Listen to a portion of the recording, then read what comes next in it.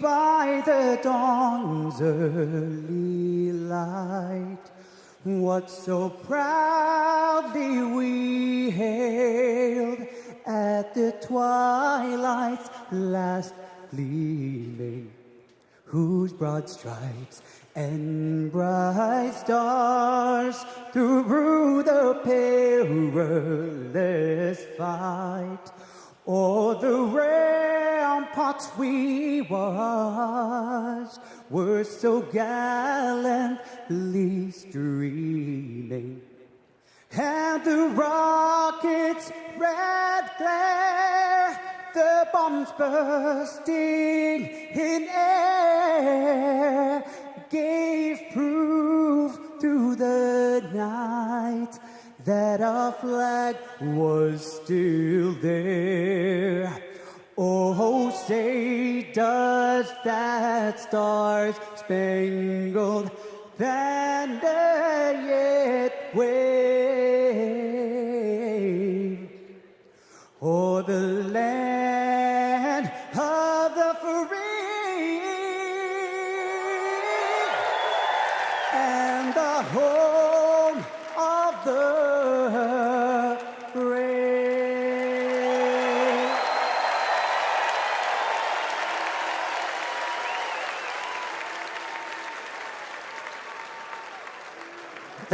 Thank you, Harris. Folks, give it up for Harris one more time.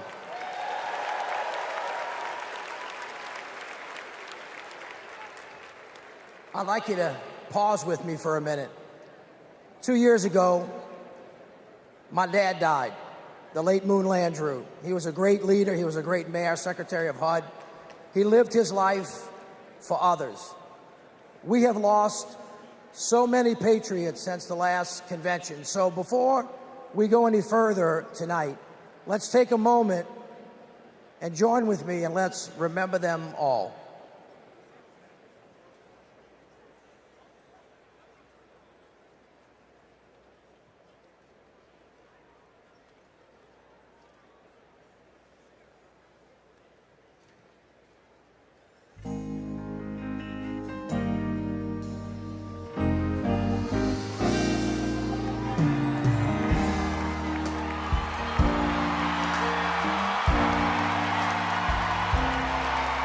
I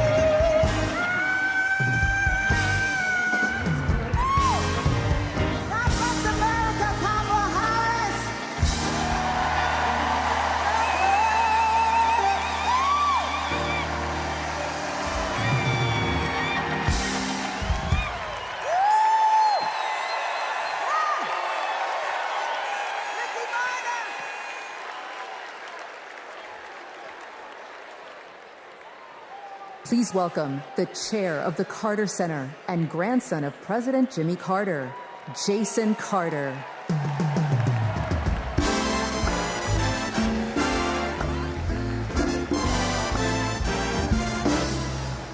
Hello, I'm Jason Carter.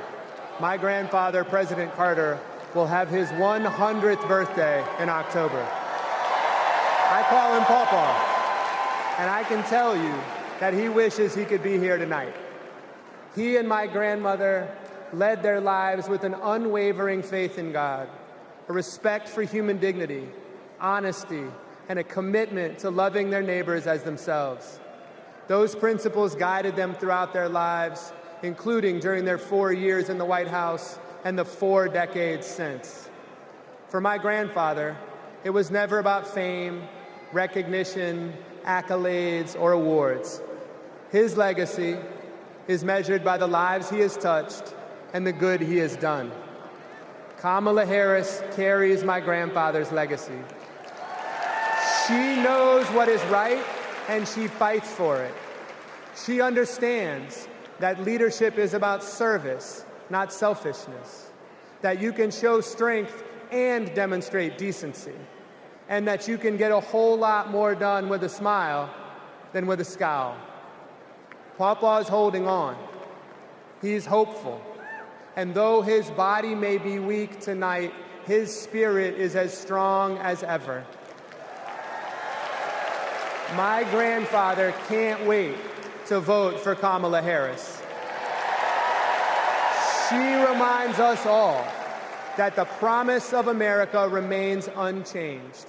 We are one nation, indivisible, with liberty and justice for all. And my grandfather knows that with her as our next president, we will keep that promise. Thank you.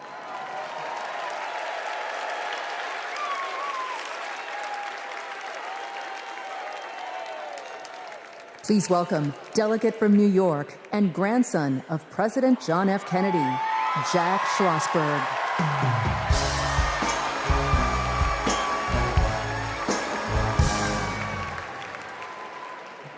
Hi, I'm Jack Schlossberg. President John F. Kennedy is my grandfather, and he's my hero. JFK was the youngest person ever elected president and the first Catholic. He sent a man to the moon, fought for civil rights, and navigated the Cuban Missile Crisis peacefully.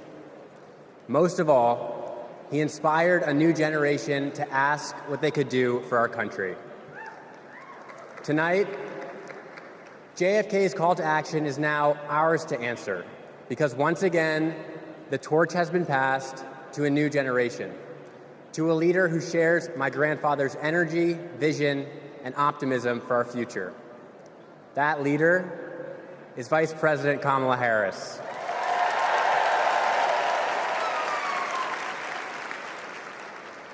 Like President Kennedy, Vice President Harris has dedicated her life to public service.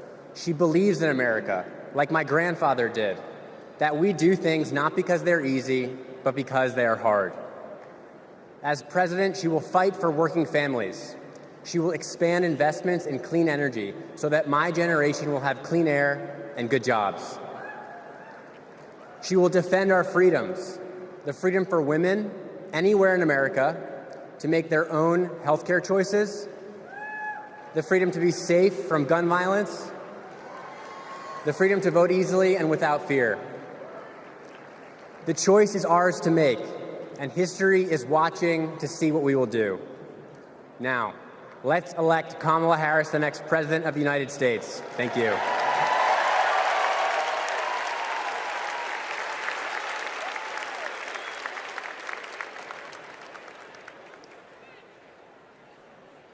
All right, America, how y'all doing?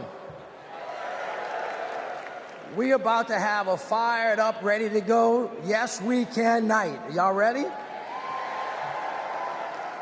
Well, as you can see, the torch has been passed to a new generation. So let's start off the night by talking about what's at the heart of the Harris-Walz agenda. Defending our freedoms, advancing opportunity, protecting our democracy. But the other guys, Donald Trump, J.D. Vance, They want to rip away our rights, crush the middle class, and destroy our democracy. Their version of freedom is the government creeping creepily closer to every part of our lives. They're coming for our books, they're coming for our marriages, they're coming for our bodies, they're even coming for women who don't have kids. But this just isn't about what we stand against. It's about what we stand for.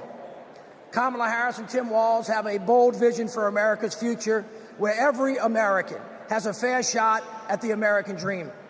Kamala Harris and Tim Walz will build a future that belongs to all of us, because we are one nation, not two. Indivisible, with liberty and justice for all, not some. We are part of one nation, pledging allegiance to one flag, and that is the flag of the United States of America. Hear this.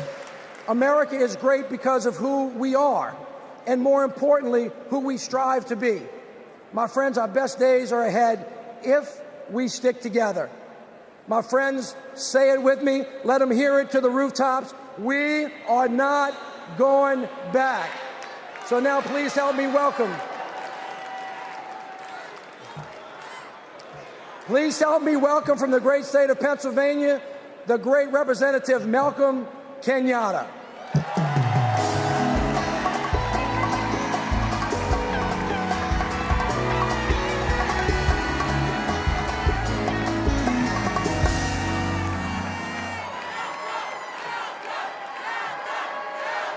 My fellow Americans, my name is Malcolm Kenyatta, a proud son of Pennsylvania.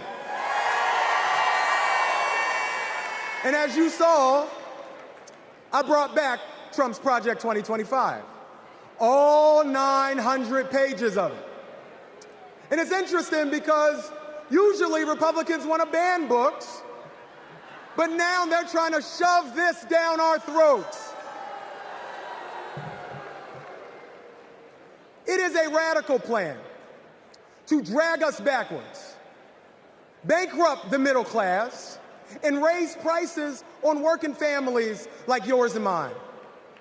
Under Project 2025, a family making just $75,000 a year with just 2 kids would pay $1,800 more in federal taxes. No, but there's more. Because on page 465, Project 2025 would stop Medicare from negotiating to lower the price of prescription drugs and capping out-of-pocket costs. And on page 587, Project 2025 would cut overtime pay for hard-working Americans. But my friend, these bad ideas aren't new. As long as we have been fighting to make America work for working families, there have been greedy corporate interests trying to take us back. In 2019, my grandma, a civil rights warrior, called me, her voice cracking, and she said, "I'm so sorry, baby. I'm so sorry.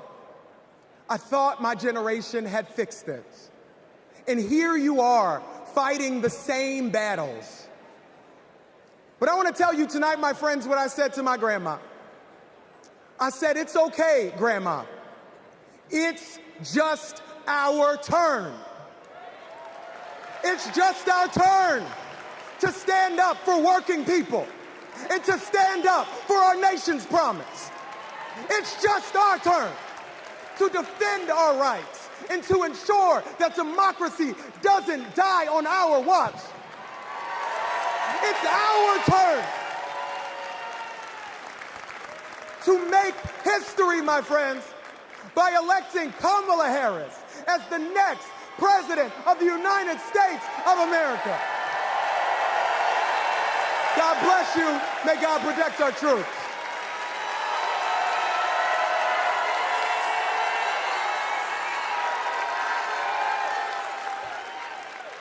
Don't know why, but I feel like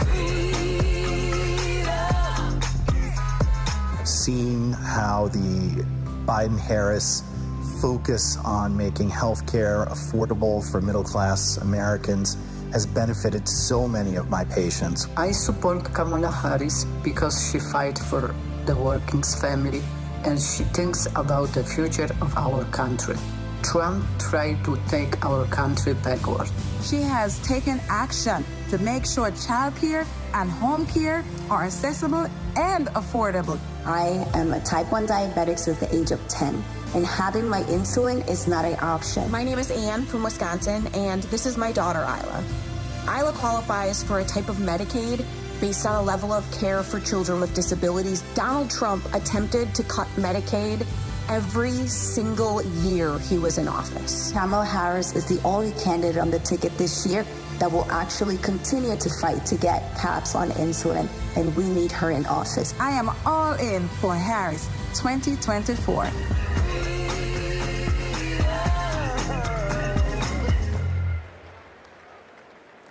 Hailing from the South Side of Chicago, please welcome Oscar and Grammy Award-winning artist, author, and longtime activist, Common, featuring Grammy Award-winning gospel singer, Jonathan McReynolds.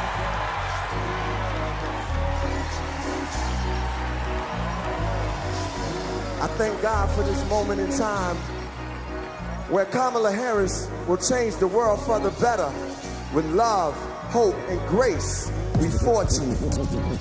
I'm fortunate to be alive. Can't explain how I got here, but we've arrived. The deliverance and diligence for which we strive. It's the feeling, there's no silliness when we rise. Fortunate to have friends who don't synthesize. I keep good company, we enterprise. Had a strong gauge since infant eyes. I guess I can see the power in the prize. Incentivized by the streets I identified. Other people's struggles I don't minimize. Fortunate to be born and raised in the shy. Salt of the earth, people with the bravest eye. They say your God is the truth, I wasn't raised to lie. Fortunate to be so que sera. Every day that I get up, I trace the sky. Draw with the most high on the place that I am. And that's fortunate, you can feel it in the air. Hey yo, it's love out there. Hey, the feeling is free. Yo, Shot Town at the DNC. Jonathan, what you say?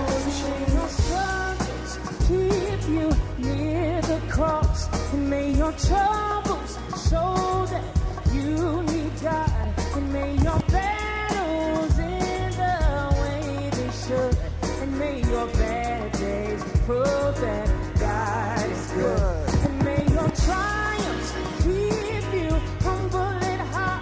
And may your endings be worthy of every start. Hey, let's take this message to every husband, that your whole life will prove that God is good. Hey, yo, we're fortunate. You can feel it in the air. Hey, yo, it's love out there. Hey, the feeling is free. Yo, we live at the DNC. Fortunate, I was raised by my Uncle Steve and my Uncle Charles. They both told me believe the seeds of a revolutionary. Evolution's very necessary to become fruits and berries of our labor. Told to search for a savior. Fortunate, I had a chance to raise her. In the days of the unknown, I'm fortunate to come home to blocks we fought and swung on. Fortunate the Lord put me on the path to use the microphone for a ride and a staff. Fortunate, yo, we got to go to Paris. We fortunate, y'all, for Kamala Harris. Yo, we fortunate. Yo, the love is in the air. Yo, can you feel it out there? Hey, yo, the feeling is free. Shot Town, we live at the DNC.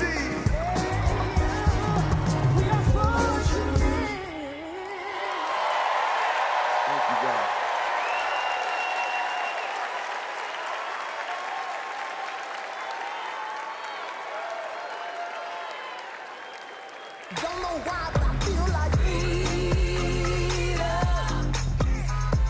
My name is Chuck. I voted for Trump in 2016. My name is Tom. I'm from Michigan, and I'm a former Trump voter. I'm Joanna. I live in Florida. I'm a former Trump voter. I just cannot vote for the man, and it can go from just being dishonest from a criminal and an insurrectionist. He has no respect for Americans. He has no respect for the Constitution. I believe if Trump gets a second term, he's not leaving, he's staying. He broke the law. He doesn't believe they apply to him. The President of the United States exists to serve the people of the United States. In 2024, I'm voting for Kamala Harris.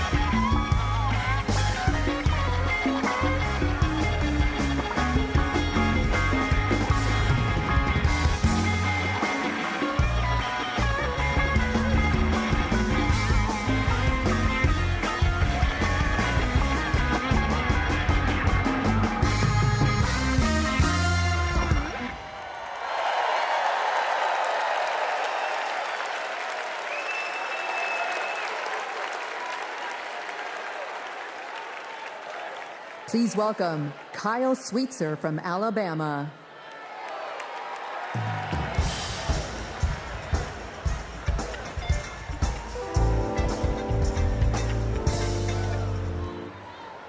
I voted for Trump not once, not twice, but 3 times.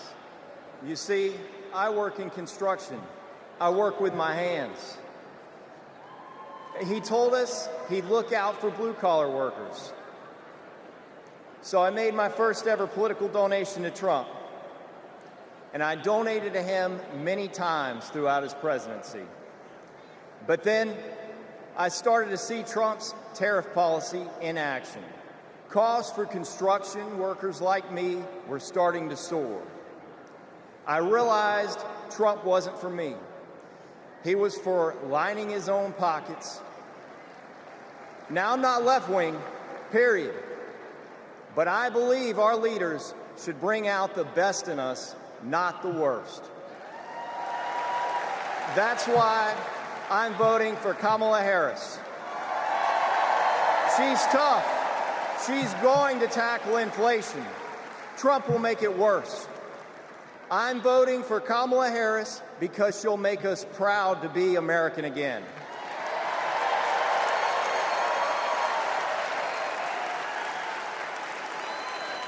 Nobody's ever called me weird. I'm a lot of things, but weird I'm not. The late, great Hannibal Lecter is a wonderful man. You know what I'd do if there was a shark or you get electrocuted? I'll take electrocution every single time. Bing, bing, bing, bing, bing. She said Kamala has one big advantage. She's a very beautiful woman. I'm a better looking person than Kamala. He says, you're not going to be a dictator, are you? I said, no, no, no. Other than day one, I'd like to congratulate Vladimir Putin for having made yet another great deal. Kim Jong-un I had a good relationship with. He's a tough, smart guy. Now, if I don't get elected, it's going to be a bloodbath. Well, there's a weird one. JD is not at all. The people who are most deranged and most psychotic are people who don't have kids at home. Let's give votes to all children in this country, but let's give control over those votes to the parents of those children. In 4 years, you don't have to vote again. We'll have it fixed so good you're not going to have to vote.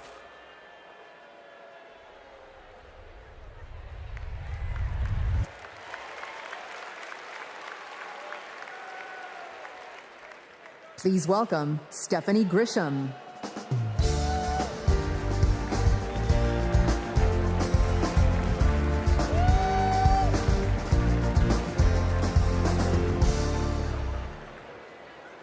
I wasn't just a Trump supporter. I was a true believer. I was one of his closest advisors. The Trump family became my family. I spent Easter, Thanksgiving, Christmas, and New Year's all at Mar-a-Lago. I saw him when the cameras were off. Behind closed doors, Trump mocks his supporters. He calls them basement dwellers. On a hospital visit one time when people were dying in the ICU, he was mad that the cameras were not watching him. He has no empathy, no morals, and no fidelity to the truth.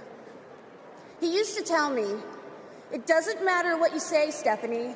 Say it enough and people will believe you. But it does matter.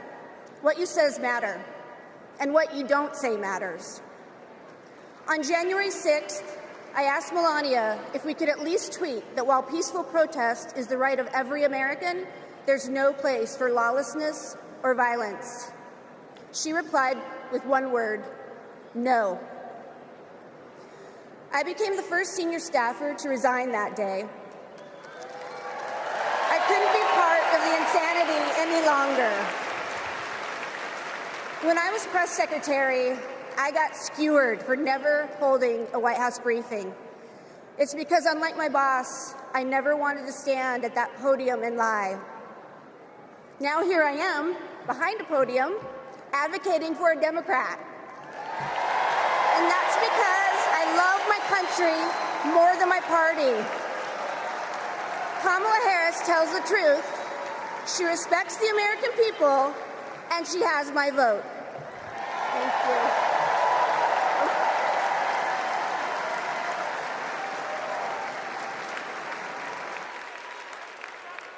Don't know why, but I feel like At our 12-week ultrasound, our worst nightmares came true. The baby had stopped growing, but my body had not let go. I was told I was not eligible for any treatment at that point. The Dobbs decision was official, and abortion was banned. In 2021, I needed an abortion.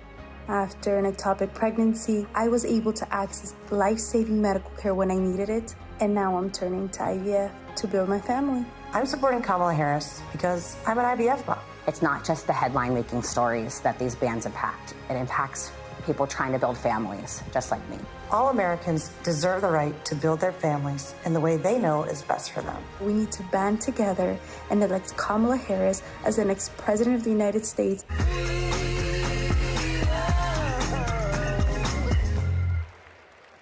Please welcome Nabella Noor.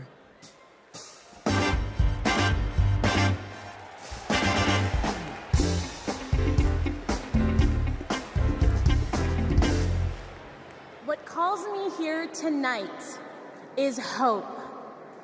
As a woman who has struggled with fertility, I have not always been hopeful, but today I am. I'd always dreamt of motherhood, and coming from a large Bangladeshi American family, I imagined it'd be easy. It wasn't. My husband and I tried to conceive. We failed. We tried and failed again and again and again for 6 long years. Finally, I got pregnant. We were overjoyed, but then I miscarried. I was devastated. It was only after sharing my story online and hearing from women about their experiences with IVF that I felt a tiny glimmer of hope. So I started the IVF process. But just a few weeks before my egg retrieval, I learned I was pregnant. Today, we have 2 beautiful daughters. But this is not everyone's ending. For many women, IVF is the only choice. That choice and more is at stake in November. The freedom to plan your family, the hope of having a family at all. I'm here to stand with everyone fighting for our reproductive freedoms, because my daughters and yours deserve every option, every hope, every possible future. To anyone listening who is struggling to start a family, you are not alone. We will not let you lose hope. Because when we come together to raise our voices with love, we win. Thank you.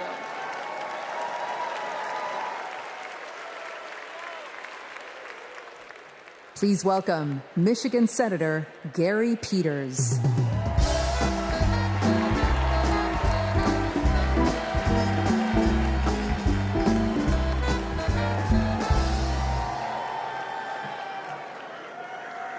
In Michigan, we believe we have to build an economy that grows the middle class.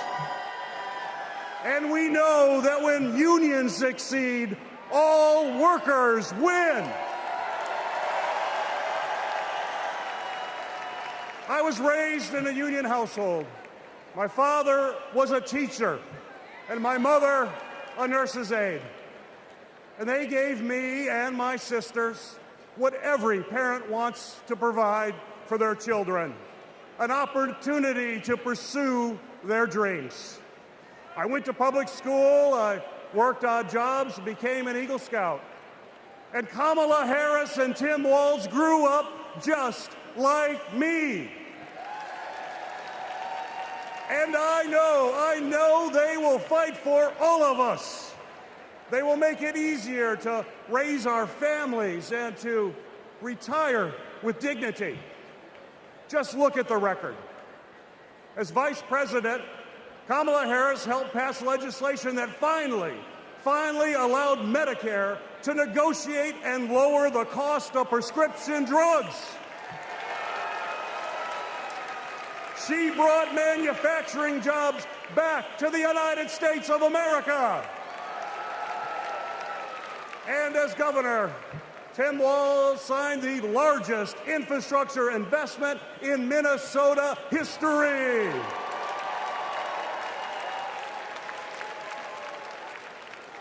And on the other hand, we have Donald Trump and J.D. Vance.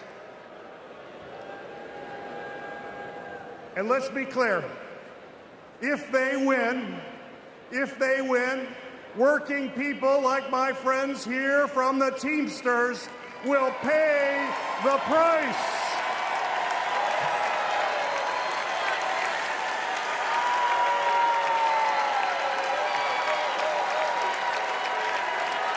Their Project 2025 agenda is the same old, gut overtime pay, cut health care programs, and give billions in tax breaks to billionaires. We cannot let that happen, and we will not let that happen. And now I want to introduce some retired Teamsters and pension warriors, led by Ken Chenault, president of the National United Committee to Protect Pensions.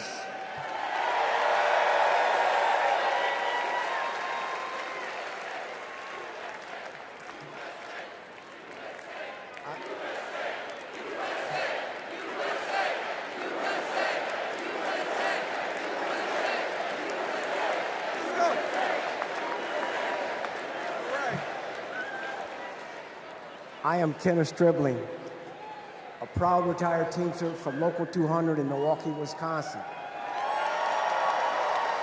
I hope you don't mind, but I brought some friends.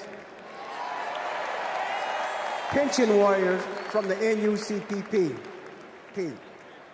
I found out in 2025 my monthly pension benefit was going to be reduced in half. Not long after that, my wife, Beverly, was diagnosed with terminal cancer. I didn't know how we were going to make it. So I went to a retirees meeting in the basement of a small church. At that moment, I knew we were not going to go down without a fight. Beverly made me promise never to quit until we made this right. So we organized a nationwide grassroots movement. For 6 years, we fought hard. And finally, we had a breakthrough. After 50 days in office, the Biden-Harris administration passed the American Rescue Plan, including the Butch-Lewis Act, to save our pensions and secure our retirement. They got it done without one single Republican vote in Congress. They saved over 1 million pensions, including 33,000 from my state, Wisconsin, 52,000 from Pennsylvania, 61,000 from Michigan. As president, I know Kamala Harris will have our backs. She will fight for our retirement, Social Security, and Medicare. Beverly passed away in 2019, but I kept my promise, because a promise is a promise is a promise. Thank you.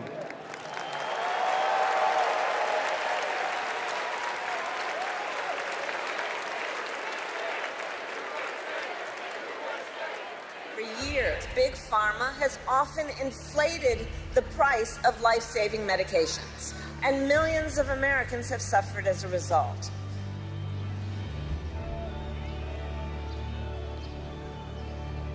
Those costs got passed on to our seniors, but not anymore.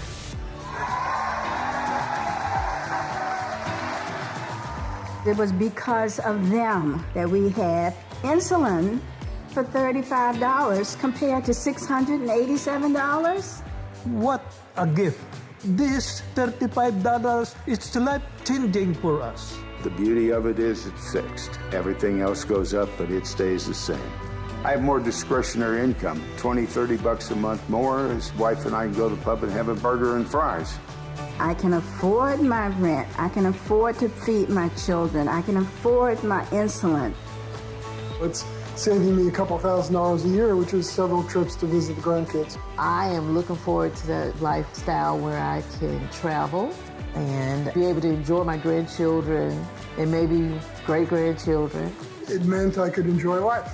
President Joe Biden and Vice President Kamala Harris will be in Maryland this afternoon to unveil a new plan cutting prescription drug costs. 10 popular drugs are affected by this, including cancer, diabetes, heart disease, and blood clot medications. Seniors will save roughly $1.5 billion in out-of-pocket costs next year. With Kamala Harris, I feel so hopeful. I feel the future of America will be good.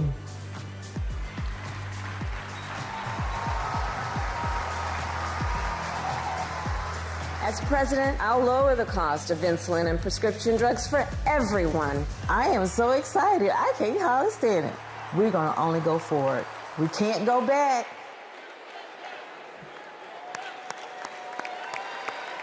Let's have another hand for our brothers and sisters from Teamsters and all of our brothers and sisters from unions across America who are rebuilding it, brick by brick. I mean, after that, what do you talk about? Kamala Harris wants to throw a little bit of dirt. So here we go. After years of dead ends and broken promises, President Biden and Vice President Harris brought Republicans and Democrats together to actually get something done. Trump promised Infrastructure Week but never built anything. But this time, the Biden-Harris administration is actually breaking ground, and we're starting to turn dirt, ushering in an infrastructure decade. All I see is possibilities ahead. You see, the foundation of a strong economy is literally a country's infrastructure. It's the cornerstone upon which all rest. We finally got a president and a vice president who puts their money where their mouth is. Already, $460 billion out the door, $1 trillion of private sector investment, building roads and bridges and airports and ports and water systems so that kids don't have to drink dirty water out of lead pipes and little girls don't have to sit on the back of their mama's car trying to do their homework so they can have a better future for us. We're building a clean energy economy. All of it is moving out of the door. And we're touching every part of the country, from Napakiak, Alaska, all the way down to Lowndes County. We have over, hear me now, 60,000 projects all across this country with funding already underway. We're hitting the ground running, and it's right in everybody's backyards. 2 years ago, after President Biden and Vice President Harris passed the biggest infrastructure investment since President Eisenhower, he called on me and others to help carry out that vision as we rebuild America. As a senior advisor to the president, we pushed out funding for the roads and the bridges. We're literally building bridges to the future. High-speed internet and the clean energy economy. With these projects, we're ushering in a brighter future, a future in which everyone has clean air to breathe, everyone has clean water to drink, a future in which everyone has the opportunity to build generational wealth, a future in which the most vulnerable communities aren't forced to bear the brunt of progress. And we have made historic progress towards that vision. Let's take a look with what progress is being made in communities across the country with products that are being made right here in the USA. Since passing the bipartisan infrastructure law and the American Rescue Plan, the Biden-Harris administration is putting billions of dollars into cities and counties across the country over the next 5 years. I want to particularly thank the mayors of America. You make things work. Thanks to the Biden-Harris administration, the city of Phoenix has a much greener bus fleet. In San Antonio, we're building the airport of the future in the heart of our city. Until 1970, Scranton and New York were connected by passenger rail.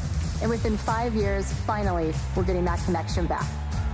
Our vision is to create a truly multimodal city, a city where people can walk, ride public transportation, or ride a bike to get to their destination. Our city is able to create over 2,000 jobs and move our transit system into the future. We are investing over $50 million to take vacant buildings just like this one to turn them into shovel-ready job sites in the heart of our city. We were able to use American Rescue Plan funding for safe, affordable housing for our neighbors. When a dilapidated apartment complex was condemned, we were able to swiftly relocate these tenants. In Tucson, we have planted or distributed over 100,000 drought-tolerant trees to combat extreme heat. In the great city of Baltimore, Maryland, we're opening brand new rec centers that closing in our city, and many more investments thanks to President Biden and Vice President Harris.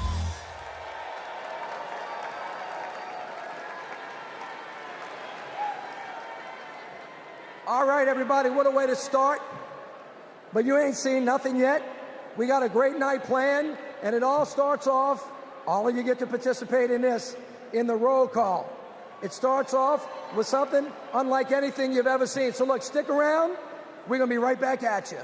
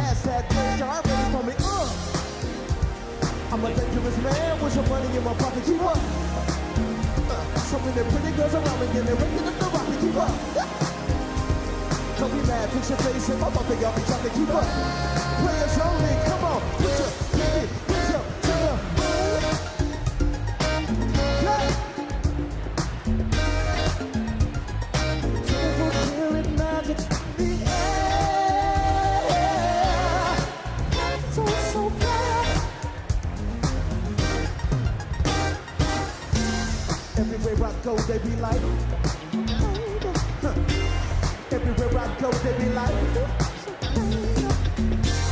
everywhere I go, they be like, don't fight the feeling, invite the feeling, just biggie,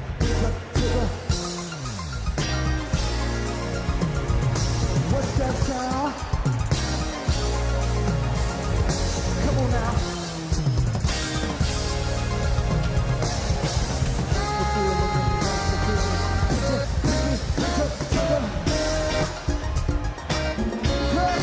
What y'all trying to do? Magic in the air. It's all so far.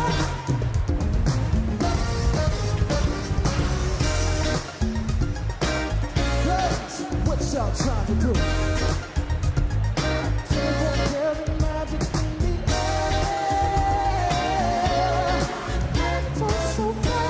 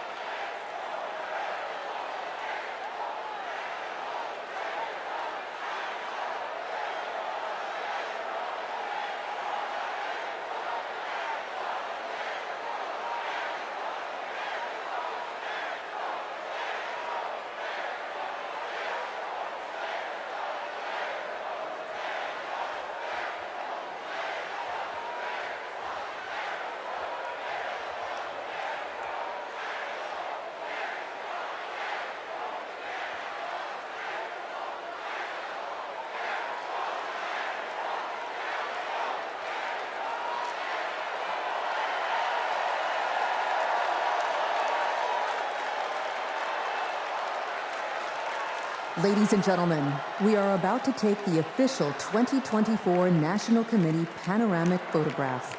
At this time, we would ask all of the delegates and guests to take their seats and get ready for this historic photo. During the photo, there should not be any movement in the hall. If anyone moves, anyone behind them will be blurred. There will be one digital rotation. There will be one photo taken with a 110-year-old film camera by Abbas Shir Mohammadi, fourth-generation photographer who has captured all of the past Democratic and past 10 swearing ceremonies. The camera is ready. Please listen to Abbas, who is located in the center blue press stand in the center of the hall.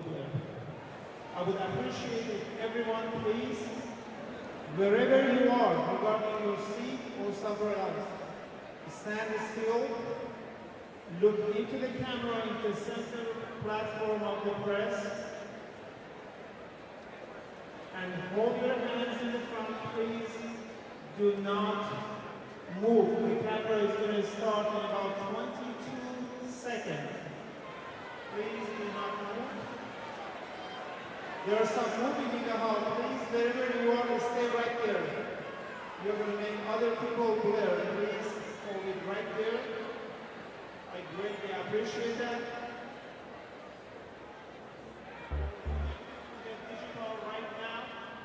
Please do not move.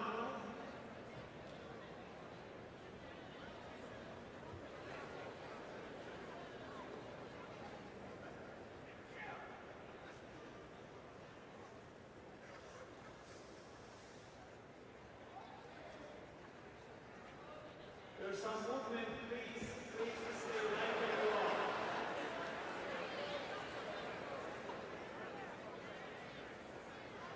Right there, sir, please put your hands down. I appreciate that. This is your photo. I'm moving, damn it!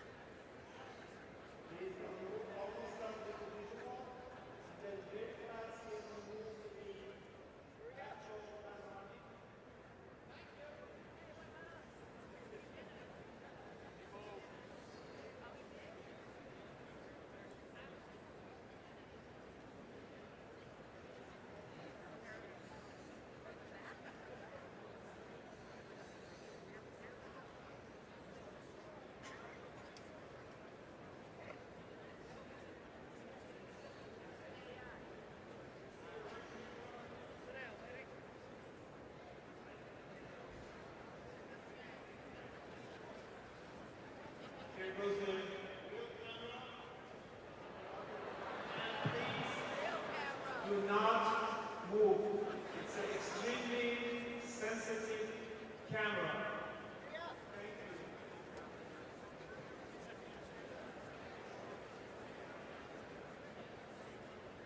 Please hold.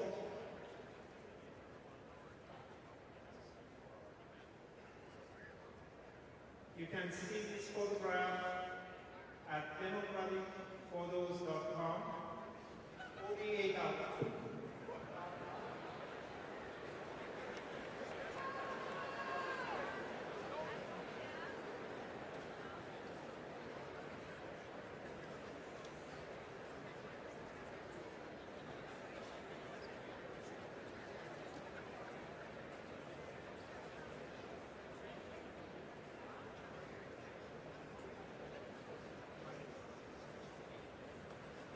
I congratulate all of you. Thank you for your attention.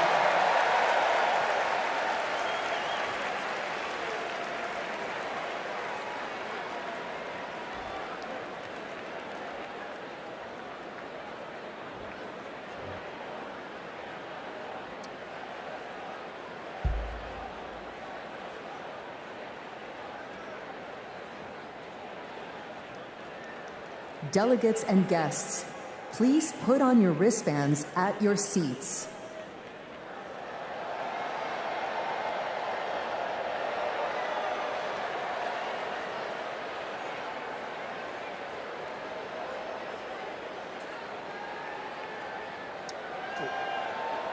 I'm gonna just catch y'all up.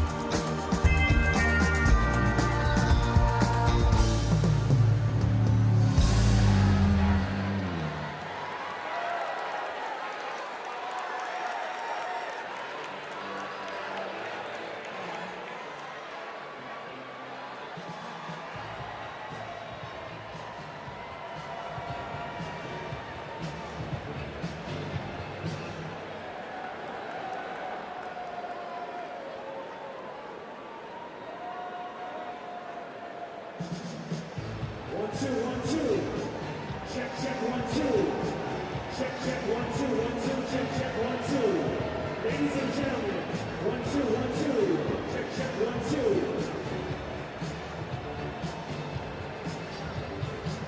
Check, check, 1, 2, 1, 2.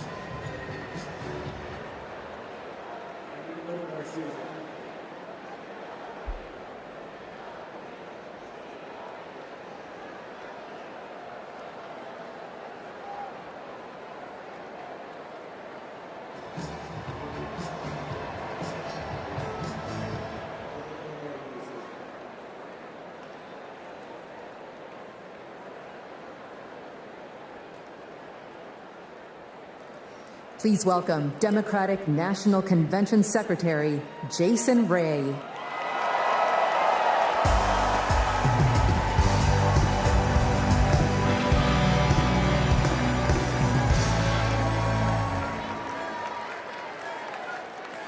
Well, good evening, delegates. My name is Jason Ray, and I'm honored to serve as the secretary of both the Democratic National Committee and the Democratic National Convention. I remember watching my very first convention on television when I was just 10 years old. It was the 1996 convention right here at the United Center. Now, nearly 3 decades later, I could not be more thrilled to join you in making history as we nominate Vice President Kamala Harris.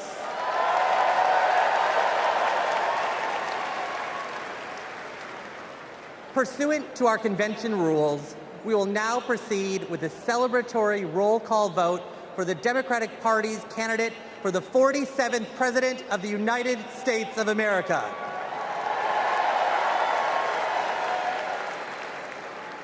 As a reminder, our nomination was made official on August 6th upon the certification of the virtual roll call.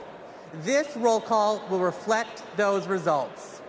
The chair of each delegation or their designee will report its delegation's voting results for the presidential nomination. Pursuant to the rules, the roll call will follow the alphabetical order of the states, with the District of Columbia and Puerto Rico, the territories, and Democrats abroad treated as states for the purposes of the alphabetical roll call. Delegates, are you ready? Let me hear you. Ladies and gentlemen, my name is DJ Cassidy, and I'd like to welcome you all to the Democratic National Convention roll call. Now we're going to pass the mic from state to state so that all our voices are heard all around the nation. But first, let me pass it back to Secretary Ray to get the celebration started.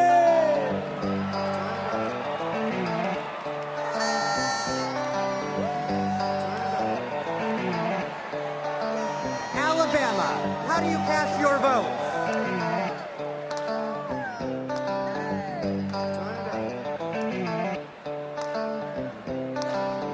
Alabama passes. Delaware, how do you cast your votes? On behalf of the great state of Delaware, home of our beloved 46th President of the United States, Joseph Robinette Biden Jr., it is our honor to unanimously cast our 34 votes for the next President of the United States, Vice President Kamala Harris!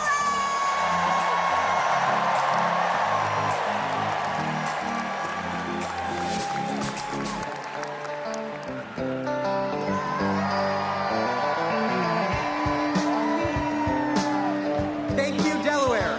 Alabama, how do you cast your vote? In a letter from the Birmingham jail, note that progress is not inevitable. We have to fight for it. We have to win it. Kamala Harris will protect the legacy and the progress that we've made by our forefathers and our foremothers, and she will advance it. She will safeguard our freedom to vote by passing the John Robert Lewis Voting Rights Advancement Act. She will fight for freedom and opportunity and build an economy that works for everyone. So, from Huntsville to Mobile, from the Black Belt to the Wiregrass, from the historic civil rights cities of Birmingham, Montgomery, and my hometown of Selma, from the people who brought us the Voting Rights Act and the Civil Rights Act, the proud, great state of Alabama proudly cast 56 votes for the first black woman president of the United States of America, Kamala Harris, and the next vice president, Tim Walz.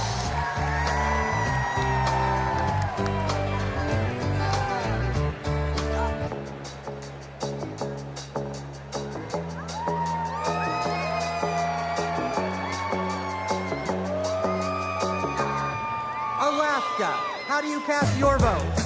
Alaska's motto is North to the Future, and that's exactly where Kamala Harris and Tim Walz are going to take us. A future full of opportunity for everyone. As a teacher, a union member, and a proud black woman, it is my honor to cast Alaska's 19 delegates for the next president of these United States, Kamala Harris.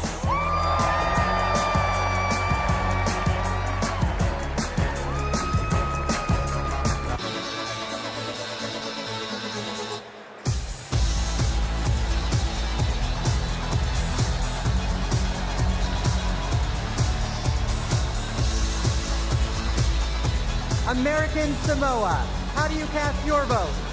Salofalava. Here in American Samoa, faith, service, and community are everything. That's why we cast 10 votes for our next president, Kamala Harris.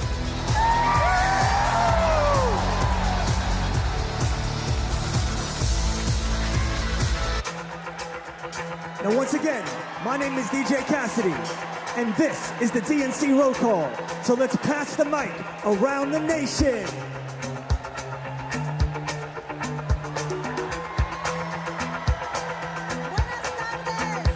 Arizona, how do you cast your vote?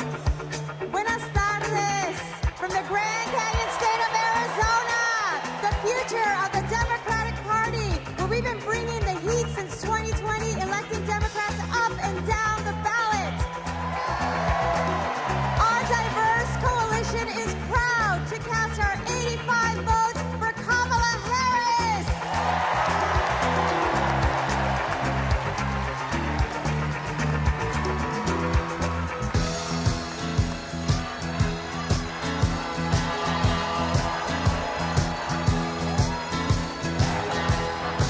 Arkansas, how do you cast your vote? On behalf of the great state of Arkansas, home of American legends Johnny Cash and Sister Rosetta Tharpe, home of the trailblazing civil rights leaders Daisy Bates and the Little Rock Nine, and home of the birthplace of President William Jefferson Clinton, who inspired all of us in a place called Hope. Arkansas casts our votes for Vice President Kamala Harris and Governor Tim Walz.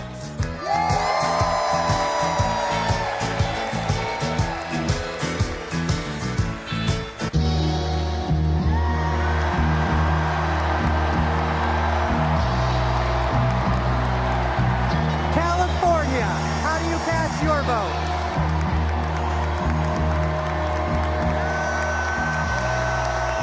Mr. Secretary, the great state of California passes at this time. California passes.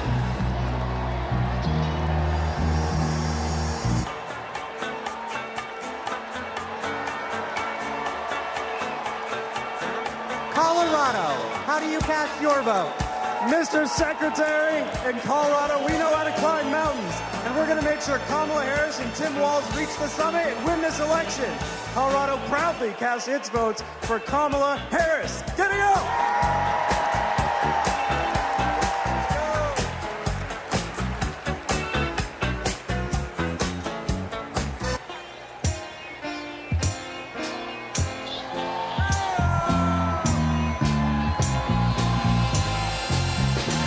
Connecticut, how do you cast your vote?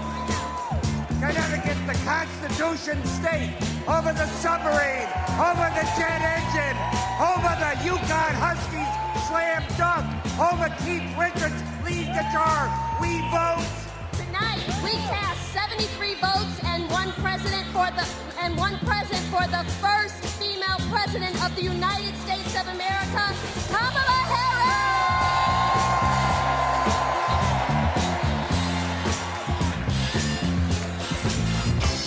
And we're passing the mic all around the world tonight. So let's join together.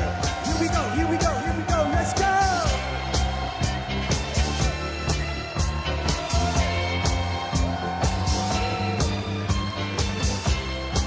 Democrats abroad, how do you cast your vote? Mr. Secretary, Democrats Abroad represents millions of Americans who live abroad and vote back home in all 50 states and in D.C. U.S. citizens can go to votefromabroad.org to register and request a ballot.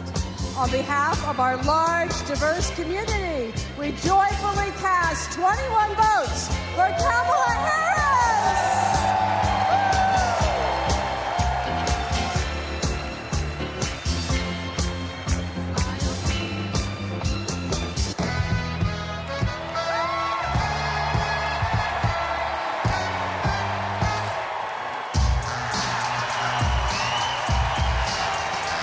The District of Columbia, how do you cast your vote?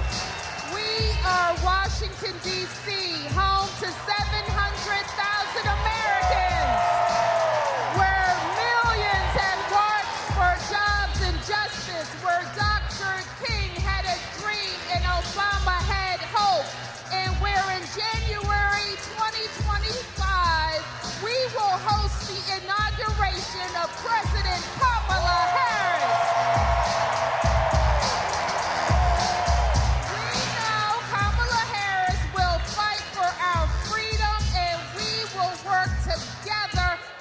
Washington, D.C., the 51st state.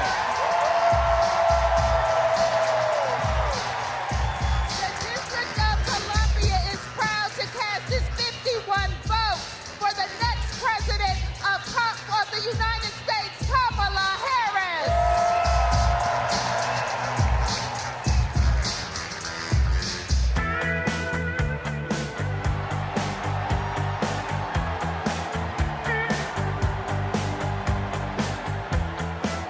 Florida, how do you cast your vote?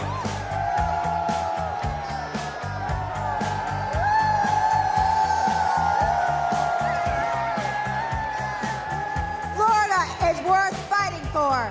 That's why we're fighting back against Project 2025 and Republican extremism. We won't go back.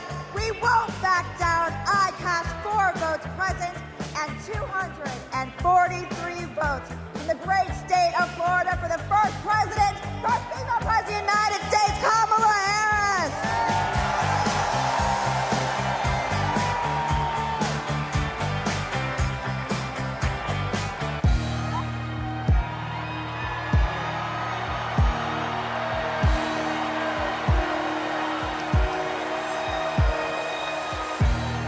Georgia, how do you cast your vote?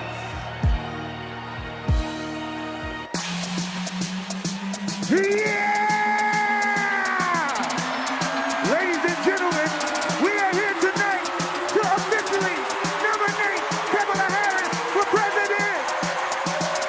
Get out! Another round of shots. DHC, turn out for what? Turn out for what? Hey, turn out for what? Yeah! Turn out for what?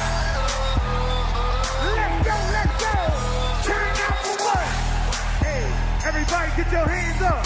Hey, everybody get your hands up. Hey, everybody get your hands up. Now, say, we're not going back. We're not going back. We're not going back. We're not going back. D.P. Harris, come to the wall. D.P. Harris, give me the wall. Hey.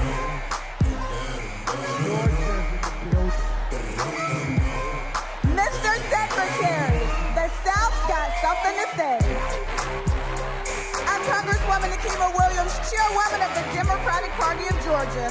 Georgia, the home of President Jimmy Carter, the cradle of the Civil Rights Movement, where we fight for our freedom. Extremists in Georgia are trying to silence our voices by kicking Georgians off of the rolls and making it harder to vote. But y'all, when we send Kamala Harris to the White House, she'll fight for our freedom to vote, our reproductive freedoms, and our freedom to thrive. In the spirit of good trouble, Georgia cast 123 votes for the next president of the United States, Kamala Harris.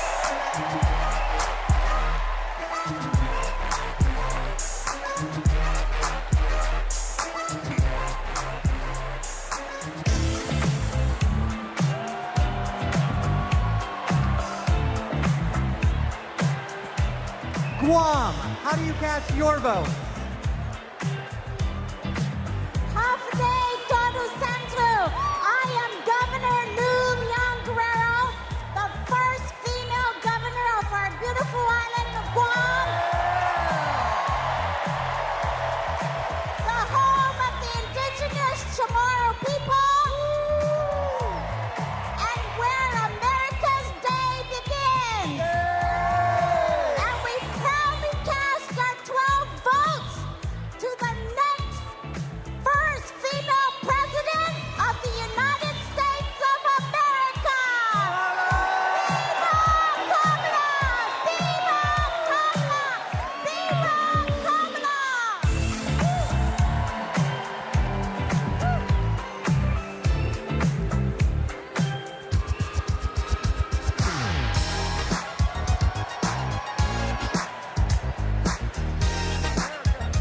Aloha, Hawaii, how do you cast your vote? America, thank you all for loving Hawaii. The spirit of aloha means acting with love and kindness. Our Hawaii was the first state to legalize abortion. Our state was the first to ratify the ERA. Our state was the first to pass universal health care for all and target 100% renewable energy. Our state is the birthplace of Barack Obama. Our state shares the values of Kamala Harris, and we cast 6 votes present and 23 votes for Kamala Harris. First woman president.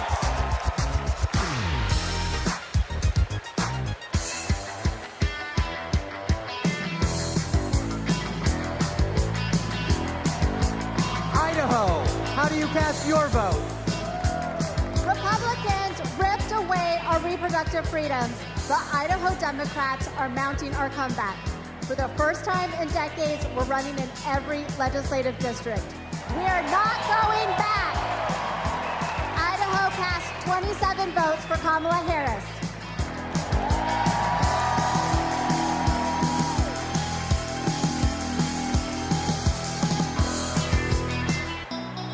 Ladies and gentlemen, today is a celebration of democracy, a celebration of freedom, a celebration of future.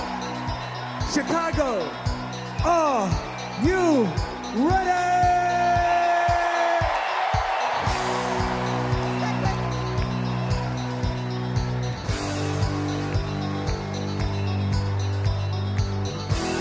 Our convention host, Illinois, how do you cast your vote? Secretary, Illinois Democrats are doing the work to win in November, and I am proud to introduce my partner in the fight, my governor, J.B. Pritzker!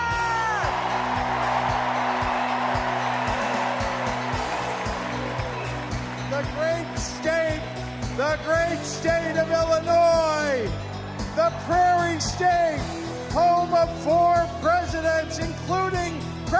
Barack Obama. The birthplace of skyscrapers and the adopted home of Superman. The cornerstone of the Midwest Blue Wall. The first state to ratify the 13th Amendment ending slavery. And the 19th Amendment granting women the right to vote. Illinois cast 1 vote present and 176 votes for the next president of the United States, future Madam President Kamala Harris.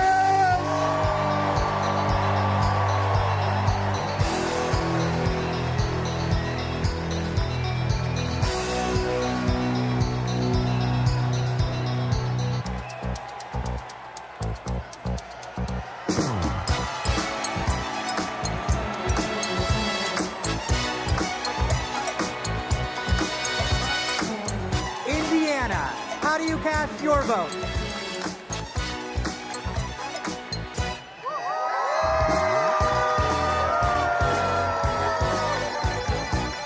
Indiana welcomed me into its heart.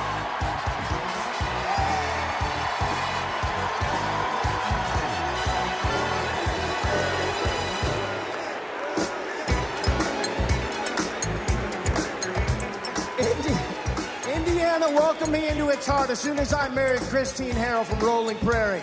And that's before I lived in Hawkins or played the littlest player with the biggest heart at the University of Notre Dame, Rudy. I want what's best for Indiana, and that means electing Kamala Harris, the first woman president of the United States of America. On behalf of the great Hoosier State, home of the largest single sporting day event in the world, the Indy 500, home of Michael Jackson, home of Babyface, home of David Letterman, Indiana delivered this 86 delegates to Kamala Harris and Tim Walz as the next president and vice president.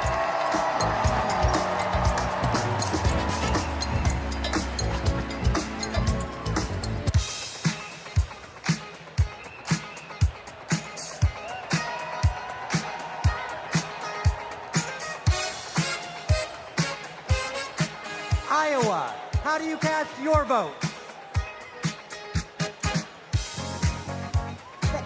Thank you, Mr. Secretary. The tall corn state of Iowa, the state that launched Barack Obama on his way to the presidency,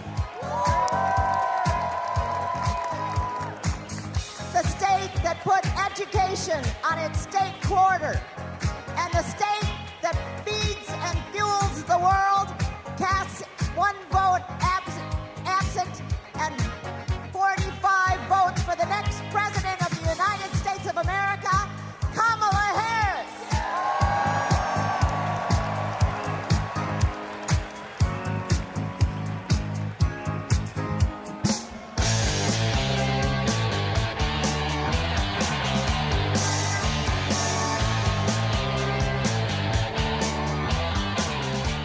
Kansas, how do you cast your vote?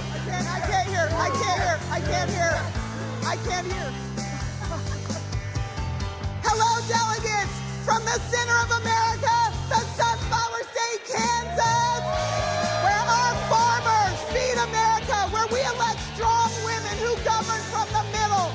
As the first ever black chair of Kansas, I am proud to cast our 39 votes for the first black woman president, Kamala Harris!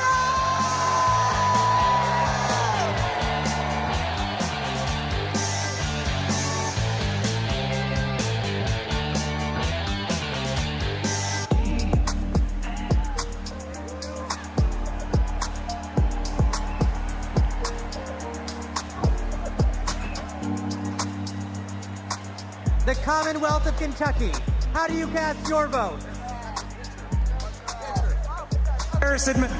Since 2021, the Biden-Harris administration has shown up for the Commonwealth of Kentucky, and today we're showing up for Vice President Harris. With this administration, we've broken every record for private sector investment, exports, tourism, wages, and new jobs. Together, we're building the 2 largest battery plants on planet Earth, and we opened the cleanest, greenest recycled paper mill the world has ever seen. We are proud to cast 56 votes for the next president of the United States, Kamala Harris.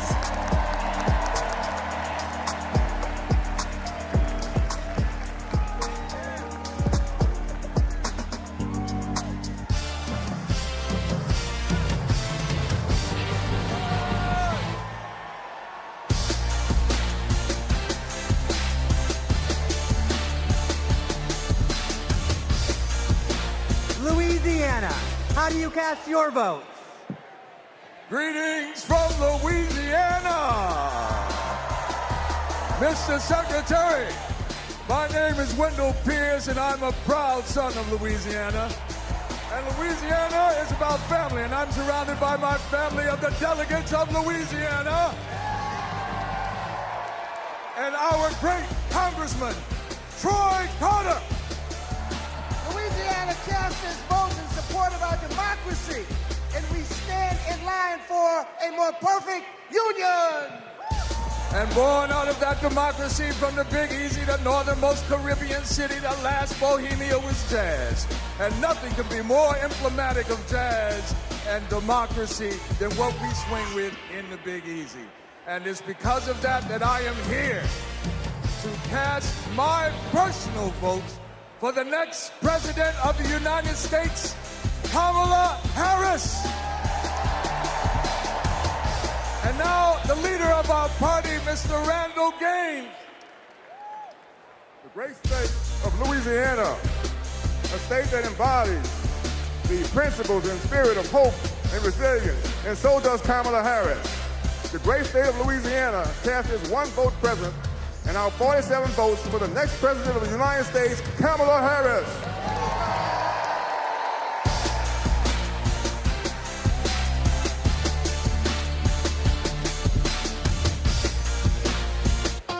Ladies and gentlemen, we're halfway there.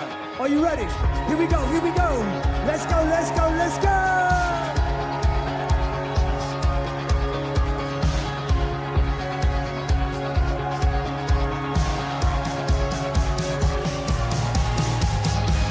Next up is Maine. Maine, how do you cast your vote? Mr. Chair, great state of Maine, home of environmental climate activists and champions like Edmund S. Muskie and George Mitchell. Happy birthday today, George. The state where the sun rises first on the nation over our bold and rocky coast, bringing with it today a new day for the brave and open-hearted people of this country. We have improved lives, restored rights, and preserved our environment in Maine for future generations. Maine leads, and as Maine goes, so will go the nation.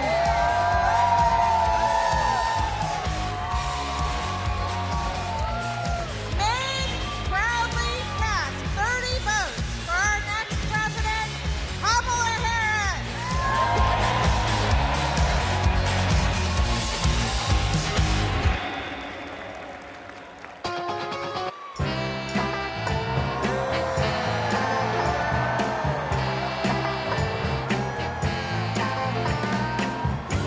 Maryland, how do you cast your vote?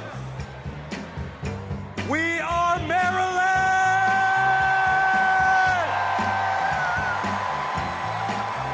And we represent Marylanders past and present who have contributed to America's greatness. We are the birthplace of Harriet Tubman. We are the birthplace of Thurgood Marshall.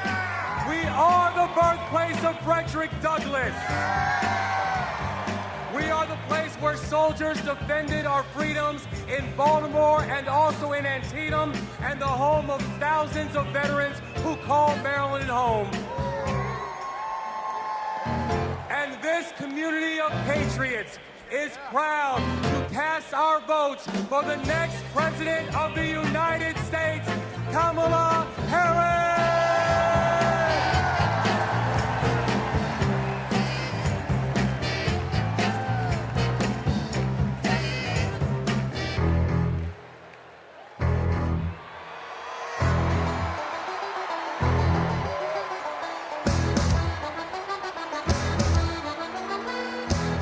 The Commonwealth of Massachusetts. How do you cast your vote? Mr. Secretary, the people of Massachusetts know something about making history. The first Thanksgiving in Plymouth, the first public school, the first public library where we don't ban books. Health care for all, and the first shots fired in our revolution. And we are proud, as the Commonwealth of Massachusetts, to make history once again. Mr. Secretary, Massachusetts counts 116 votes, all of our votes, for Kamala D. Harris for the office of President of the United States.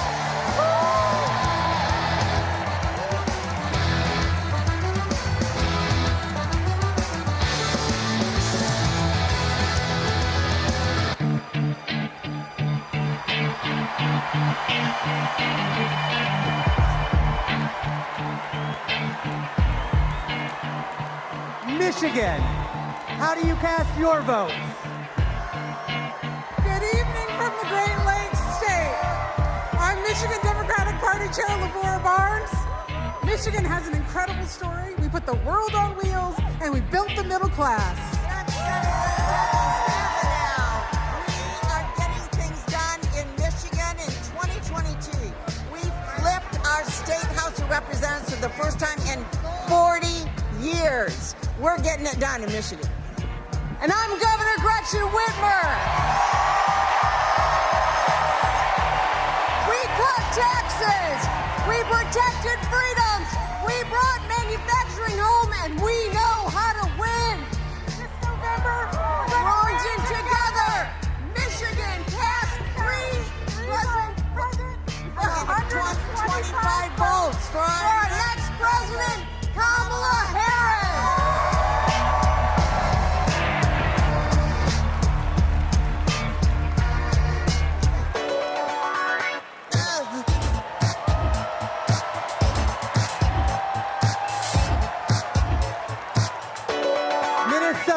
How do you cast your vote?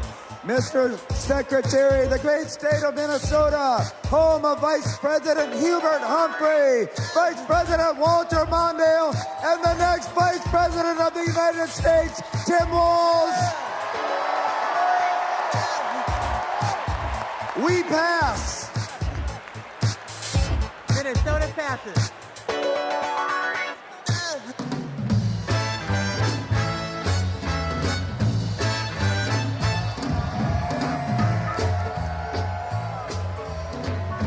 Mississippi, how do you cast your vote? Mr. Secretary, I'm State Chair Shaq Taylor from the home of magnolias and mockingbirds, from the great state of Mississippi, from the Red Clay Hills to the Mississippi River. To our Gulf Coast, we're proud of our heroes such as Fannie Lou Hamer and our special guest, Mr. January 6th, the Honorable Benny G. Thompson. With great joy, Mississippi delivers 40 votes for our future president, Miss Kamala Harris.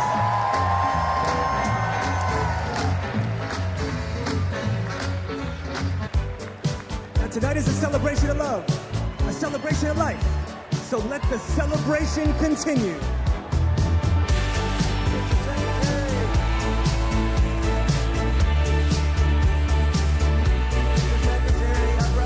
Missouri, how do you cast your vote?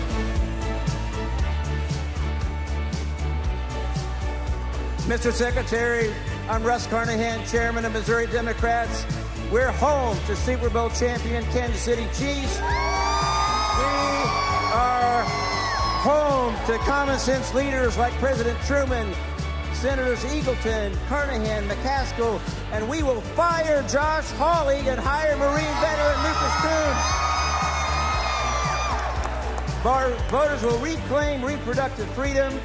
Kamala Harris is an enlightened bolt of energy and hope across this country, and we proudly cast 2 votes present and 68 votes for Kamala Harris and our Midwestern friend, Tim Walz.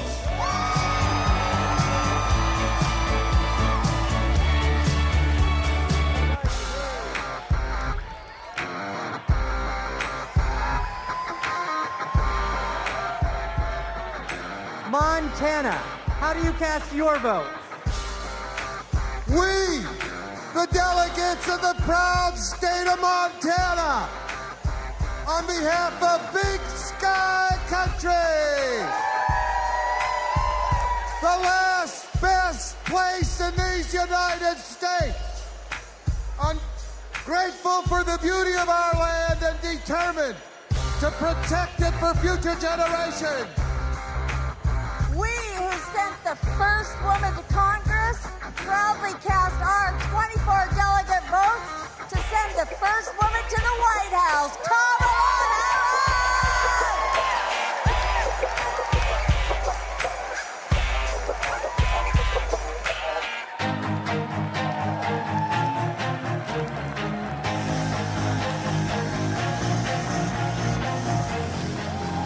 Nebraska, how do you cast your vote?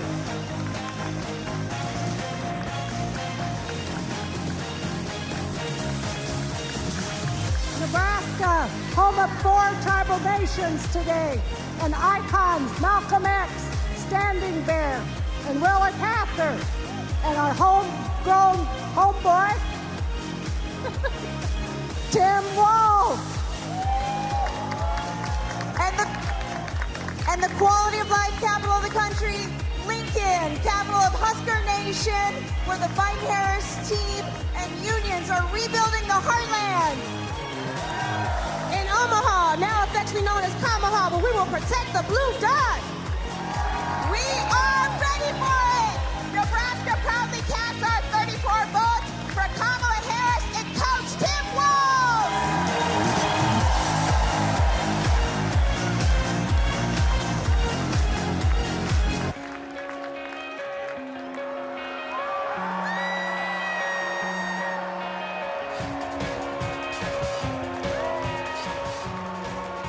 Nevada, how do you cast your vote?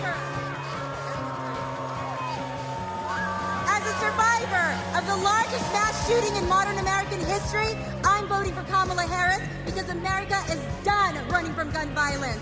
No more pretending books are more dangerous to second graders than assault rifles. No more stolen lives. No more silent streams. No more shattered families. As Vice President, she helped pass the nation's first significant gun safety law in 30 years. Nevada is the battle-born state, and Kamala Harris was born for this battle! Now our chair, Danielle Moreno. Nevada is the most diverse battleground state in the country, home of the late, great Senator Harry Reid, the only Latina ever to serve in the U.S. Senate, Catherine Cortez Masto. And we are the first and only women-majority state legislature. As Nevada's first black woman chair, I proudly deliver the Silver State's 48 votes for the next president of the United States of America, Kamala Harris.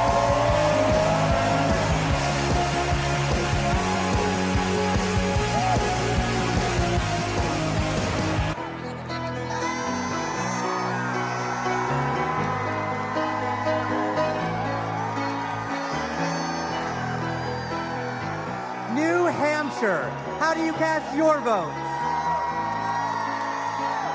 Good evening. My name is Joanne Dowdell from the great state home of the nation's first primary, New Hampshire, where we stand granite strong. We are so proud of the many women throughout our state committed to building a future of opportunity and trailblazing the way for all of us. And now it is my pleasure to introduce our youngest delegate, Aliana Hope Mansour.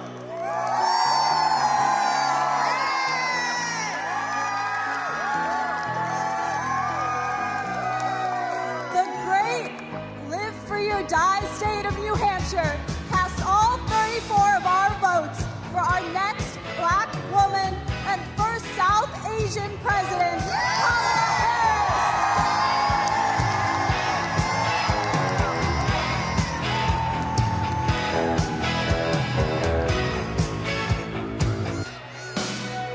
Today we come together as one nation, under one groove.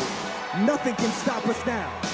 So no matter who you are, no matter where you are, represent your state with pride as we unite for the future.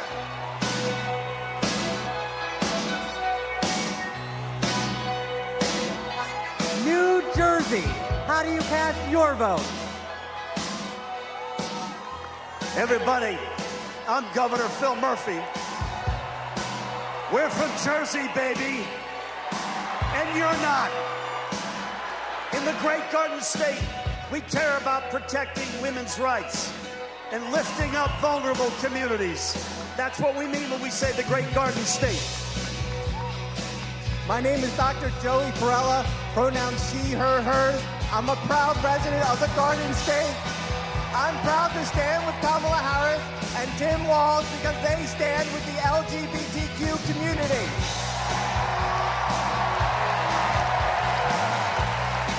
It's time to turn the page on Trump. Thank you. I'm Leroy Jones, the chairman of the New Jersey State Committee, the home of the late, great Whitney Houston. And New Jersey and these amazing delegates cast 2 votes present and 142 votes for Kamala Harris, President of the United States of America. When we fight, we win. When we fight, we win. When we fight, we win.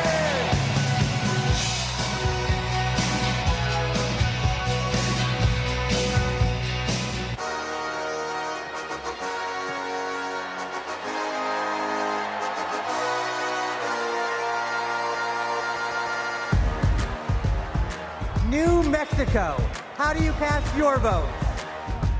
Buenas noches! Chair Jessica Velasquez here with our delegates from the land of enchantment, the great state of New Mexico, where we live our family values, respect women, love our land, our water, our blue skies, our green chili, and our sunsets. We are proud to cast 45 votes for Kamala Harris and Tim Walz.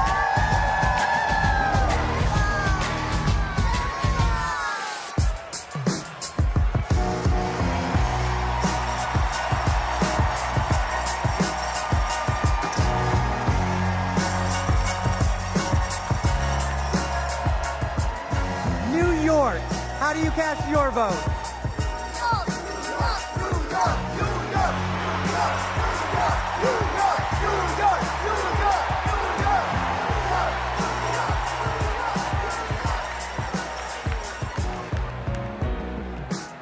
Mr. Secretary, my name is Henry Garrido. I am from the great state of New York. Unions not only built the Empire State, they built a strong middle class across this country. That is why I'm so proud to introduce the governor of the greatest labor state of the country, Governor Kathy Hochul. As governor of the greatest state that ever existed. Hey, for New Yorkers, get used to it. From Seneca Falls, the birthplace of the women's rights movement, to Stonewall, the birthplace of the LGBTQ movement. To Stone King Mountain, the birthplace of the environmental justice movement. And the birthplace of the labor movement. We are also not just the birthplace of great progressive movements, we are the birthplace of Shirley Chisholm. We are the birthplace of Geraldine Ferraro. And we are the home of Hillary Clinton. And that's why, as the first woman governor of New York, I am so proud to cast 298 votes to make Kamala Harris the first female president of the United States of America.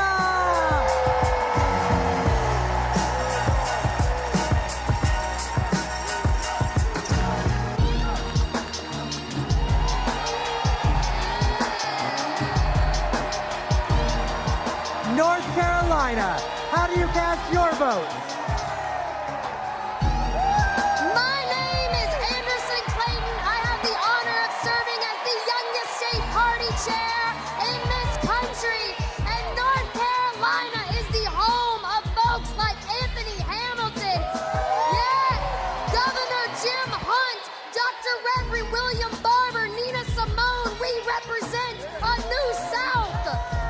And we are proud to be that again this year by electing Josh Stein, Allison Riggs, Wesley Harris, Anita Earl, and everyone else that's on our ballot this year. We are going to make sure that we put Democrats on the ballot and in people's hearts and minds. North Carolina gives 131 votes to the phenomenal Kamala Harris.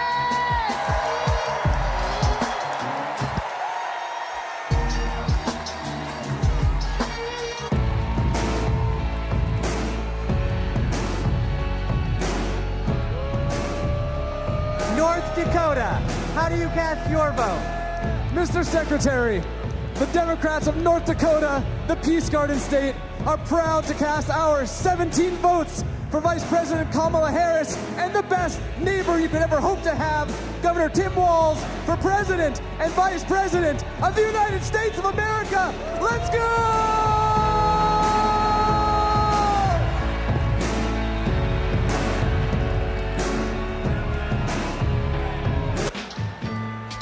So now, ladies and gentlemen, my name is DJ Cassidy. This is the DNC Roll Call, and tonight, your voice is the future.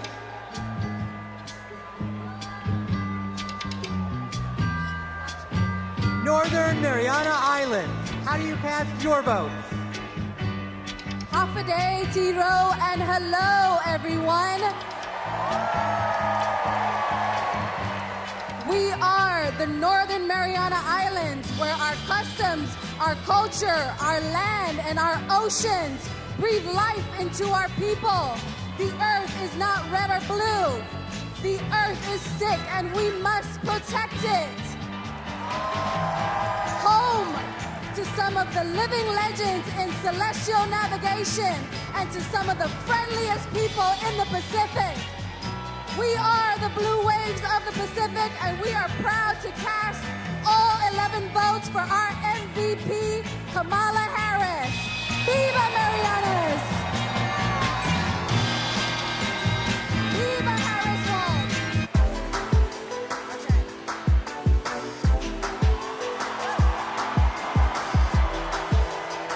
Ohio, how do you cast your vote?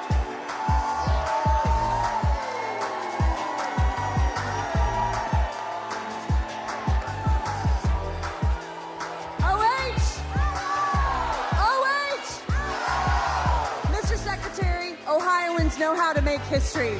We put a man on the moon, and we are the founding home of the AFL-CIO. We enshrined abortion rights in our state constitution by 13 points, and we are going to send Sherrod Brown back to the U.S. Senate. As the first woman to lead Ohio Democrats, I am proud to cast our ballots for the first woman to be president of the United States. Miss Mr. Secretary, we cast 1 vote present and 142 votes for Kamala Harris and Tim Walz.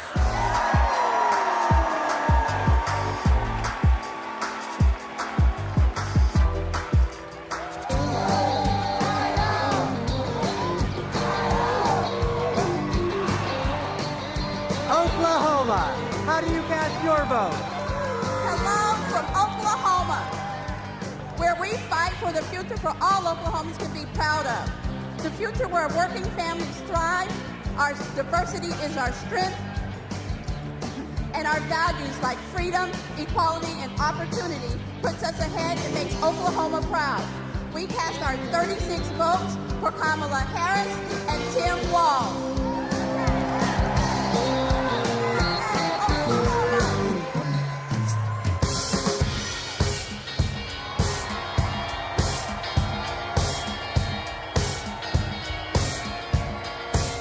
Oregon, how do you cast your vote?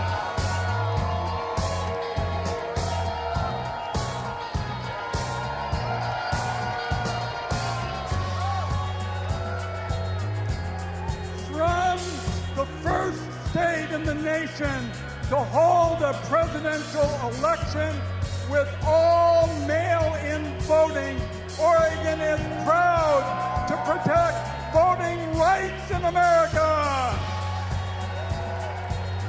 And hailing from the heart of the beautiful Pacific Northwest, Oregon protects our planet and fights for LGBTQ equality.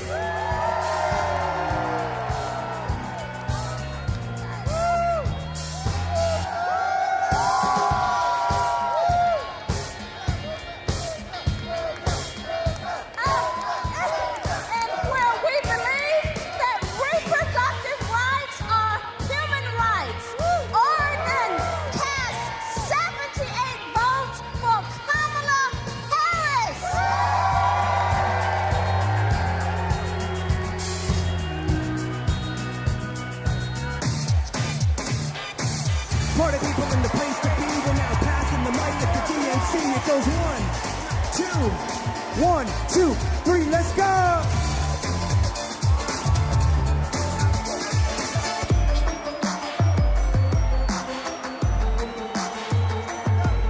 The Commonwealth of Pennsylvania, how do you cast your vote?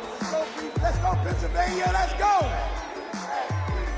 My name is Mayor DeJuan Walker from the great city of Alabama, Beaver County. My city is a city of legends, the only high school in America with 3 Hall of Famers. I took this seat in 2009 when my sister was murdered. I wanted to do better. 15 years she's been gone. 12 years this city has been under my watch. I'm grateful for the opportunity to lead my city. I'm grateful for the state of Pennsylvania. God bless everyone in this room. I love this state, thank you. I'm Governor Josh Shapiro.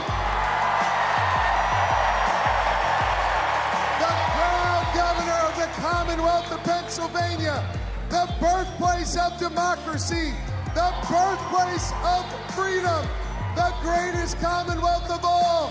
And together, Pennsylvania cast 178 votes for the next Madam President of the United States, Kamala Harris, and Vice President Tim Walz.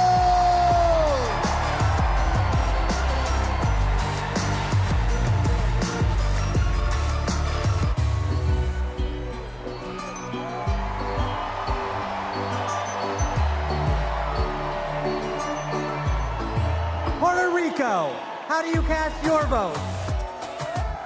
Buenas noches.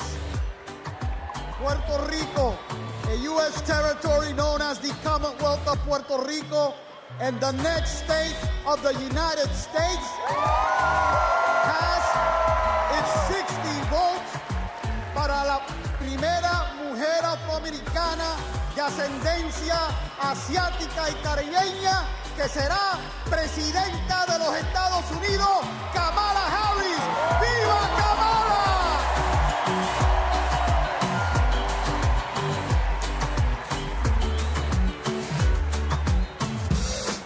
DNC, let's go!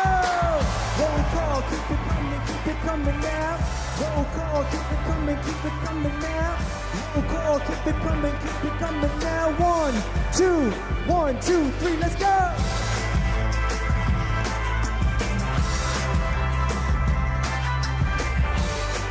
Rhode Island, how do you cast your vote? I am Joe Shikachi, Speaker of the Rhode Island House. We are the smallest state, but we have the biggest ideas. Home to the nation's first wind farm and a historic act on climate, we continue leading the way on sustainability and housing. The deep blue ocean state is proud to cast 1 vote present and 34 ballots for the next President of the United States, Kamala Harris. Yay!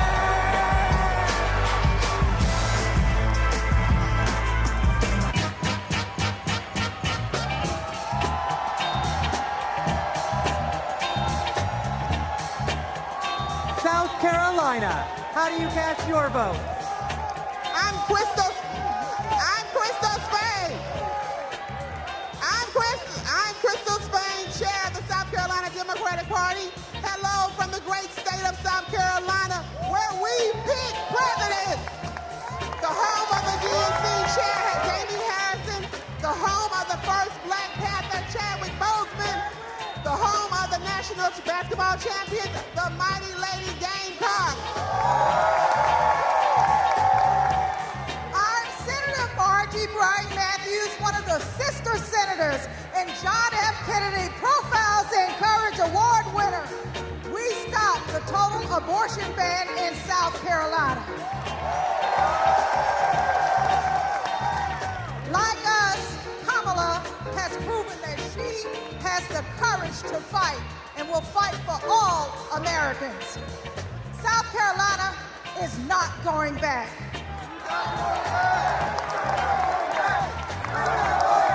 We're going forward on reproductive rights. We're going forward on voting rights. We're going forward against hate crimes.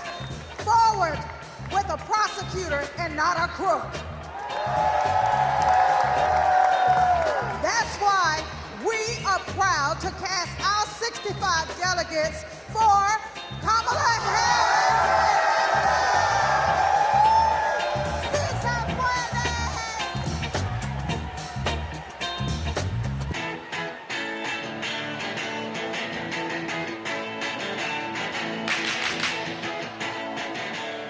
South Dakota, how do you cast your vote? How mitakiapi, chante washte na bechuzapalo. In my beautiful Lakota language, that means hello, my relatives. I shake your hand with a happy heart. That is the spirit of my beloved South Dakota. My name is Chante Redis, and I want to say that my people, the Ocheti Shakoan, are still here. The 7 council fires are still here. Let me tell you what a Kamala Harris presidency will mean for me, my friends, and my community. More importantly, more opportunities, more good-paying jobs, better access to health care, and a quality education. That is the future we deserve, and it is the future we will win on November 5th when we elect Kamala Harris. Thank you, Mr. Secretary. The state of South Dakota is proud to be part of such a historic moment in our country's history. We are a land that is proud of our hardworking farmers and ranchers, that celebrates 9 tribal nations and their incredible cultures, where natural beauty can be seen from the Big Sioux River to Mount Rushmore. South Dakota is honored to cast all 20 of our votes for Vice President Kamala Harris, who will soon be known as Madam President.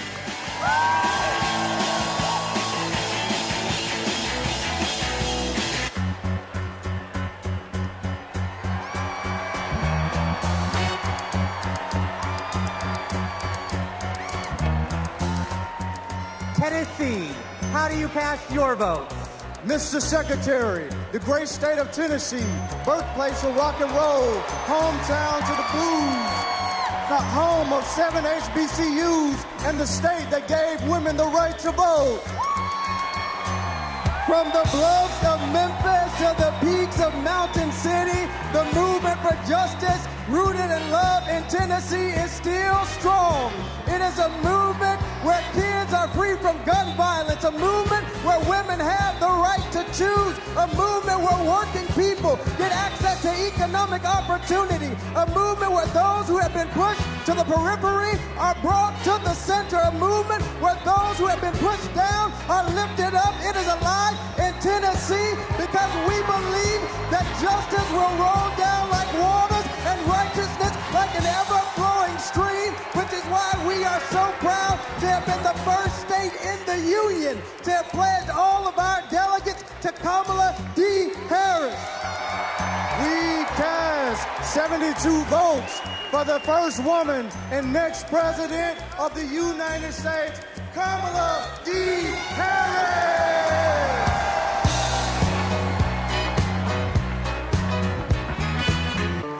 Party people, come on. TNC, party people, come on. Roll call, party people, come on. TNC, party people, come on.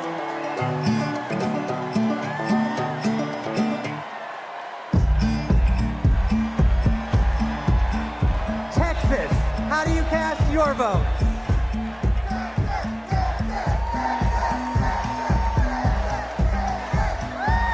Hello, Chicago! I'm Eva Longoria from Corpus Christi, Texas, home of Selena Quintanilla, and I'm here to introduce native Texan Cecile Richards. I'm proud to be here tonight representing a tradition in Texas of progressivism and my late mother, Ann Richards, the governor of Texas, and passing it on to another great Texas heroine, Kate Cox. I'm Kate Cox, and I love being a mom. I have two beautiful children, and my husband and I have always wanted a third. But when I got pregnant, doctors told us our baby would never survive. And if I didn't get an abortion, it would put a future pregnancy at risk. But Trump didn't care. And because of his abortion bans, I had to flee my home.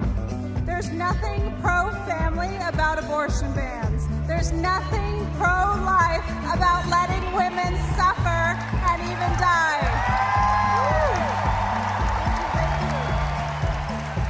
Today, because I found a way to access abortion care, I am pregnant again.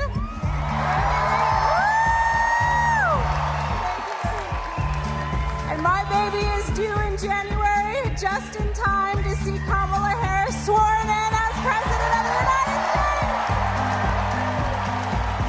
Mr. Secretary, my name is Gilberto Hinojosa, chair of the Texas Democratic Party, and as the nation's biggest battleground state with 40 electoral votes on behalf of 30 million Americans. Texas cast 3 votes for president and 263 votes for freedom, for the future, for the first woman to serve as the next president of the United States, Kamala Harris.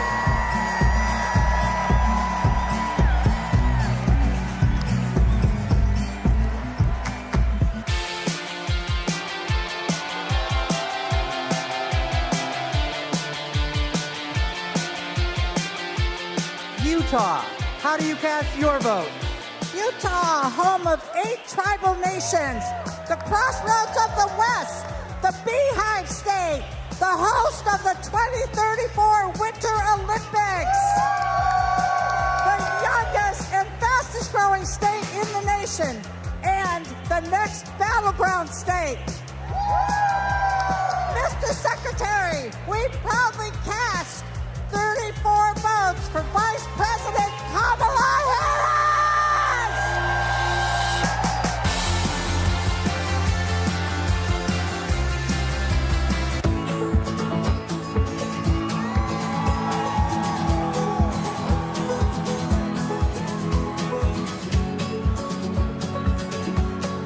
Vermont, how do you cast your vote? Vermont knows the value of public education. We even have a teacher as our congresswoman.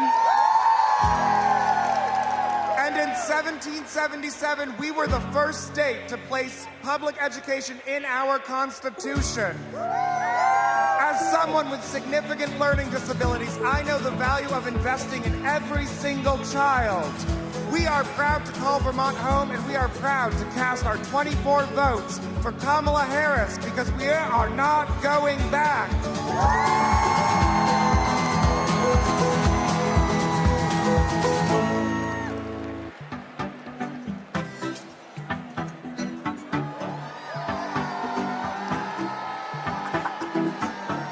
The U.S. Virgin Islands, how do you cast your vote? Mr. Secretary, we are proud to call the Virgin Islands of the United States our home, a place of resistance and freedom, home of Alexander Hamilton, the first slave rebellion in the Western Hemisphere, the fire-burned Queens. We are proud to celebrate a nominee of Caribbean heritage. From America's Caribbean, the place where the sun rises first in America, from the place of great liberty and the vacation home of President Joe Biden, the Virgin Islanders are strong, resilient, and committed to and passionate to vote for the next President of the United States. All 13 votes to Kamala Harris!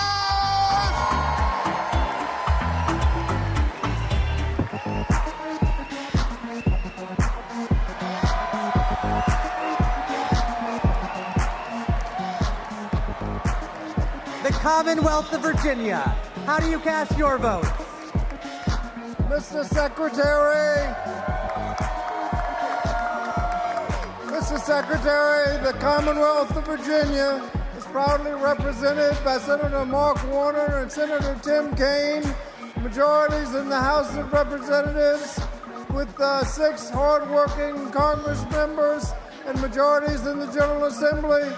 We also are proud to be represented by 25,000 hardworking, mostly union workers who build freedom by building aircraft carriers and submarines. Senator Warner. Virginia, where this year we're going to return Tim Kaine to the United States Senate. Our Commonwealth of Virginia is proud to cast all 119 votes for the next President, Kamala Harris.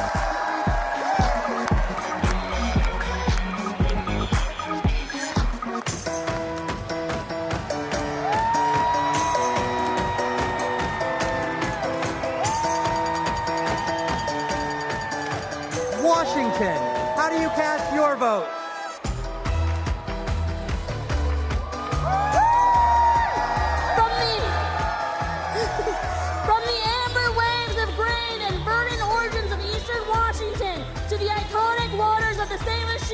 Washington stands proud as a part of the Blue Walls. I, the first South Asian woman leading a state party, am honored to pledge 9 votes present and a lucky 101 votes for Vice President Kamala Harris.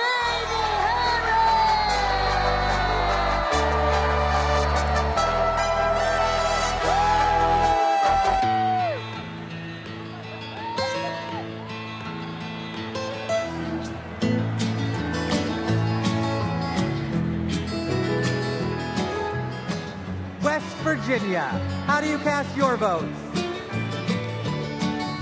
My name is Jean Evansmore, and I'm 83 years old. And as such, I am the oldest of the delegates in West Virginia. Most 83-year-olds that I know are spending time with their grandchildren or traveling. But I'm here, suited up and ready to battle. Because I will not, I repeat, I will not let everything I've fought for be taken away by Donald Trump.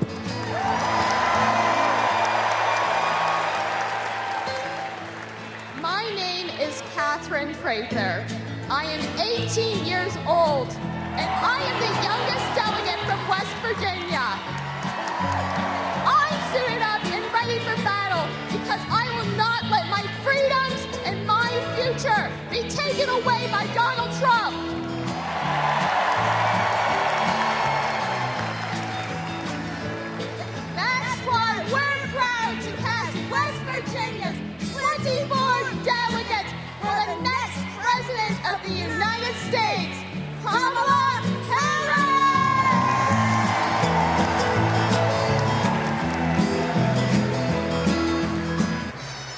Ladies and gentlemen, my name is DJ Cassidy. Now, are you ready?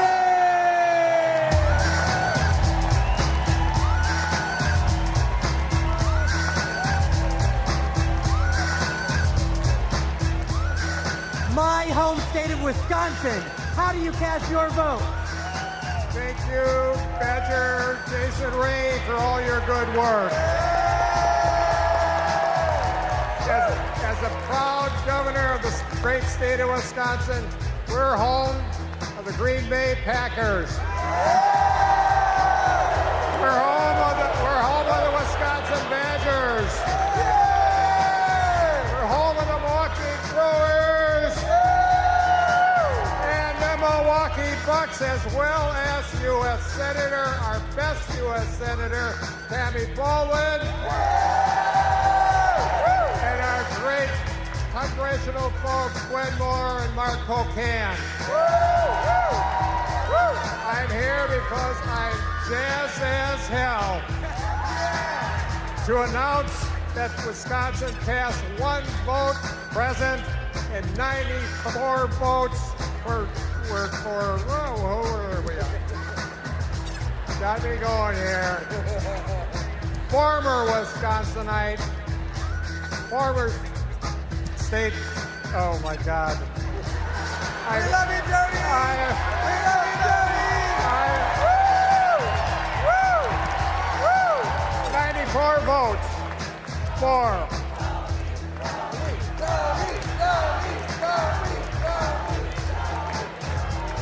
I'll get there, Jason, I'll get there. 94 votes for former Wisconsinite, Vice President, and our next President of the United States of America, Kamala Harris.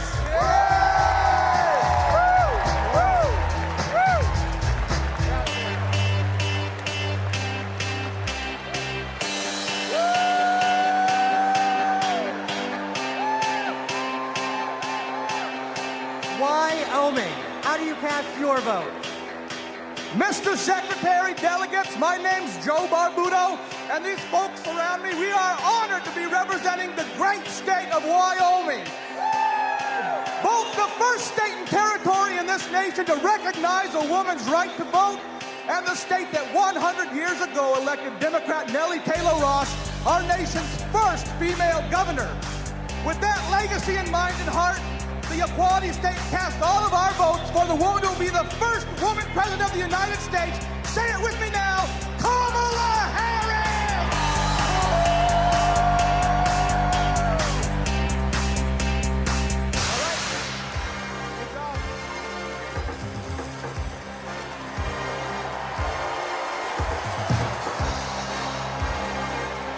The great state of Minnesota, how do you cast your vote? Hello, Minnesota! My name is Hans Storbeck, and Tim Walz was my neighbor, coach, and favorite teacher. We were excited to go to his classroom every day. If you've ever been in high school, you know that can be rare. He opened our eyes to the world. He taught us how to talk about global issues with respect, curiosity, and kindness, even and especially when we disagreed. But he wasn't just a great teacher. He was also a great neighbor and friend. In fact, when he was in the midst of a budget battle as governor of our state, he still found time to attend my brother's funeral. Mr. Walz means the world to my family. He's always been there for us, and that's how I know he'll always be there for you as vice president.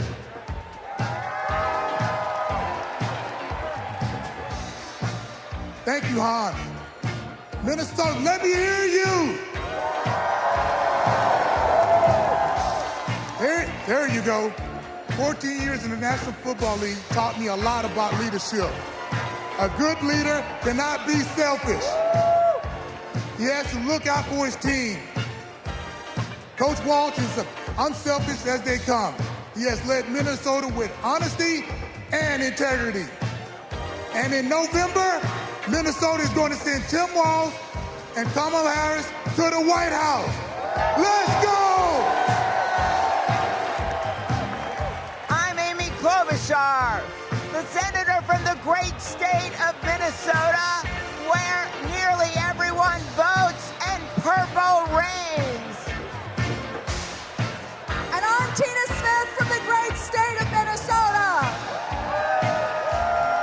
the home of the next Vice President of the United States, Tim Walz.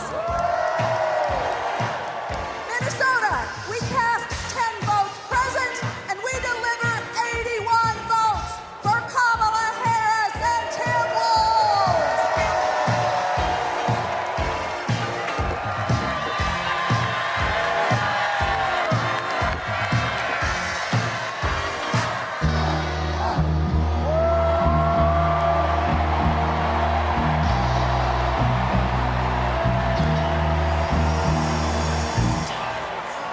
The great state of California. How do you cast your vote?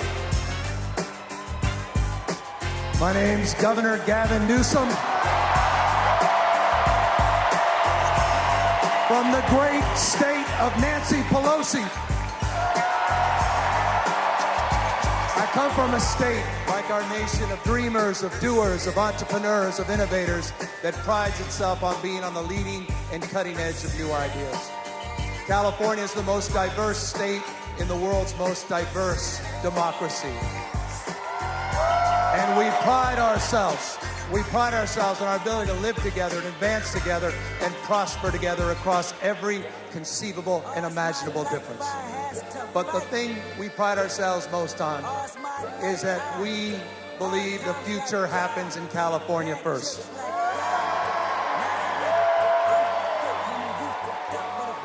And Democrats, I've had the privilege for over 20 years to see that future taking shape with a star in Alameda courtroom by the name of Kamala Harris.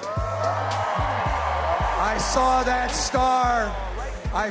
star fighting for criminal justice, racial justice, economic justice, social justice. I saw that star get even brighter as Attorney General of California, as a United States Senator, and as Vice President of the United States of America. Kamala Harris has always done the right thing. A champion for voting rights, civil rights, LGBTQ rights, the rights for women and girls. So Democrats and independents, it's time for us to do the right thing, and that is to elect Kamala Harris as the next president of the United States of America. California, we proudly cast our 482 votes for the next president, Kamala Harris.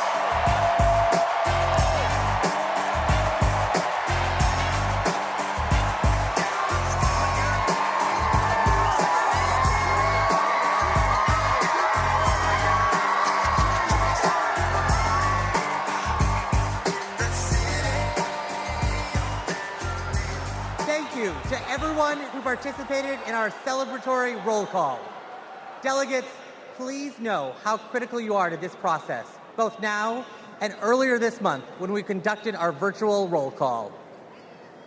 I am thrilled to reaffirm Kamala Harris as the Democratic nominee for President of the United States.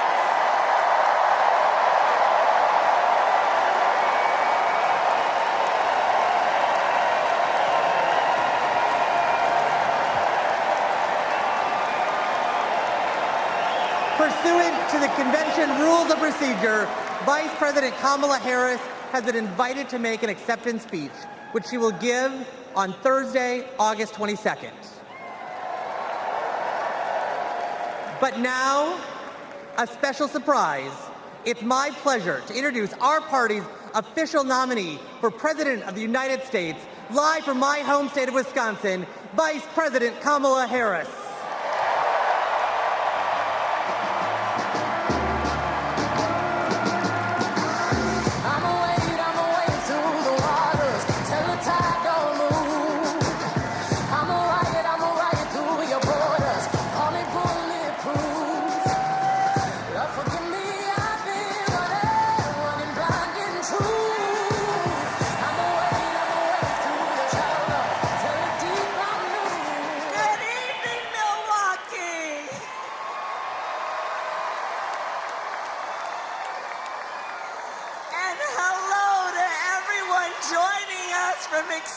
Chicago.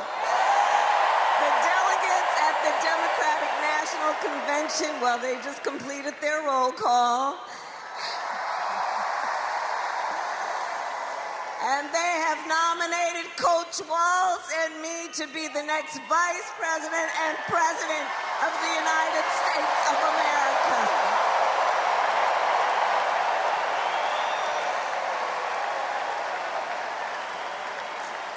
And I thank everyone there and here for believing in what we can do together. We are so honored to be your nominees.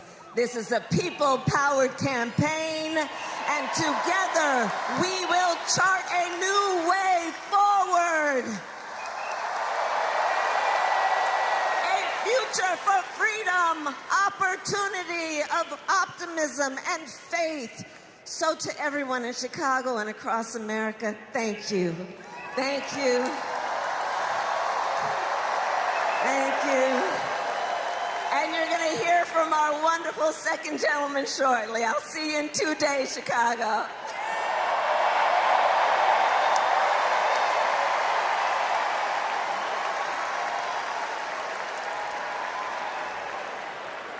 Please welcome TV personality, loud and proud Latina, Ana Navarro.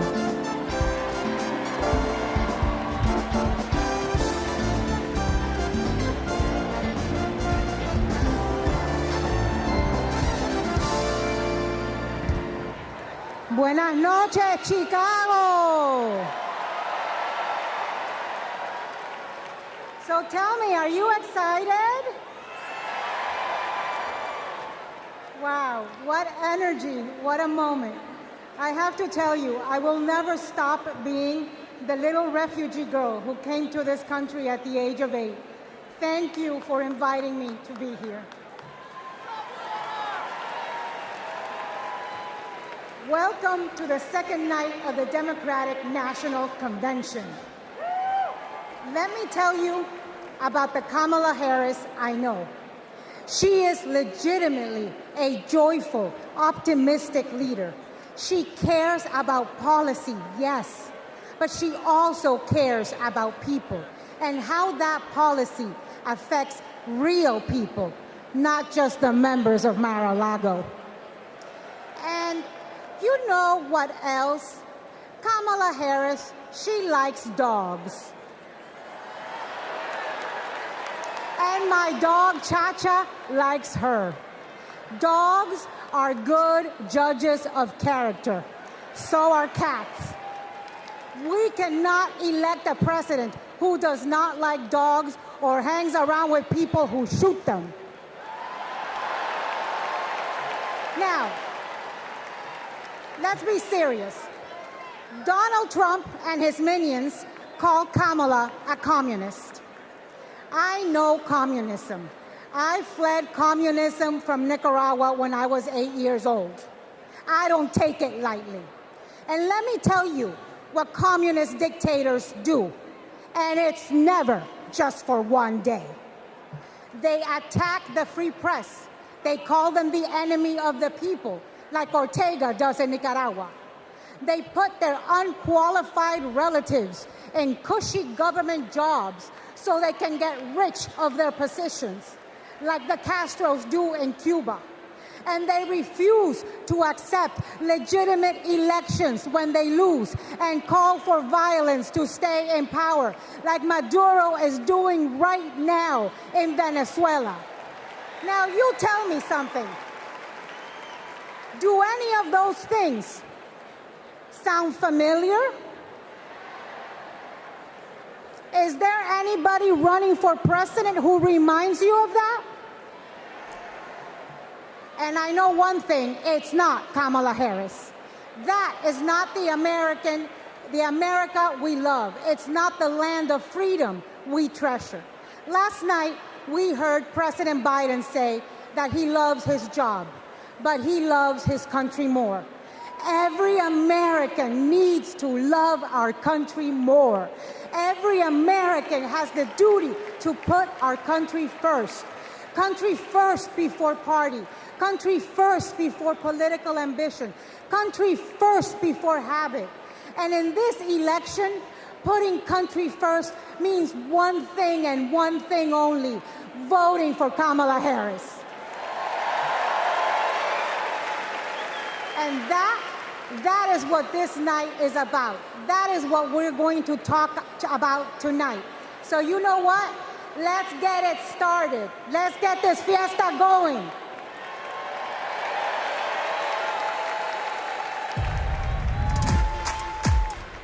The ayes are 50, the nays are 50. The Senate being equally divided, the Vice President votes in the affirmative, and the nomination is confirmed.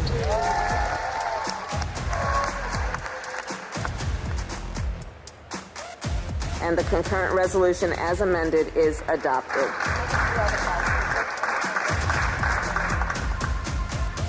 The Vice President votes in the affirmative, and the motion to proceed is agreed to. On this vote, the yeas are 50, the nays are 50. The Senate being equally divided, the Vice President votes in the affirmative, and the bill, as amended, is passed.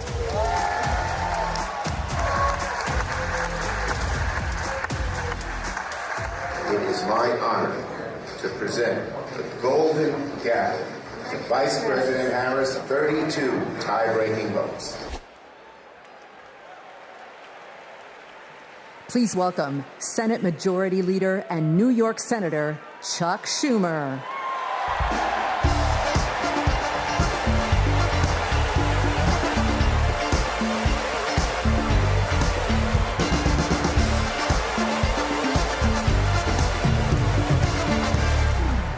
Everybody, wasn't that a great roll call?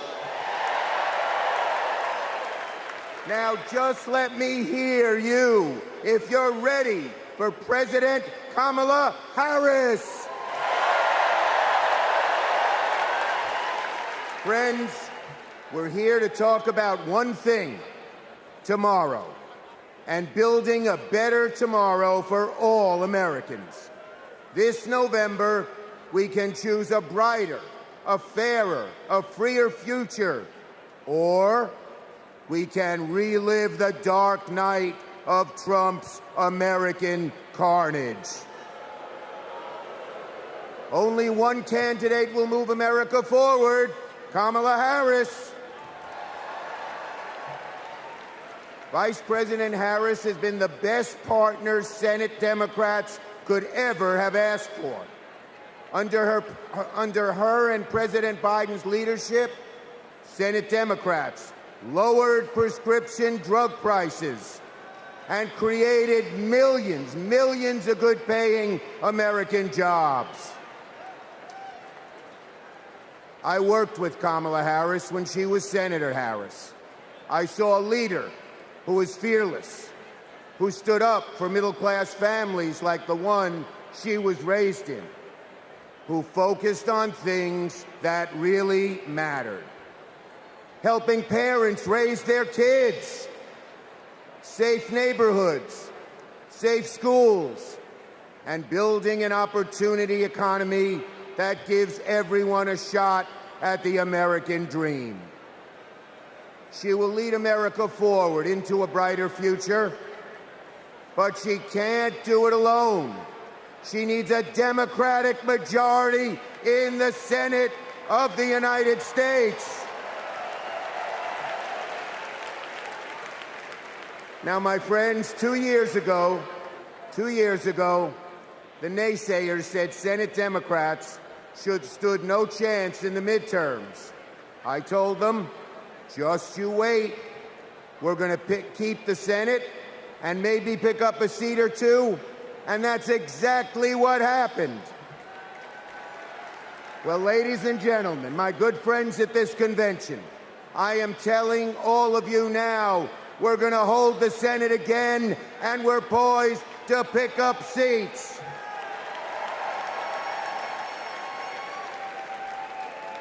A Democratic majority to create good-paying jobs and lower costs, to defend a woman's right to choose, to deliver for communities back home. Our senators are doing it, like Jackie Rosen, delivering high-speed rail for Nevada, John Tester, bringing high-tech jobs to Montana. And Bobby Casey and Sherrod Brown and Tammy Baldwin and Martin Heinrich fixing bridges in Pennsylvania and Ohio and Wisconsin and New Mexico. We also have amazing candidates. Ruben Gallego, Angela Alsobrooks, Andy Kim, Alyssa Slotkin, Lisa Blunt, Rochester, Colin Allred, Debbie Mucarsel-Powell. And folks, listen to this. More than half of our candidates are candidates of color. We're making the Senate look like America. Now let's compare that with Senate Republicans. Senate Republicans pretend to care about middle-class families, but they voted no on expanding the child tax credit, and J.D. Vance didn't even show up to vote. Senate Republicans pretend to care about the border, but they voted no on the strongest border bill in a decade. Republicans tend to care about freedom, but they voted no on a woman's right to choose. No to safeguard IVF. No to birth control. That is just a taste of their extreme agenda. Is that what we want for America? Do we want a Republican Senate that assaults reproductive freedoms? Do we want a Republican Senate that cuts taxes for the rich, rigs the game for big oil and big pharma? Well, folks, the choice is ours. Now, let me close on a personal note. As the highest-ranking Jewish elected official in American history, I want my grandkids and all grandkids to never, never face discrimination because of who they are. But Donald Trump, this is a guy who peddles anti-Semitic stereotypes. He even invited a white supremacist to Mar-a-Lago. And unfortunately, his prejudice goes in all directions. He fuels Islamophobia and issued a Muslim ban as president. Tonight, folks, I am wearing this blue square to stand up to anti-Semitism, to stand up to all hate. Our children, our grandchildren, no matter their race, no matter their creed, their gender or family, deserve better than Donald Trump's American carnage. So, are you ready to make sure Donald Trump never, ever gets near the White House again? So let's elect Kamala Harris, Tim Walz, and a Democratic majority in the Senate and keep the torch of freedom burning bright for generations to come. On to victory in November.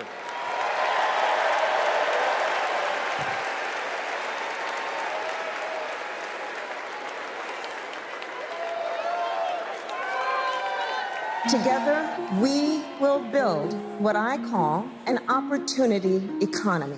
I will take on the high costs that matter most to most Americans. Compare my plan with what Donald Trump intends to do. He wants to impose what is, in effect, a national sales tax on everyday products and basic necessities that we import from other countries. It will mean higher prices on just about every one of your daily needs. Donald Trump's plan would cost a typical family $3,900 a year.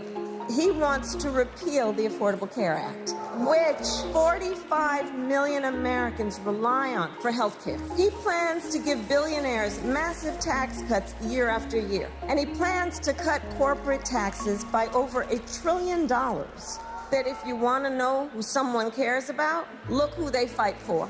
We capped the price of insulin at $35 a month and the total cost of prescription drugs at $2,000 a year for seniors. And just yesterday, we announced that we are lowering the price for 10 more life-saving drugs.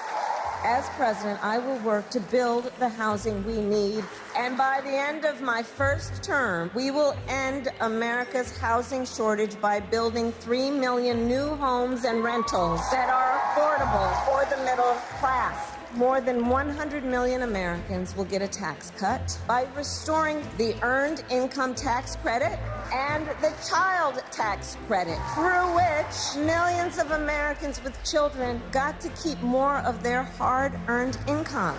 We will provide $6,000 in tax relief to families during the first year of a child's life. Now is the time to chart a new way forward. I will fight to give money back to working and middle-class Americans. Increase the security and stability financially of your family and expand opportunity for working and middle-class Americans.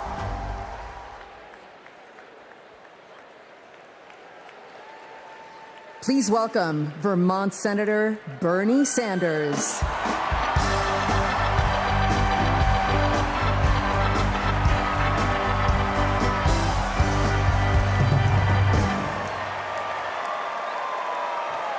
Thank you.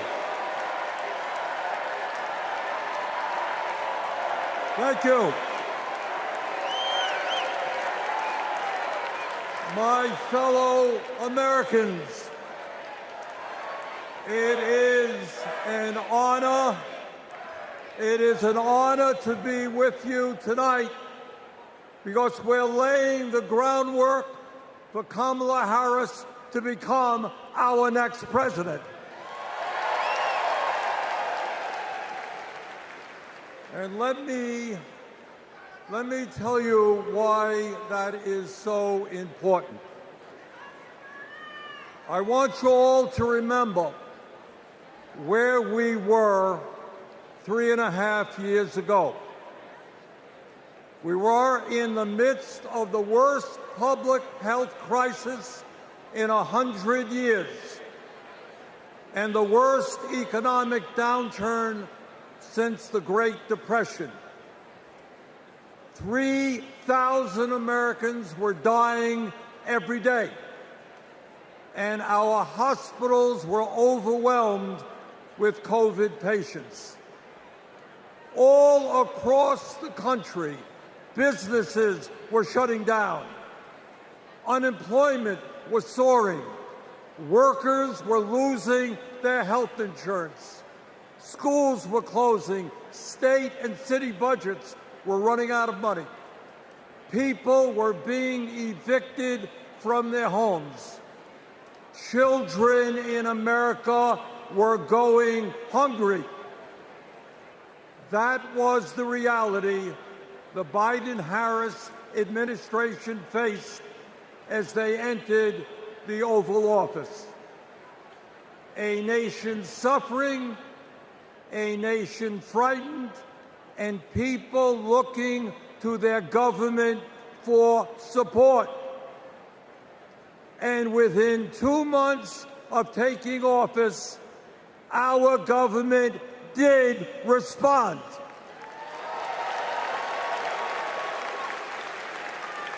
We passed the American Rescue Plan, which provided $1,400 for every man, woman, and child in the working class. We extended and expanded benefits for the unemployed. We provided emergency assistance for small businesses to stay open. We guaranteed health care coverage to tens of millions of Americans through one of the largest expansions of Medicaid in history. We provided rent relief and mortgage assistance, which prevented tenants and homeowners from being evicted. We established emergency food programs for hungry children and the elderly, and protected the pensions of millions of union workers and retirees from being slashed by up to 65%. Oh, and by the way, we cut childhood poverty by over 40% through an expanded child tax credit. Thank you, President Biden. Thank you, Vice President Harris. Thank you, Democratic Congress.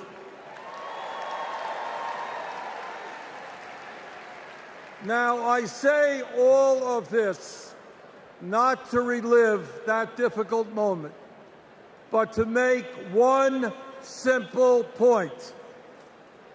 When the political will is there, government can effectively deliver for the people of our country. And now we need to summon that will again, because too many of our fellow Americans are struggling every day to just get by, to put food on the table, to pay the rent, and to get the health care they need. Brothers and sisters, bottom line, we need an economy that works for all of us, not just the billionaire class.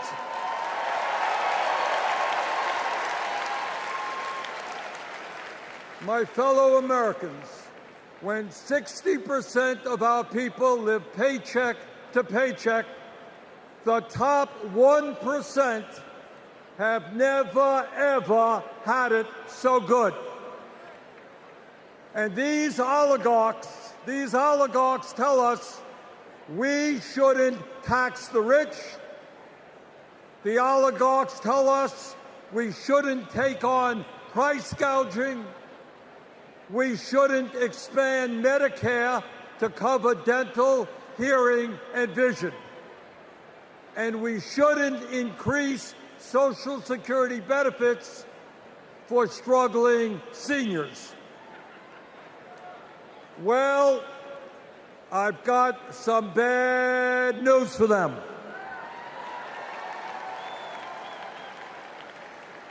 That is precisely what we are going to do.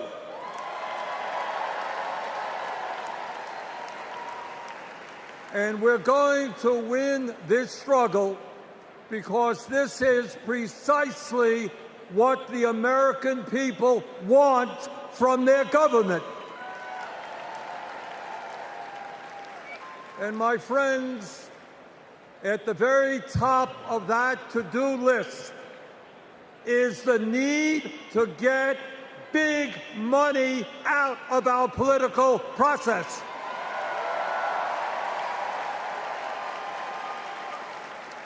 Billionaires in both parties should not be able to buy elections, including primary elections.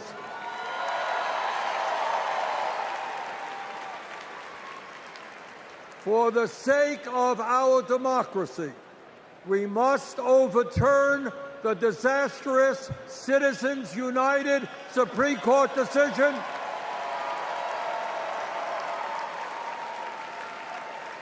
and move toward public funding of elections.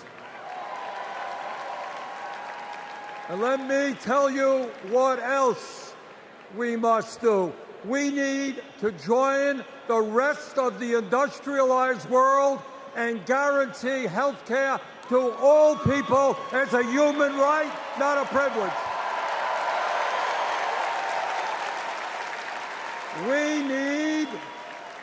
We need to raise the minimum wage to a living wage.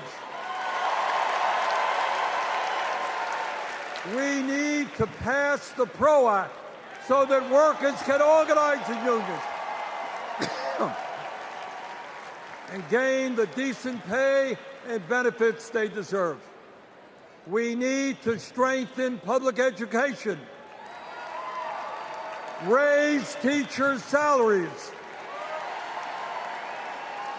and make sure that every American, regardless of income, receives the higher education he or she needs.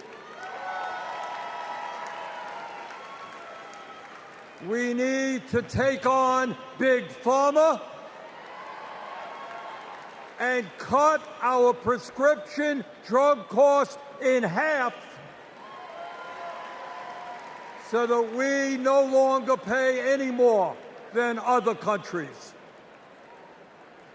Joe and Kamala made sure that no senior in America pays over $35 a month for insulin. We need to make sure that reality is true for every American. I look forward to working with Kamala and Tim to pass this agenda. And let us be very clear. This is not a radical agenda. But let me tell you what a radical agenda is. And that is Trump's Project 2025. At a time of massive income and wealth inequality, giving more tax breaks to billionaires is radical. Putting forth budgets to cut Social Security, Medicare, and Medicaid is radical. Letting polluters destroy our planet is radical. And my friends, we won't let that happen.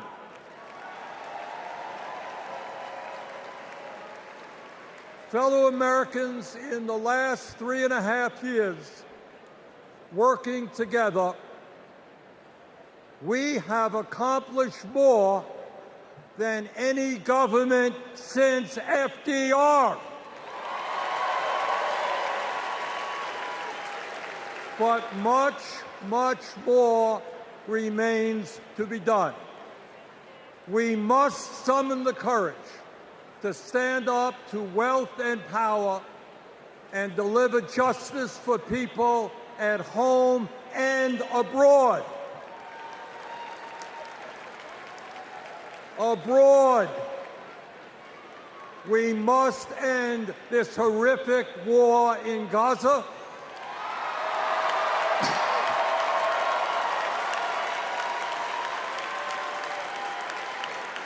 Bring home the hostages and demand an immediate ceasefire.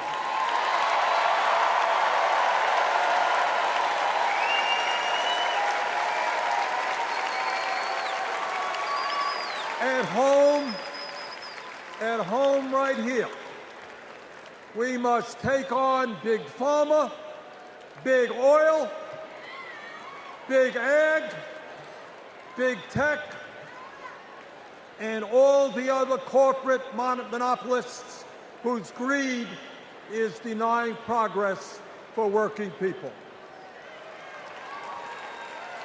On November 5th, let us elect Kamala Harris as our president, and let us go forward to create the nation we know we can become. Thank you all very much.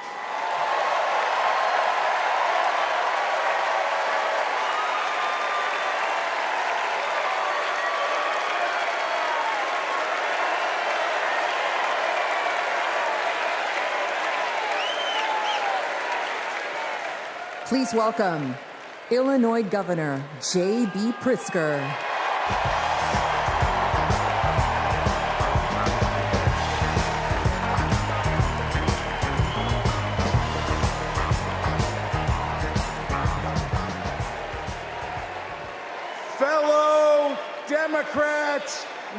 Welcome to Chicago!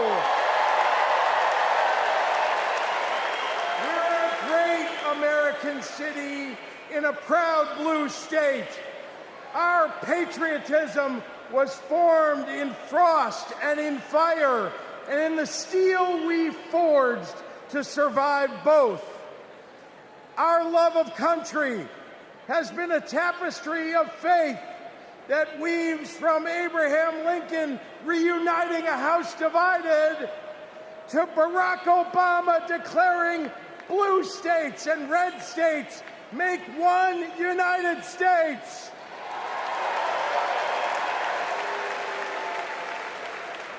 Now, Illinois' presidential pedigree is unmatched. And given that Vice President Kamala Harris spent some of her early life right here, I speak for the entire Illinois delegation when I say we claim her too.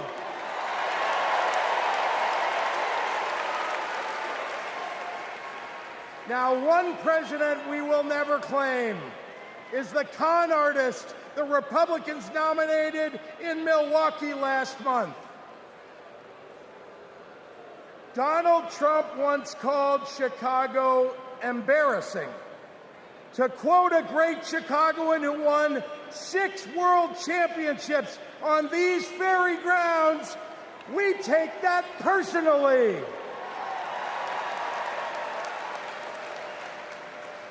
I had to govern for 2 years while Trump was president. Let me tell you what's embarrassing. In Illinois, we passed a massive bill to fix our roads and bridges. When Donald Trump proposed his own plan, he turned right around and called it stupid. We eliminated the grocery tax. Donald hasn't been in a grocery store since his first bankruptcy. Illinois invested in clean energy and the jobs it brings. Donald claimed that windmills in the ocean made the whales a little batty. During COVID, we supported small businesses and jobs.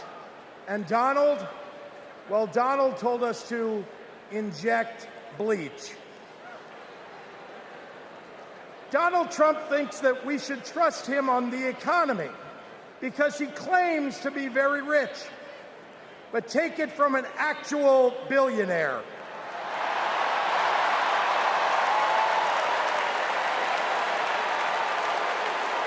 Trump is rich in only one thing: stupidity.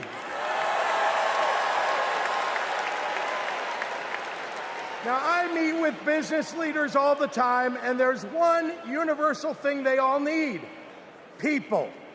They need more workers to fill all the jobs they have. But the anti-freedom, anti-family policies of MAGA Republicans are driving workers away. Here's the thing.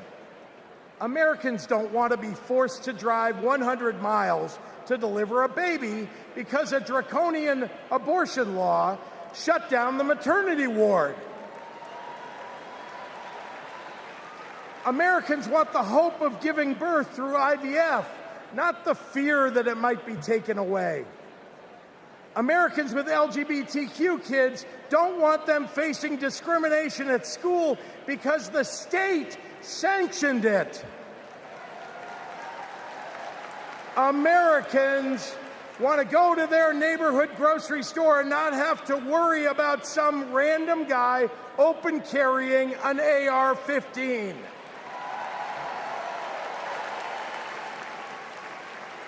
Americans don't want their kids to be taught in history class that slavery was a jobs program. And if Americans are black or brown, they want to get promoted at work without being derided as a DEI hire for the sin of being successful while not white.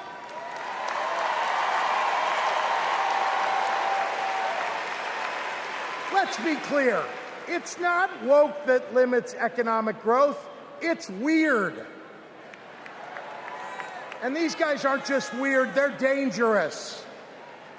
Democrats are for lower taxes and higher wages, less inflation and more business growth. We just think it's wrong to craft those policies for Elon Musk and not for everyday working people. That includes a secure retirement and good health care. We think the government should help you prosper, not police who you're sleeping with.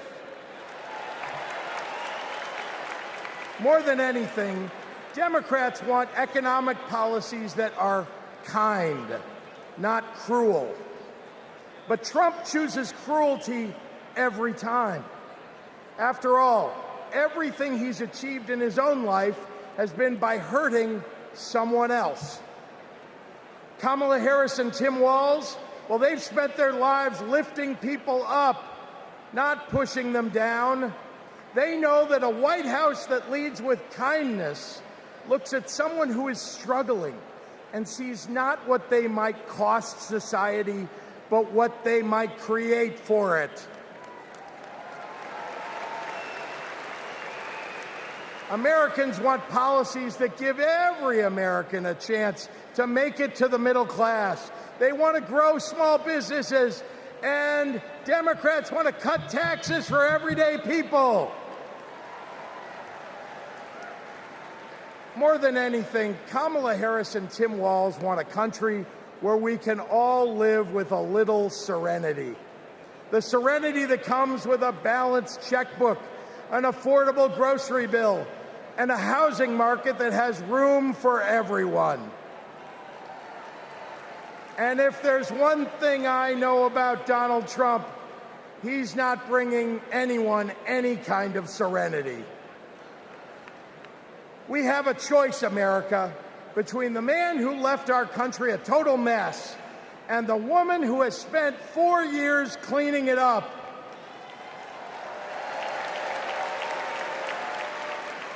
And I think it's time we stop expecting women to clean up messes without the authority and the title to match the job.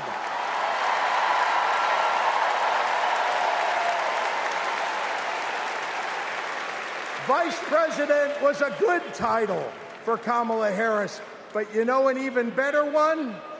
President of the United States of America. Let's go get him!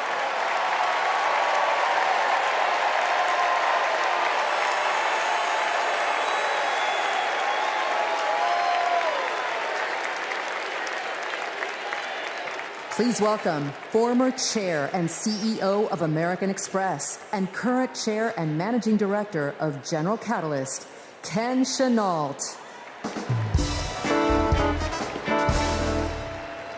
My fellow Americans, for 17 years, I ran American Express, one of the greatest companies in this country. America has thousands of great companies, more than any other nation in the world. And that's not by accident.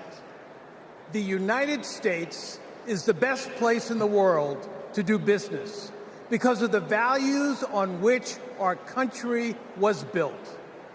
Democracy, the rule of law, free and fair elections, the peaceful transfer of power.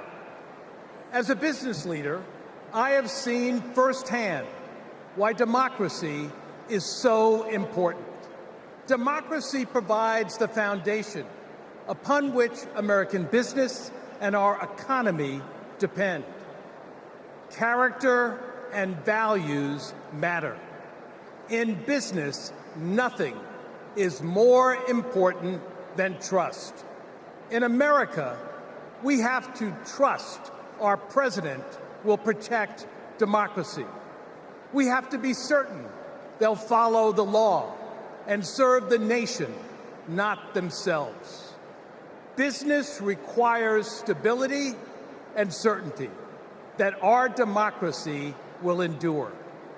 Our economy and democracy are tightly linked. Both only grow stronger when Americans, despite our differences, are willing to work together. At this moment, when our politics pits one group against another, that's what's remarkable about Kamala Harris. She is for all Americans. She understands it's possible, in fact necessary, for a president to be both pro-business and pro-worker. Kamala Harris understands that government must work in partnership with the business community.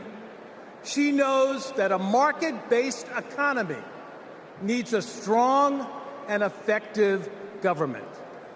Kamala Harris understands that we need to help entrepreneurs turn good ideas into thriving companies, that we can create good-paying jobs by helping manufacturers expand. Kamala Harris believes in growing the economic pie for the benefit of current and future generations.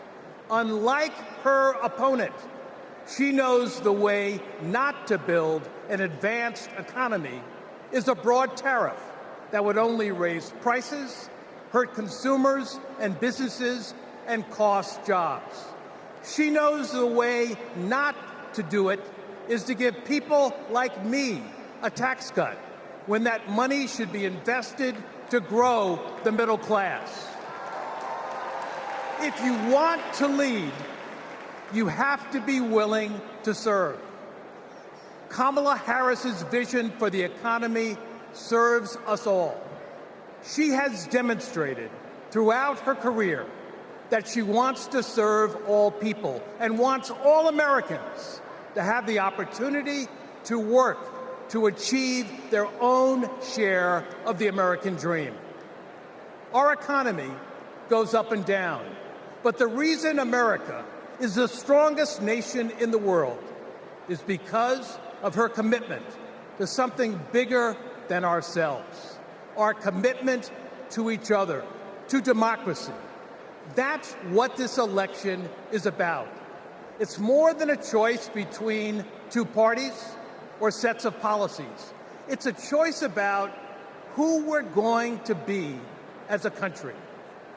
In his words and actions, Kamala Harris's opponent has shown us that he does not believe in our democratic values, and he will seek only to serve himself and his desire for vindication and vengeance. Kamala Harris will face the facts. She will navigate this country, the greatest country in the world, through the inevitable challenges, while also leading with the hope and values that America was founded on. Kamala Harris understands that the role of a leader is to instill hope, to repudiate the merchants of fear, and focus on ensuring that the best days are ahead of us. She believes in America, its principles, the hopes and dreams of our people, and the promise of our future. That is why I believe Kamala Harris should be the next president of the United States of America. God bless America.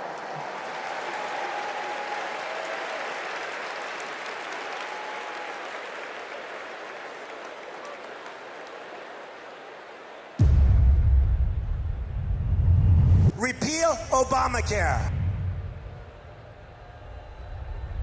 Donald Trump over the weekend again threatened to repeal Obamacare. This would lead to Americans having their health insurance taken away. There are about 19 million people with coverage through Medicaid expansion, another 16 million enrolled through the ACA's health insurance marketplaces, and we'd probably be talking about many millions of people becoming uninsured. Biggest worries, losing the safety net of pre-existing conditions coverage. What happens if you lose this insurance? Our son would die. What makes you think this isn't just a hollow threat? This is one of the few campaign promises that he actually tried very hard to keep. So we better believe him when he says he's coming after this. Even if you have insurance from your employer, you will be affected because your premiums would be going up. We're looking at a lot of people who could lose their health insurance. Please welcome New Mexico Governor Michelle Lujan Grisham.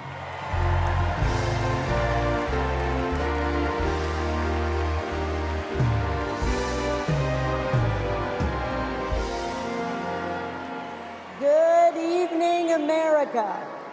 I'm Michelle Lujan Grisham, Governor of the great state of New Mexico. And in my state, we like things spicy, a little chili on everything, a little kick in our campaigns. And let me tell you, we are feeling en fuego right now. We are fired up to elect Kamala Harris President of the United States.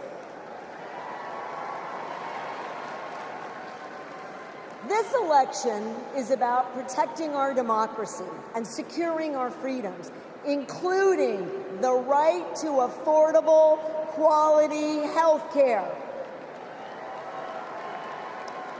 Now, this issue is personal to Vice President Harris, whose mom passed away after a battle with colon cancer, and it's personal to me. At 2 years old, my sister was diagnosed with a tumor that was incurable and made her uninsurable by the time she was 3. And it's personal to Americans across the country who know what it's like when someone they love gets sick. Donald Trump and J.D. Vance want to dismantle our healthcare system, repeal the Affordable Care Act, and eliminate protections for pre-existing conditions.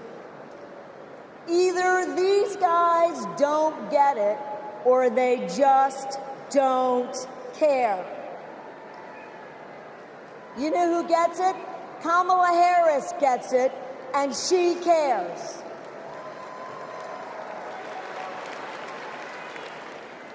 As Attorney General, she took on drug companies that jacked up prices and hospitals that overcharged patients. And when Republicans tried to kill the Affordable Care Act, she stood up in the Senate, voting not just no, but hell no.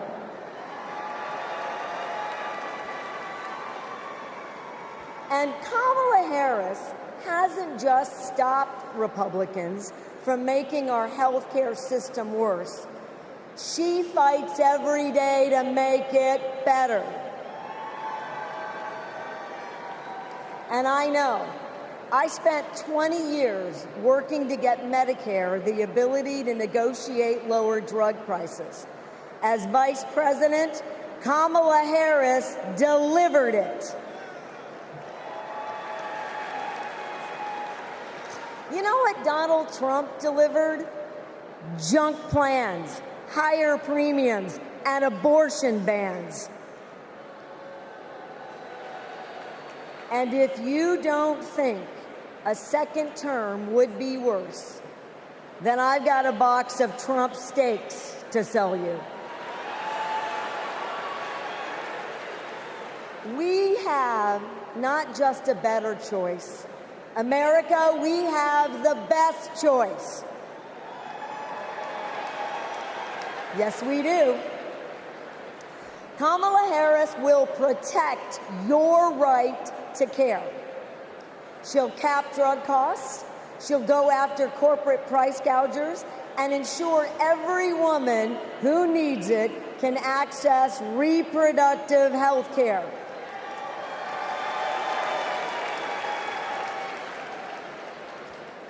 That's the president I want. And that's the president America needs.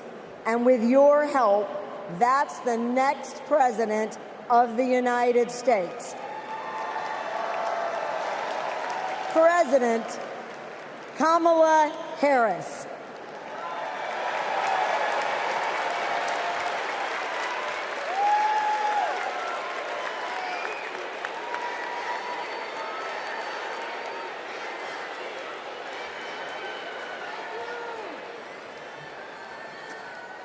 I love you too. Y en español, los quiero. So, my mom, like Kamala's mom, got sick. When my mom died in 2021, Kamala called me. She had lost her mother to cancer in 2009. Kamala helped me navigate my grief. She said that heartbreak and loss are the price for having loved and having been loved.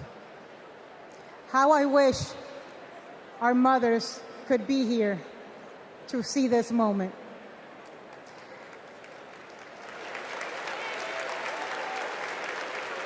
In the next 4 years, America will invariably have moments of great sadness and pain in our country. Some will be natural disasters. Some will be man-made disasters.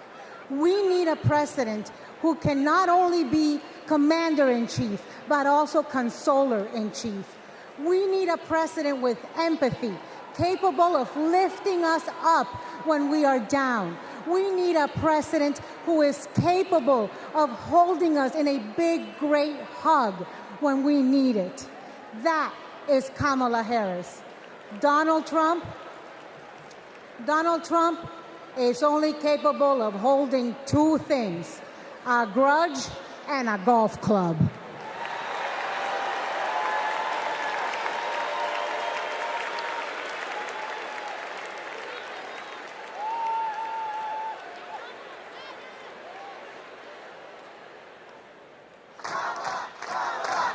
I remember when Kamala was first running for district attorney and people were like, oh, I don't know if she's tough enough.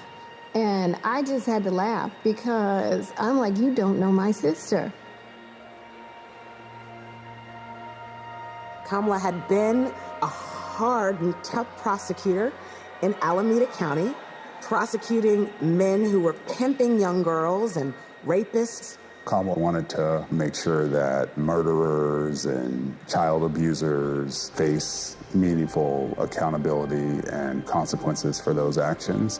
One of the cases that she had early in her career was where a man had scalped his girlfriend. And she ended up getting a conviction, getting justice for that woman. She came to San Francisco to protect victims, and she was elected to be district attorney of San Francisco. Kamala knew that we needed to be smart on crime, and if no one else was going to do it, that she was going to do it. If I'm going to keep my promise to you to keep you safe, I better talk with you about what I'm doing in terms of crime prevention. Investing in people coming out of prisons is the smart thing to do for law enforcement. Forget that it's just the right thing to do. That was a young Kamala Harris. She's only gotten more fierce. I've never seen her back down from a fight, and when she fights, she wins. When Kamala became Attorney General, she wanted to protect people, but also to fundamentally pursue justice. Being smart on crime starts with being tough on violent crime. From a statewide perspective, I think we were concerned about the rise of gang violence. In San Joaquin County, we saw this tremendous change in our community, and it hit us like a wave. We saw an increase in human trafficking, narcotics, and guns. Let it be clear to anyone who would menace this state with violence, to those who prey on the weak and the vulnerable, justice will be swift and certain in the state of California. She was always hunting the kingpins, but we didn't have partnerships with DOJ or FBI or DEA or any of those law enforcement agencies. Now, we all work collaboratively to help all the counties in California. Because of her, we destabilized organized crime, disrupt these flows of guns, human beings, and narcotics. We are here this afternoon to announce the shutting down of one of the biggest and most organized threats to the safety of the Central Valley. I really think of her as fearless, as a fighter.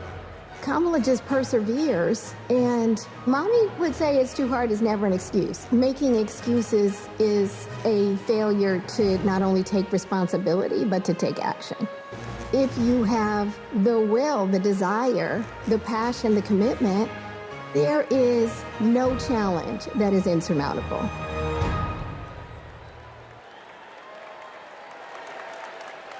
Please welcome the Democratic nominee for Senate in Maryland, Angela Also-Brooks.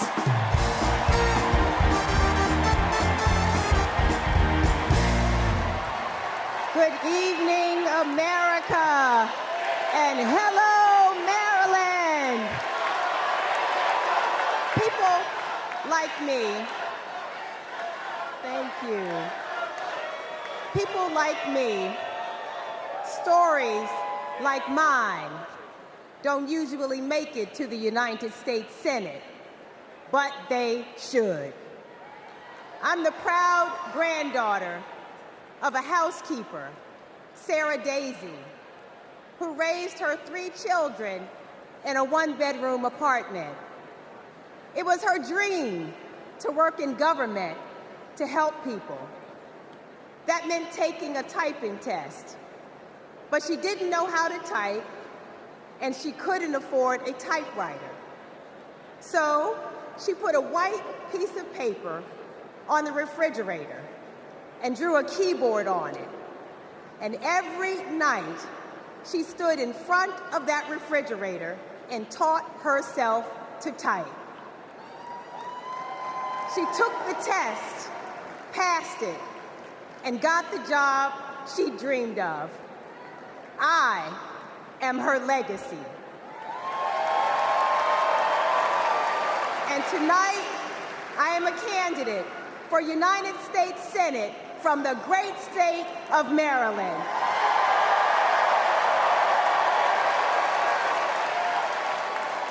I've always been inspired by women like my grandmother, women who imagine a better future and then have the grit to make it a reality. One of those women is a friend, a mentor, and a role model. That woman is Kamala Harris. Let me tell you about the Kamala I've known for 14 years. I first heard about her in 2009 when I was running for state's attorney in Prince George's County, Maryland. I read a story in Essence magazine about a district attorney in San Francisco using new ideas to keep her community safe. Few had a better record prosecuting violent crime. She put rapists, child molesters, and murderers behind bars. But what she knew was that violent crime accounts for about 30% of all crimes. For the 70% that are nonviolent, she created a first-of-its-kind program called Back on Track. After serving time and pleading guilty, these low-level offenders would get the job training, GED help, and apprenticeships they needed to find a job. The result? The recidivism rate plummeted. Now, after reading about this super bad district attorney, I talked nonstop about her on the campaign trail. 2 days after I won the election, my phone rings. It's Kamala Harris calling to congratulate me and ask how she could help. She helped me bring Back on Track to Maryland. And wouldn't you know it, crime went down and economic growth went up. Back on Track is now a national model. Now Donald Trump says if Kamala Harris is elected, tough guys will treat her like a play toy. Do you know who else thought that? The drug cartel she busted, the big oil companies she made pay for polluting, the big banks that she made pay $20 billion to homeowners they ripped off. Getting justice for others isn't a power trip for her. It's a sacred calling. And hear me, Kamala Harris knows how to keep criminals off the streets. And come November, with your help, she'll keep one out of the Oval Office.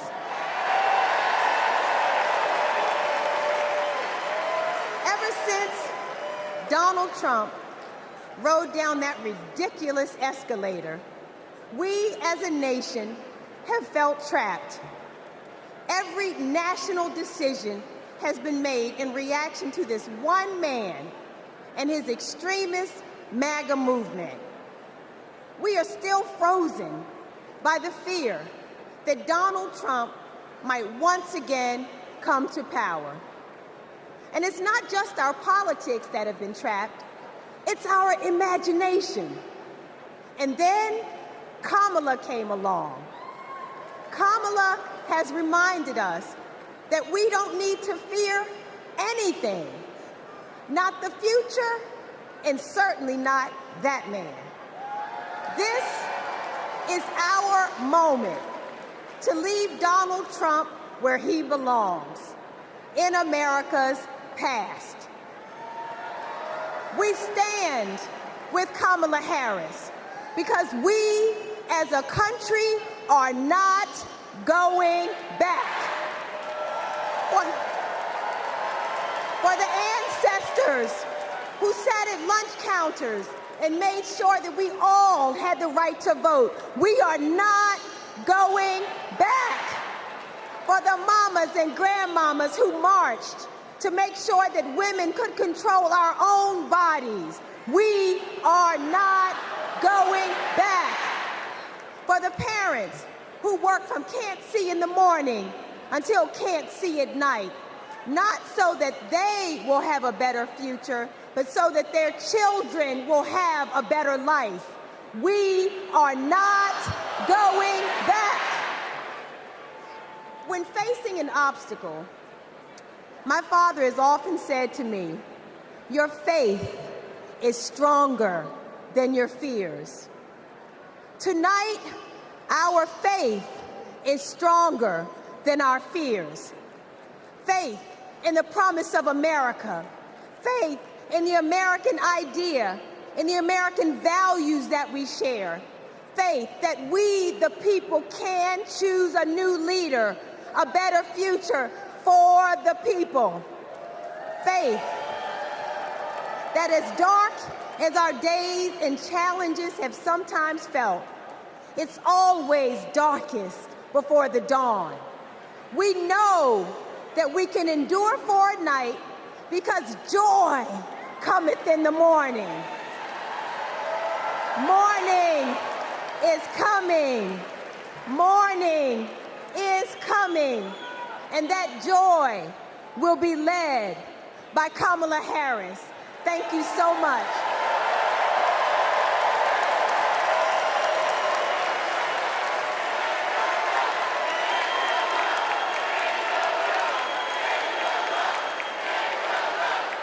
Please welcome Mesa, Arizona Mayor John Giles.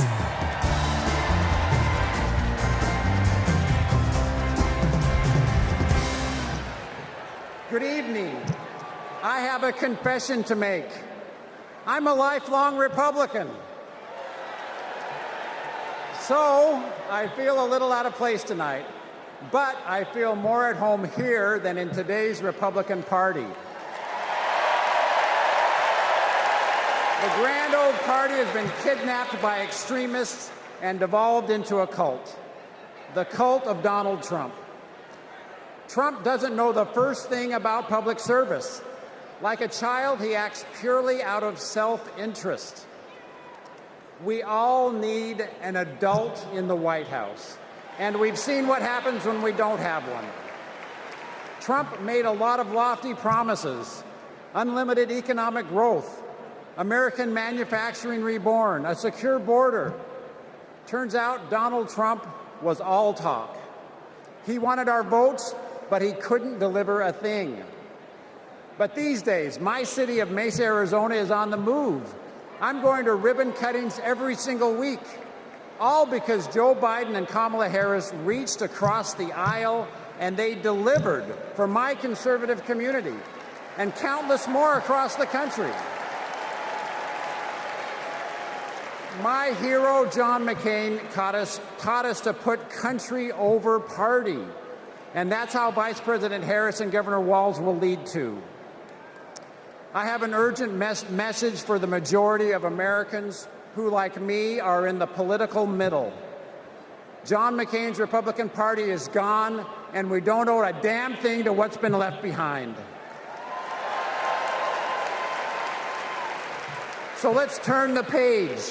Let's put country first. Let's put adults in the room where our country deserves. Thank you.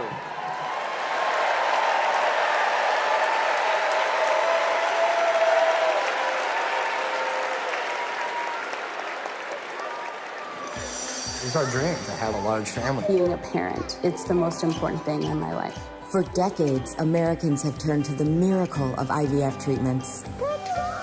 She felt like a dream come true. The fact that she was able to build a family, that's why I do what I do. Without IVF, I don't know how this would have been possible. IVF treatment gives many patients an opportunity to have a family. I love that I get to help people every day become parents. But a party that pretends to be pro-family wants to put a stop to this. They are attacking the right to expand and start a family. It's unthinkable. They may never have the family that they've dreamt of. In the U.S. Senate, Republicans blocked a Democratic bill that would have established protections for in vitro fertilization. Mr. Vance, no. If Republicans actually cared as much about protecting IVF, this would have been a simple yes vote. Family means support. To me, family is your whole world. It's the life that you build. IVF made my family. It made my heart whole. It made my life full. It made my life full. And it made my life full. And we will always fight for you, for your family, for your freedoms, and for your future. Kamala Harris and Tim Walz honor the freedoms of all families to make decisions about what is right for them, for this generation and generations to come.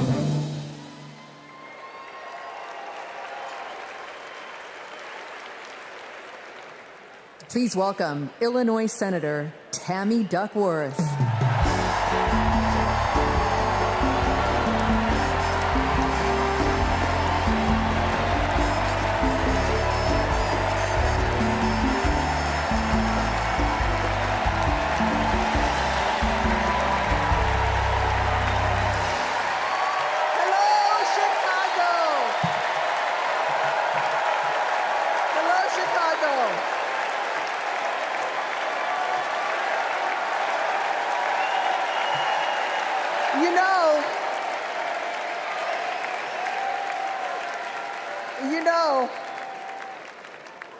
I went to war to protect America's rights and freedoms. So I take it personally when a five-time draft-dodging coward like Donald Trump tries to take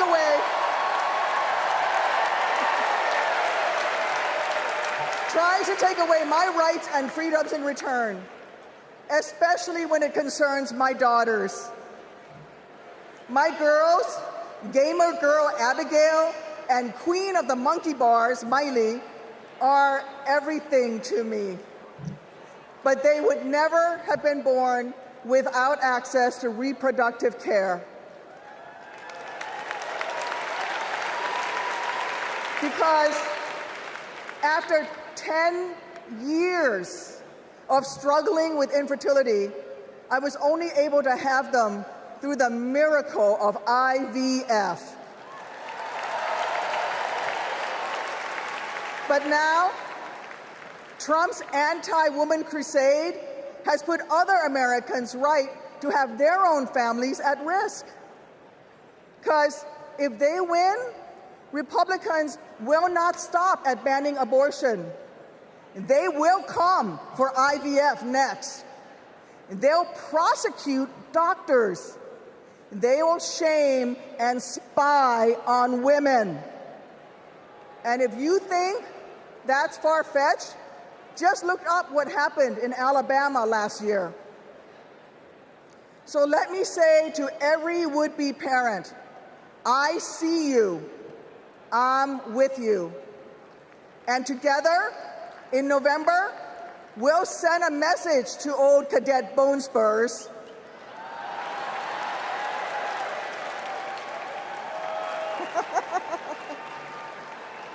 Stay out of our our doctors' offices, and we're at it out of the Oval Office too.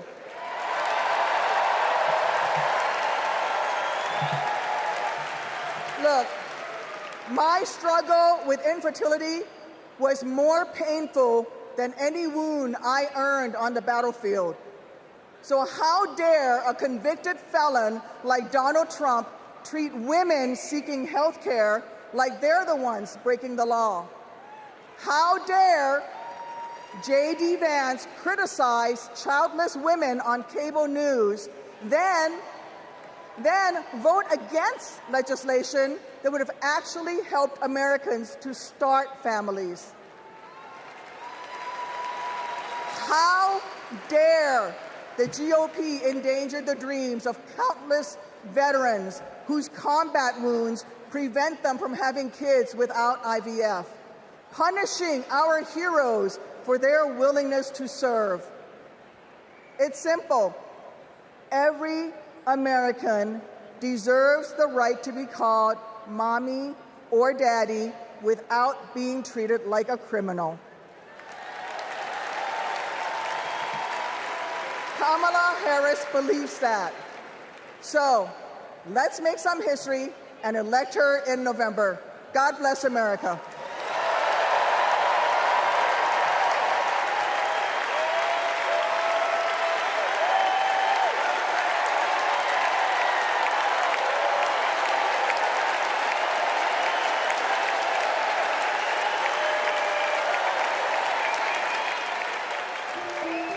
This is my dad, Doug.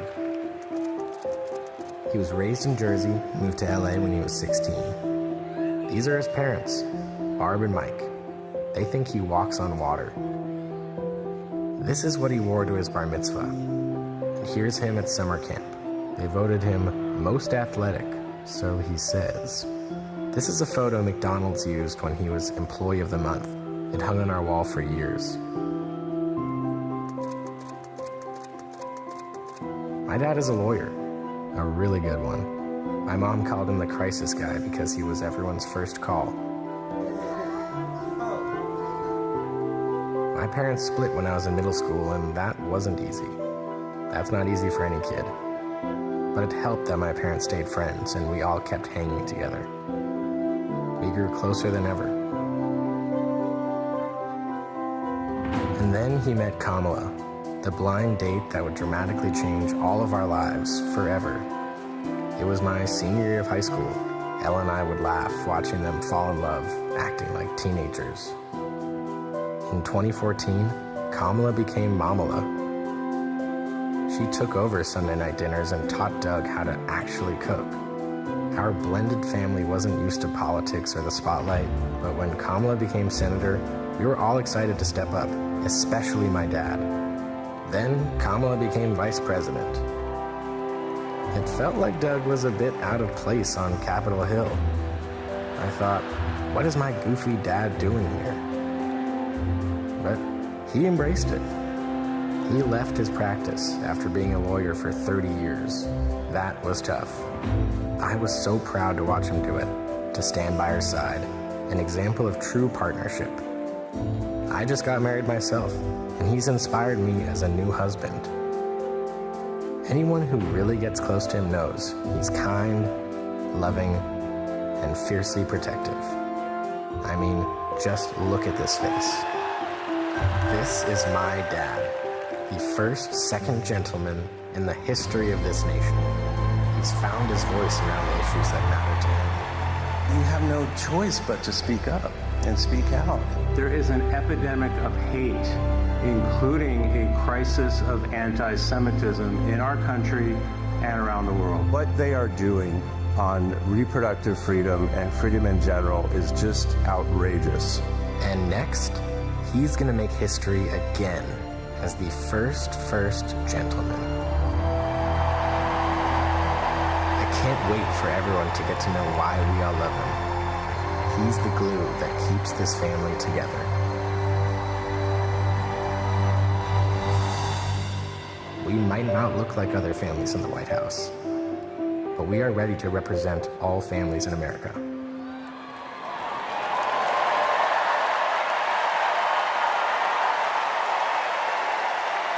welcome my dad, the second gentleman of the United States, Doug Emhoff.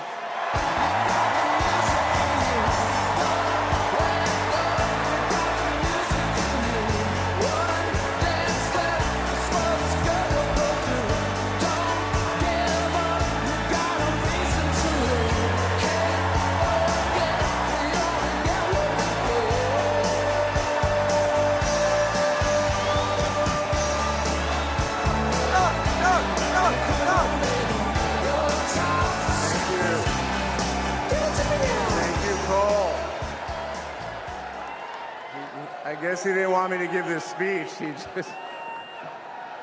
Thank you. Thank you so much. Hello. Thank you. Hello to my big, beautiful, blended family up there.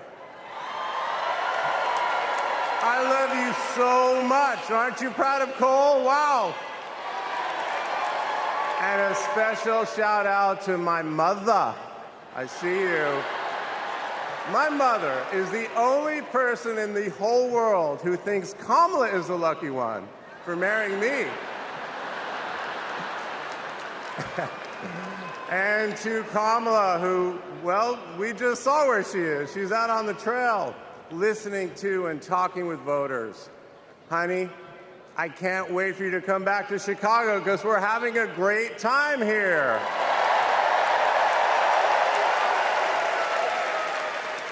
I love you so much. I'm so proud of how you're stepping up for all of us. But that's who she is.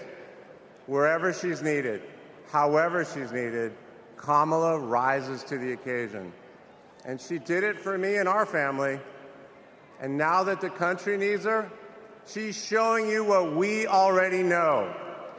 She's ready to lead. She brings both joy and toughness to this task, and she will be a great president we will all be proud of. Now, I'm the son of two Brooklynites, Mike and Barb. They've been together almost 70 years. My dad worked in the shoe business in Manhattan, and he moved our family out to New Jersey. Where's New Jersey? I see you out there. When I was a little kid. And in a lot of ways, I had a typical Jersey suburban childhood. I biked around the neighborhood. I took the bus to Hebrew school. And I rode to Little League practice in the way back of my coach's wood-paneled station wagon. And if we did well, we got to have a Slurpee after. In my neighborhood, everyone left their garage door open. Wherever you ended up at dinner time, that's the family that fed you. Everyone took care of everyone else. And the guys I grew up with are still my best friends. The group chat is active every day, and it's probably blowing up right now, guys. When my dad had to get a new job, we moved across the country to LA. Money was tight. Hey, California.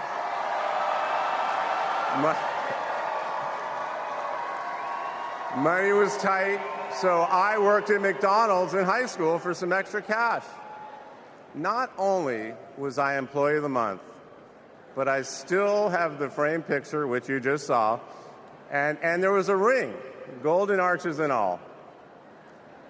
And then I waited tables, parked cars. I was working full-time so I could afford to go to college part-time. And thanks to partial scholarships, student loans, and a little help from my dad, I got myself through law school. And I got my first job as a lawyer, which is also where I met the guys in my fantasy football league. And a lot has changed in our lives since the early 90s, but my team name is still Nirvana. Yes, after the band. I worked hard, and I love being a lawyer. And by the way, I still get to be part of the profession by teaching students at Georgetown Law School. I got married, became a dad to Cole and Ella. Unfortunately, went through a divorce, but eventually started worrying about how I would make it all work. And that's when something unexpected happened. In 2013, I walked into a contentious client meeting. We worked through the issue, and by the end of the meeting, the now happy client offered to set me up on a blind date, which is how I ended up with Kamala Harris's phone number. Now, for generations, people have debated when to call the person you're being set up with. And never in history has anyone suggested 8:30 a.m. And yet, that's when I dialed. I got Kamala's voicemail, and I just started rambling. Hey, it's Doug.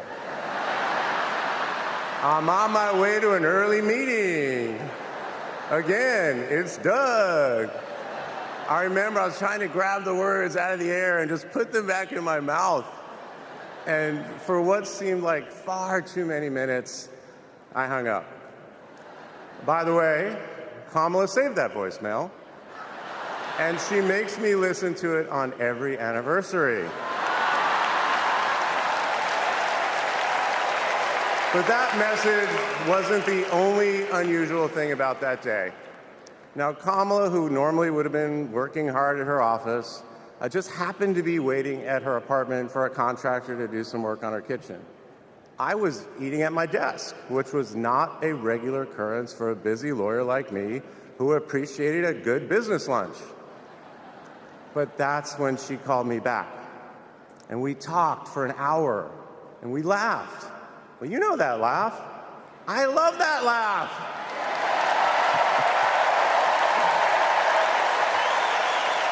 And maybe that counted as our first date. Or maybe it was that Saturday night when I picked her up and told her, buckle up, I'm a really bad driver.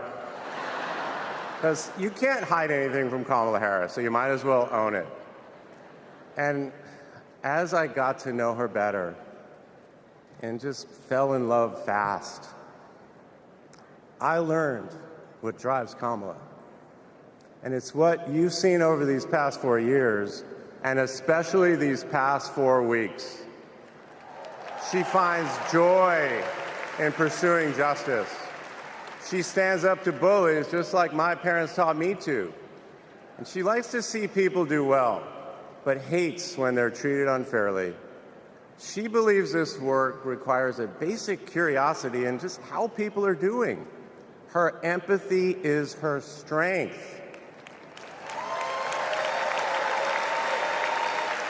Over the past decade, Kamala has connected me more deeply to my faith, even though it's not the same as hers.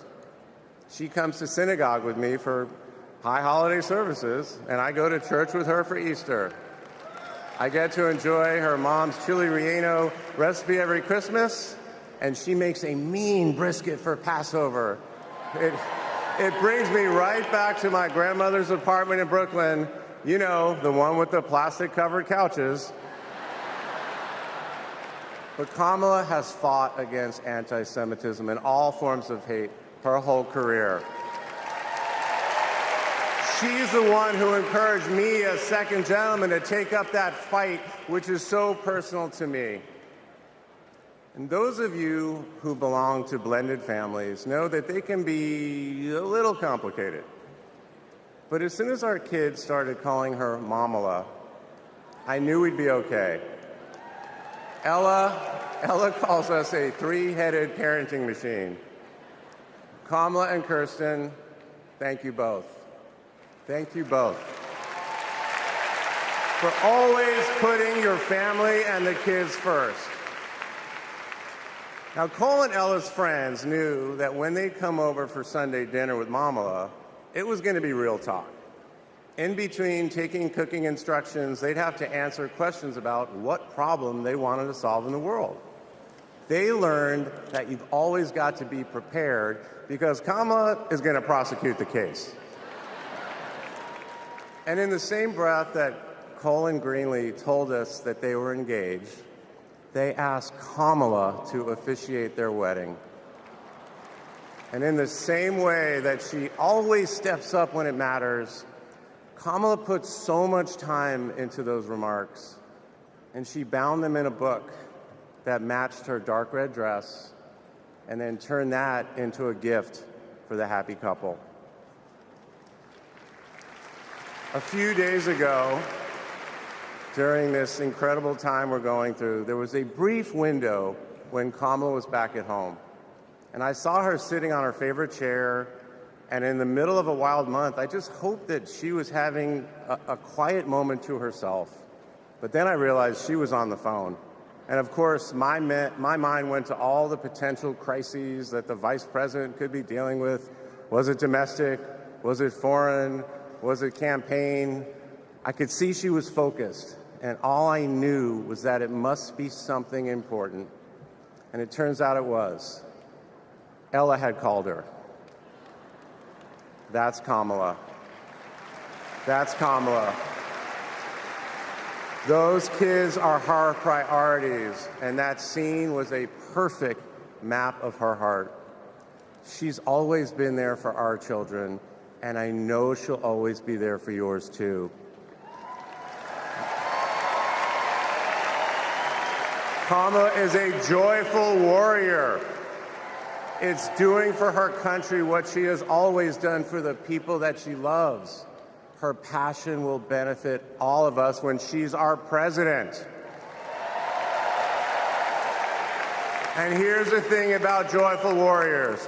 They're still warriors. And Kamala is as tough as it comes. Just ask the criminals, the global gangsters, and the witnesses before the Senate Judiciary Committee. She never runs from a fight. And she knows the best way to deal with a coward is to take him head on. Because we all know cowards are weak, and Kamala Harris can smell weakness. She doesn't tolerate any BS. You've all seen that look, and you know that look I'm talking about. That look is not just a meme. It reflects her true belief in honest and direct leadership. And it's also why she will not be distracted by nonsense. Kamala knows that in order to win, we cannot lose focus. America, in this election, you have to decide who to trust with your family's future. I trusted Kamala with our family's future. It was the best decision I ever made. This Thursday will be our 10th wedding anniversary, which I know it means I'm about to hear that embarrassing voicemail again. However, that's not all I'll be hearing. That same night, I'll be hearing my wife, Kamala Harris, accept your nomination for President of the United States. And with your help, she will lead with joy and toughness, with that laugh and that look, with compassion and conviction. She'll lead from the belief that wherever we come from, whatever we look like, we're strongest when we fight for what we believe in, not just against what we fear. Kamala Harris was exactly the right person for me at an important moment in my life. And at this moment in our nation's history, she is exactly the right president. Thank you so much.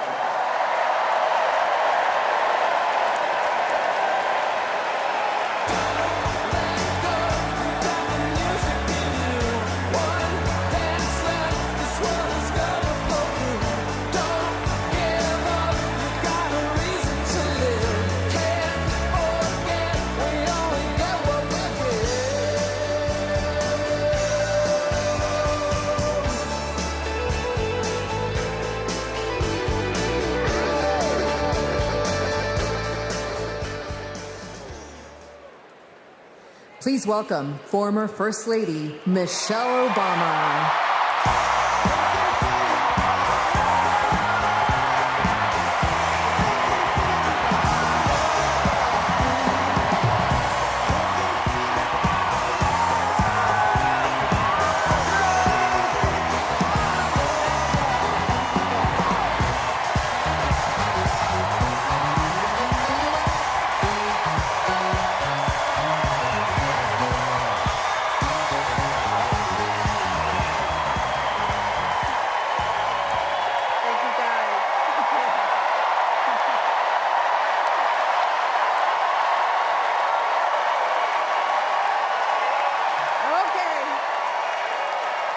big night ahead. Thank you all so much. Thank you so much.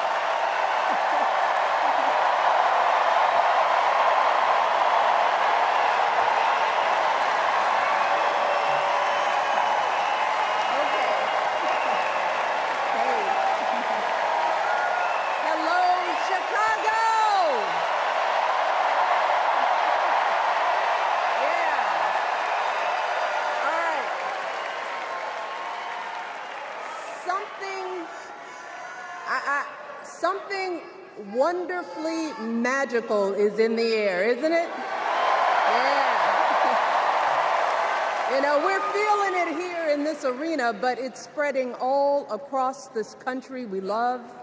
A familiar feeling that's been buried too deep for far too long. You know what I'm talking about. It's the contagious power of hope. The anticipation, the energy, the exhilaration of once again being on the cusp of a brighter day. The chance to vanquish the demons of fear, division, and hate that have consumed us and continue pursuing the unfinished promise of this great nation, the dream that our parents and grandparents fought and died and sacrificed for. America, hope is making a comeback.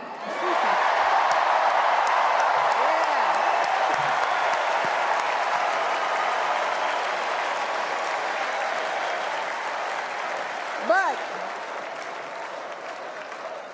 to be honest, I am realizing that until recently, I have mourned the dimming of that hope. And maybe you've experienced the same feelings. Is that deep pit in my stomach, a palpable sense of dread about the future. And for me, that mourning has also been mixed with my own personal grief.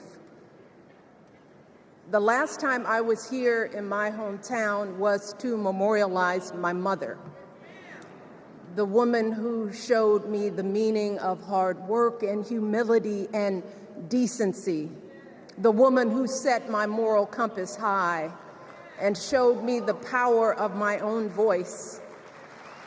Folks,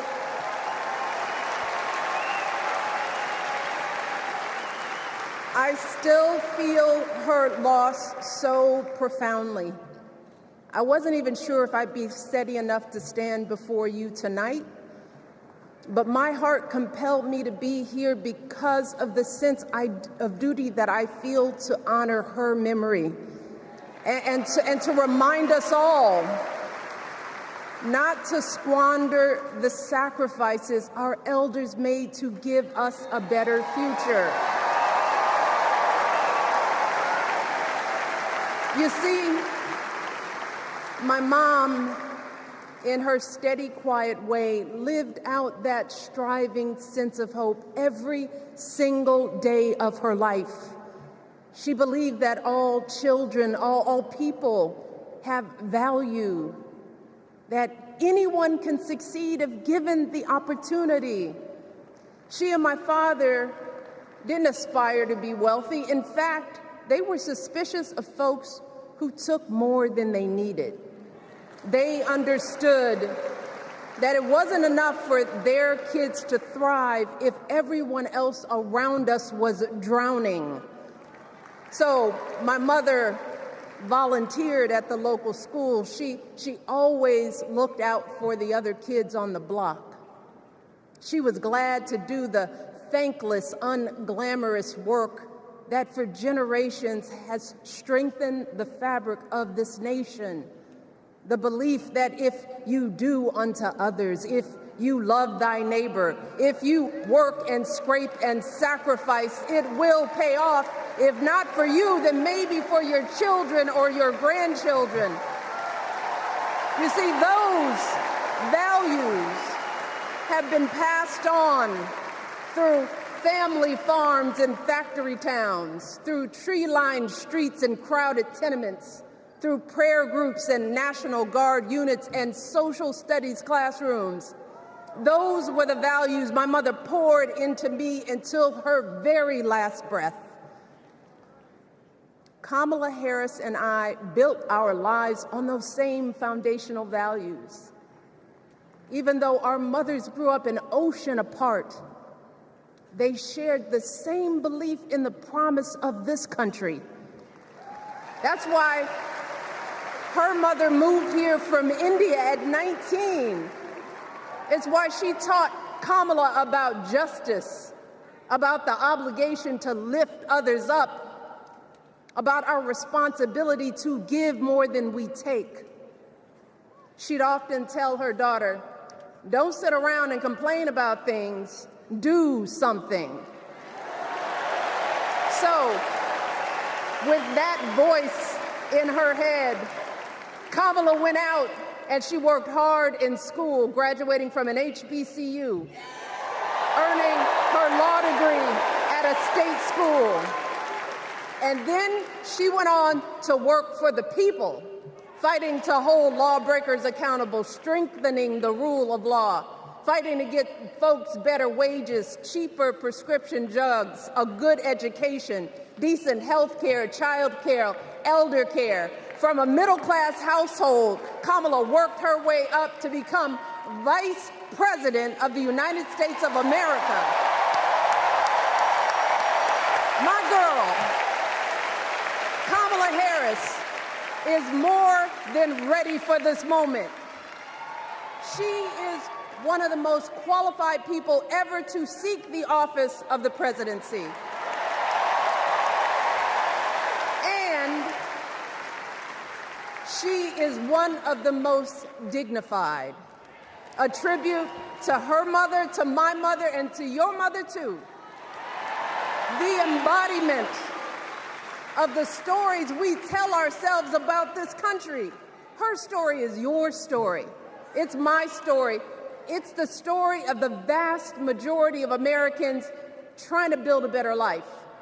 Look, Kamala knows, like we do, that regardless of where you come from, what you look like, who you love, how you worship, or what's in your bank account, we all deserve the opportunity to build a decent life. All of our contributions deserve to be accepted and valued. Because no one has a monopoly on what it means to be an American. No one.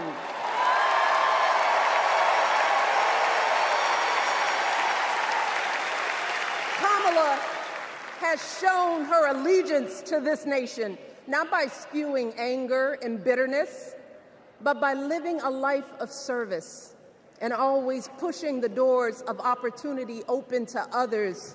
She understands that most of us will never be afforded the grace of failing forward. We will never benefit from the affirmative action of generational wealth.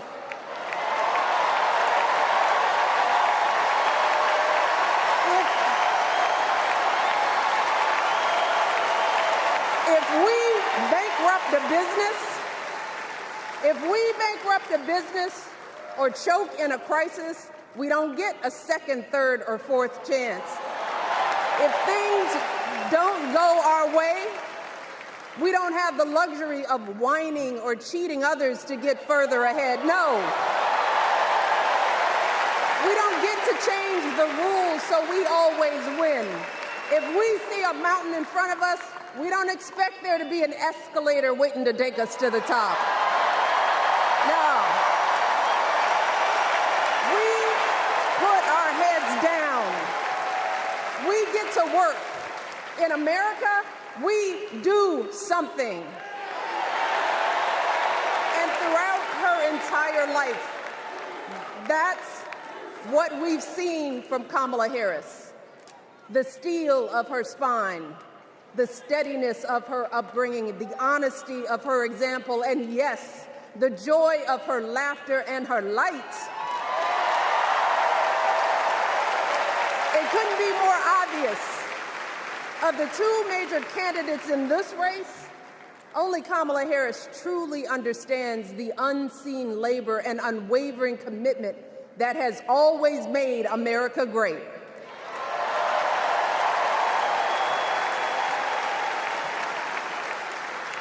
Now, unfortunately, we know what comes next. We know folks are going to do everything they can to distort her truth. My husband and I sadly know a little something about this. For years, Donald Trump did everything in his power to try to make people fear us. See, his limited, narrow view of the world made him feel threatened by the existence of two hardworking, highly educated, successful people who happen to be black.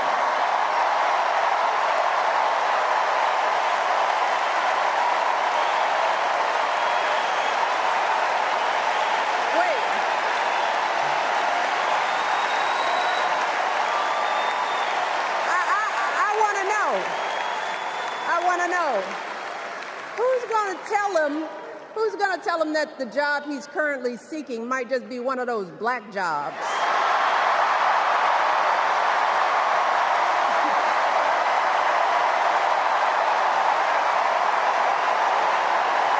Look,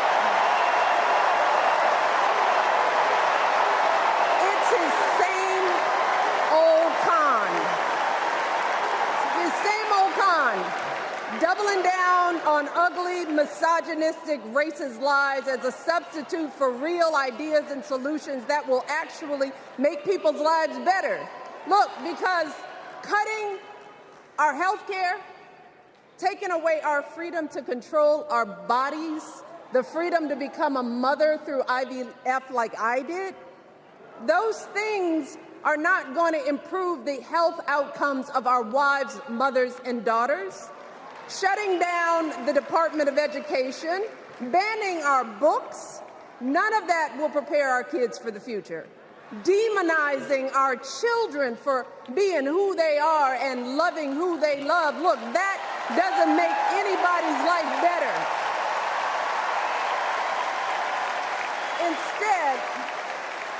Instead, it only makes us small.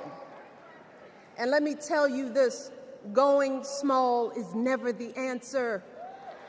Going small is the opposite of what we teach our kids.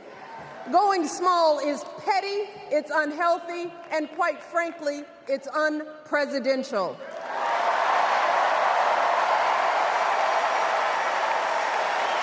So, why would any of us accept this from anyone seeking our highest office? Why would we normalize that type of backward leadership?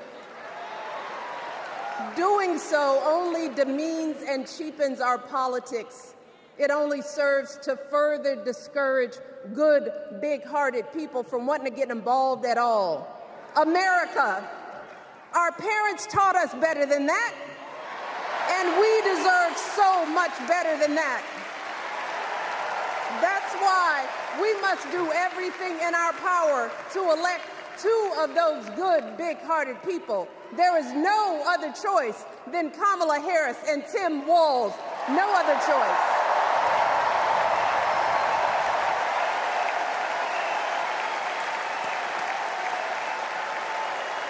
But as we embrace this renewed sense of hope, let us not forget the despair we have felt. Let us not forget what we are up against. Yes, Kamala and Tim are doing great now. We're loving it. They're packing arenas across the country. Folks are energized. We are feeling good. But remember, there are still so many people who are desperate for a different outcome, who are ready to question and criticize every move Kamala makes, who are eager to spread those lies, who don't want to vote for a woman, who will continue to prioritize building their wealth over ensuring that everyone has enough. So no matter how good we feel tonight or tomorrow or the next day, this is going to be an uphill battle. So, folks, we cannot be our own worst enemies. No. See, because the minute something goes wrong, the minute a lie takes hold, folks, we cannot start wringing our hands. We cannot get a Goldilocks complex about whether everything is just right. And we cannot indulge our anxieties about whether this country will elect someone like Kamala instead of doing everything we can to get someone like Kamala elected.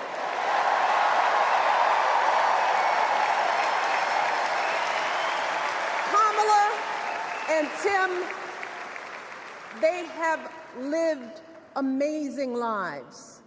And I am confident that they will lead with compassion, inclusion, and grace. But they are still only human. They are not perfect. And like all of us, they will make mistakes. But luckily, y'all, this is not just on them. No, this is up to us, all of us, to be the solution that we seek. It's up to all of us to be the antidote to the darkness and division. Look, I don't care how you identify politically, whether you're Democrat, Republican, Independent, or none of the above. This is our time to stand up for what we know in our hearts is right.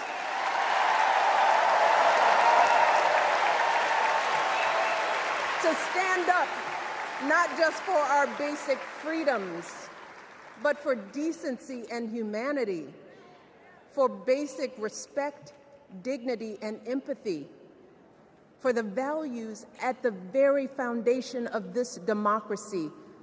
It's up to us to remember what Kamala's mother told her. Don't just sit around and complain, do something. So, if they lie about her, and they will, we've got to do something. If we see a bad poll, and we will, we got to put down that phone and do something. If we start feeling tired, if we start feeling that dread creeping back in, we got to pick ourselves up, throw water on our face, and what? We only have 2.5 months, y'all, to get this done. Only 11 weeks to make sure every single person we know is registered and has a voting plan. So, we cannot afford for anyone America to sit on their hands and wait to be called. Don't complain if no one from the campaign has specifically reached out to you to ask you for your support. There is simply no time for that kind of foolishness. You know what you need to do. So, consider this to be your official ask. Michelle Obama is asking you, no, I'm telling y'all to do something.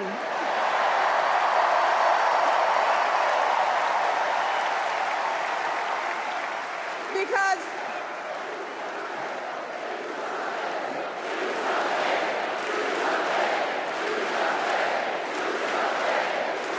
you all, this election is going to be close. In some states, just a handful, listen to me, a handful of votes in every precinct could decide the winner. So we need to vote in numbers that erase any doubt. We need to overwhelm any effort to suppress us. Our fate is in our hands. In 77 days, we have the power to turn our country away from the fear, division, and smallness of the past. We have the power to marry our hope with our action. We have the power to pay forward the love, sweat, and sacrifice of our mothers and fathers and all those who came before us. We did it before, y'all, and we sure can do it again. Let us work like our lives depend on it. And let us keep moving our country forward and go higher, yes, always higher than we've ever gone before as we elect the next president and vice president of the United States, Kamala Harris and Tim Walz. Thank you all. God bless.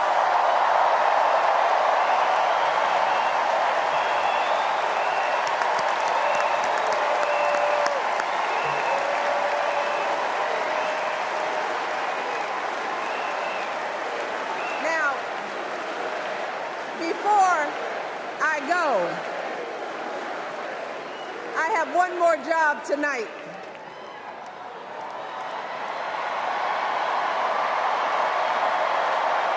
Yeah, one more job.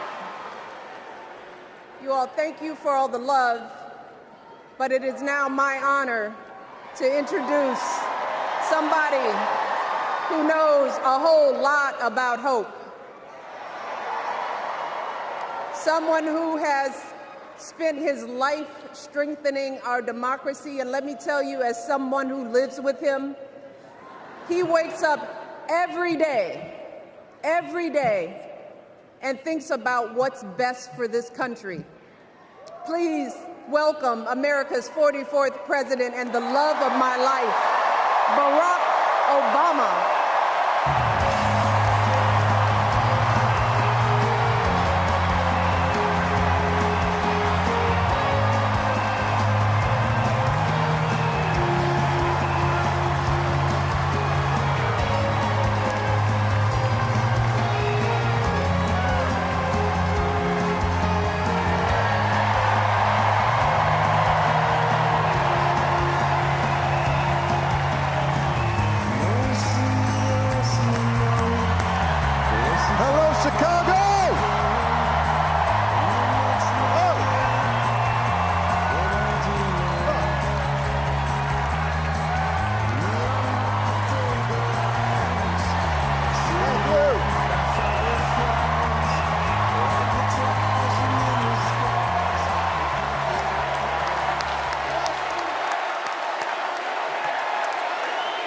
Thank you. Thank you,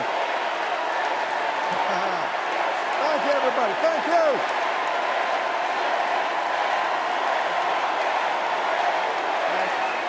Thank you. All right. That's enough. Thank you. Chicago, it's good to be home.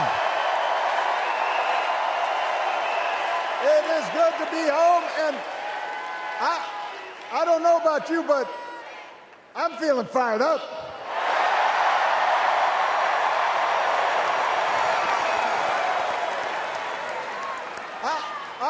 I am feeling ready to go.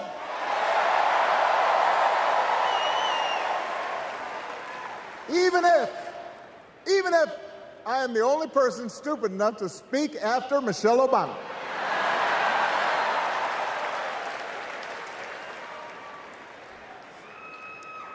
I am feeling hopeful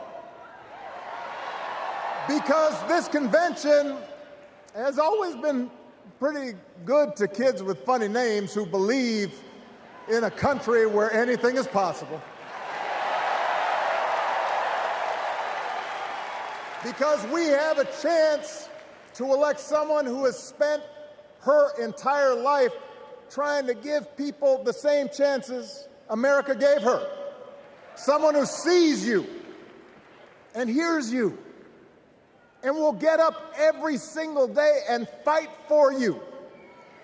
The next president of the United States of America, Kamala Harris.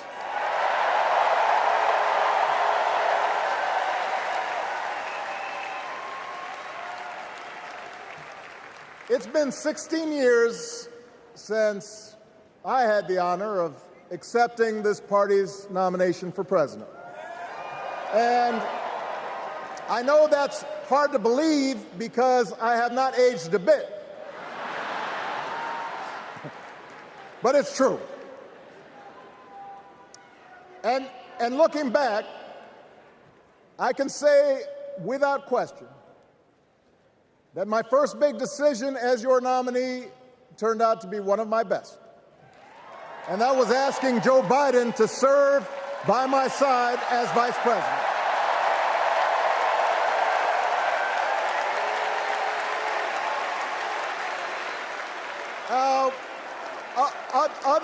Other than some common Irish blood,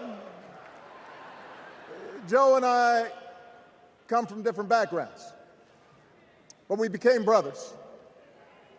And as we worked together for 8, sometimes pretty tough years, what I came to admire most about Joe wasn't just his smarts, his experience. It was his empathy and his decency and his hard-earned resilience, his unshakable belief that everyone in this country deserves a fair shot.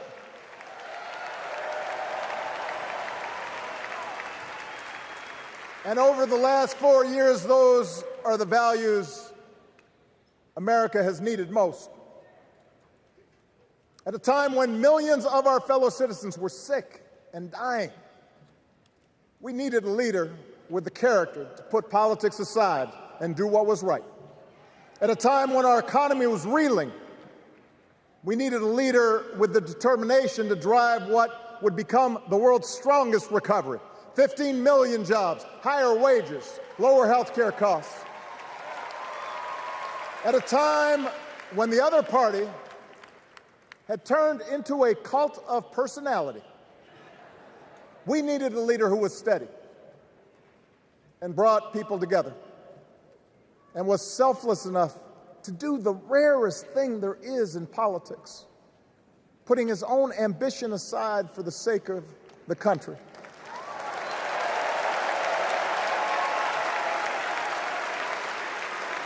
History will remember Joe Biden as an outstanding president who defended democracy at a moment of great danger. And I am proud to call him my president, but I am even prouder to call him my friend.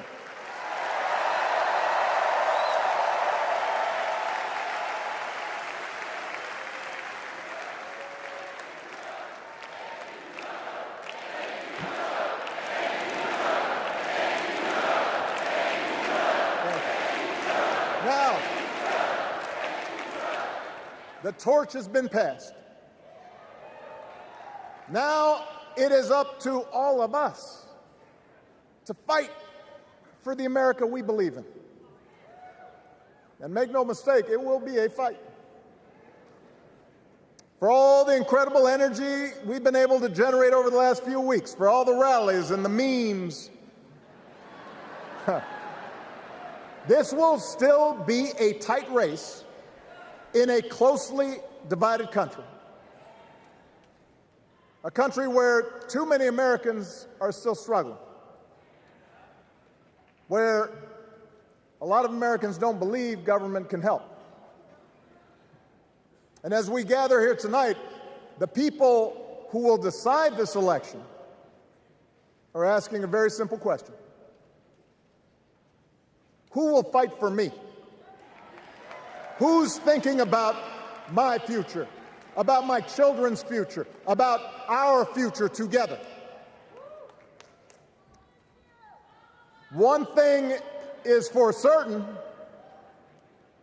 Donald Trump is not losing sleep over that question.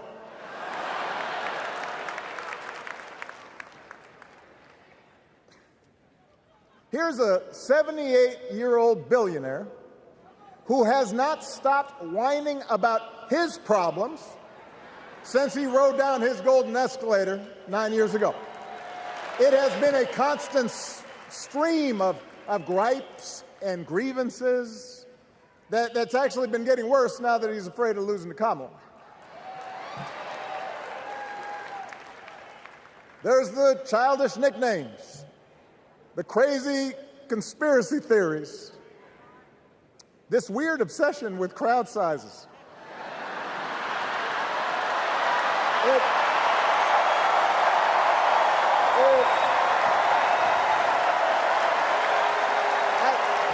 It just goes on and on and on. The other day I heard someone compare Trump to the neighbor who keeps running his leaf blower outside your window every minute of every day.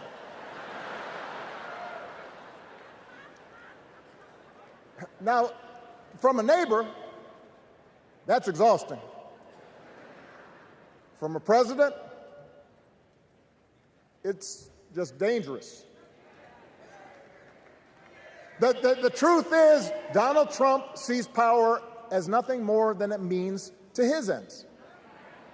He wants the middle class to pay the price for another huge tax cut that would mostly help him and his rich friends.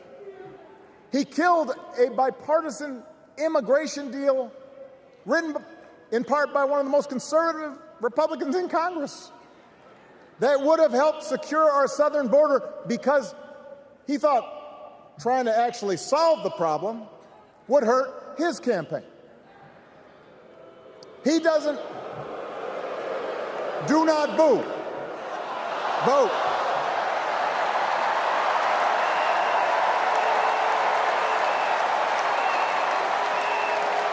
He doesn't seem to care if more women lose their reproductive freedom since it won't affect his life. And most of all, Donald Trump wants us to think that this country is hopelessly divided between us and them, between the real Americans, who of course support him, and the outsiders who don't. And he wants you to think that you'll be richer and safer if you will just give him the power to put those other people back in their place. It is one of the oldest tricks in politics from a guy whose act has, let's face it, gotten pretty stale. We do not need 4 more years of bluster and bumbling and chaos. We have seen that movie before, and we all know that the sequel is usually worse.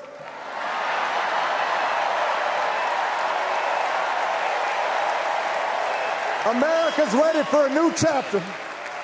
America's ready for a better story. We are ready for a President Kamala Harris.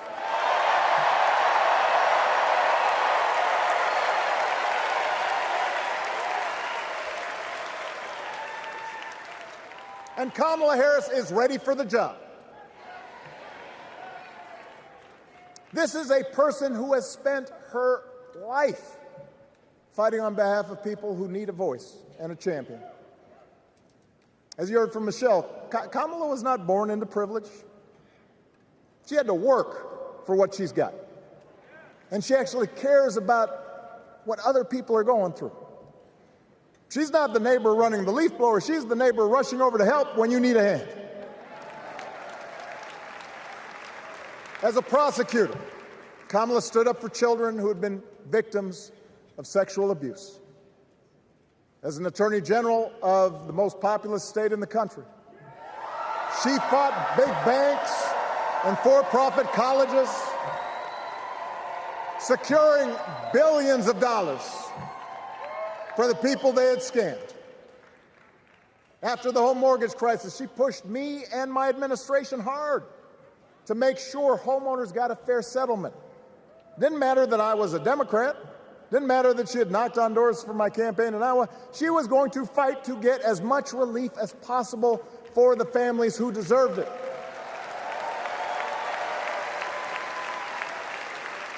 As vice president, she helped take on the drug companies to cap the cost of insulin, lower the cost of health care, give families with kids a tax cut. And she is running for president with real plans to lower costs even more and protect Medicare and Medicaid and sign a law to guarantee every woman's right to make her own health care decisions.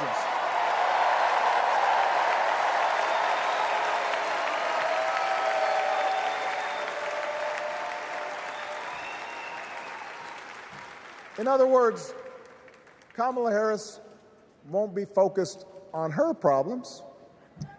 She'll be focused on yours. As president, she won't just cater to her own supporters and punish those who refuse to kiss the ring or bend the knee. She'll work on behalf of every American.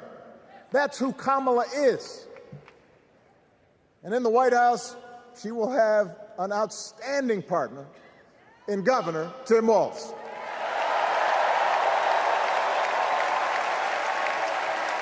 Let me tell you something. Let me tell you something.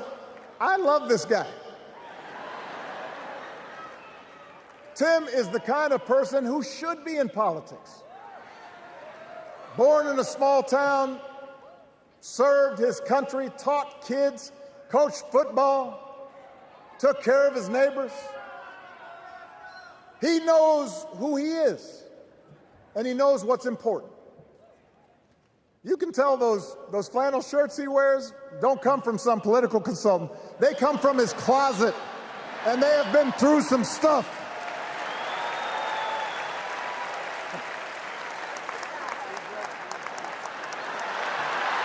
They have been through some stuff.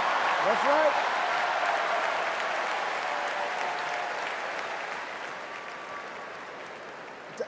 Together, Kamala and Tim have kept faith with America's central story. A story that says we are all created equal. All of us endowed with certain inalienable rights, that everyone deserves a chance, that even when we don't agree with each other, we can find a way to live with each other. That's Kamala's vision. That's Tim's vision. That's the Democratic Party's vision. And our job over the next 11 weeks is to convince as many people as possible to vote for that vision.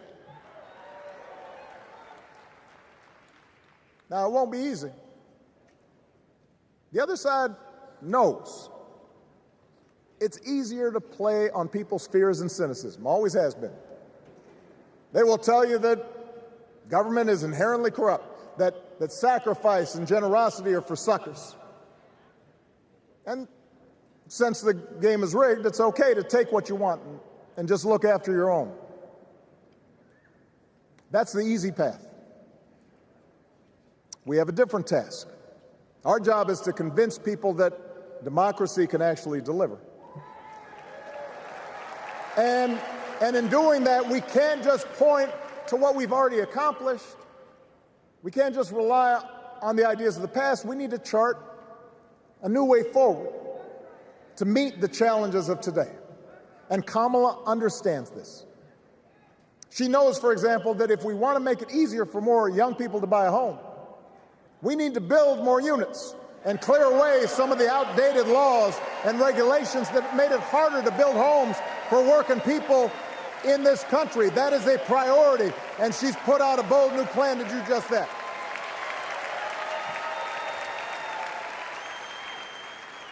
On health care, we should all be proud of the enormous progress that we've made through the Affordable Care Act, providing millions of people access to affordable coverage, protecting millions more from unscrupulous insurance practices. I noticed, by the way, that since it's become popular, they don't call it Obamacare no more.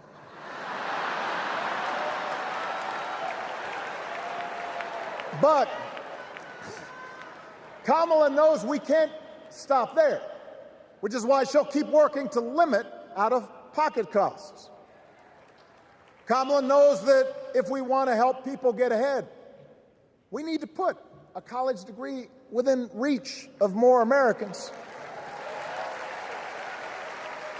But she also knows college shouldn't be the only ticket to the middle class. We need to follow the lead of governors like Tim Walz, who said, if you've got the skills and the drive, you shouldn't need a degree to work for state government. And in this new economy, we need a president who actually cares about the millions of people all across this country who wake up every single day to do the essential, often thankless work, to care for our sick, to clean our streets, to deliver our packages. We need a president who will stand up for their right to bargain for better wages and working conditions. And Kamala will be that president.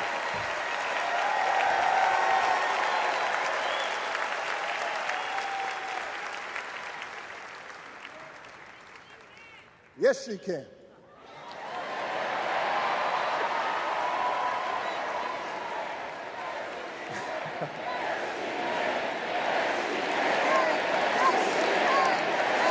Yes, she can.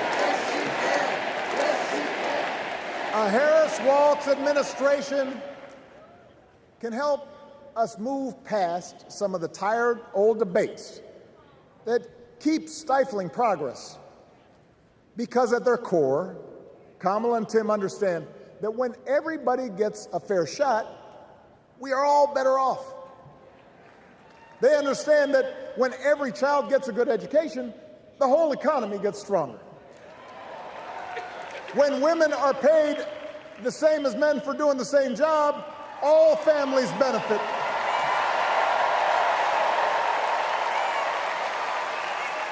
They understand that we can secure our borders without tearing kids away from their parents, just like we can keep our streets safe while also building trust between law enforcement and the communities they serve and eliminating bias. That will make it better for everybody.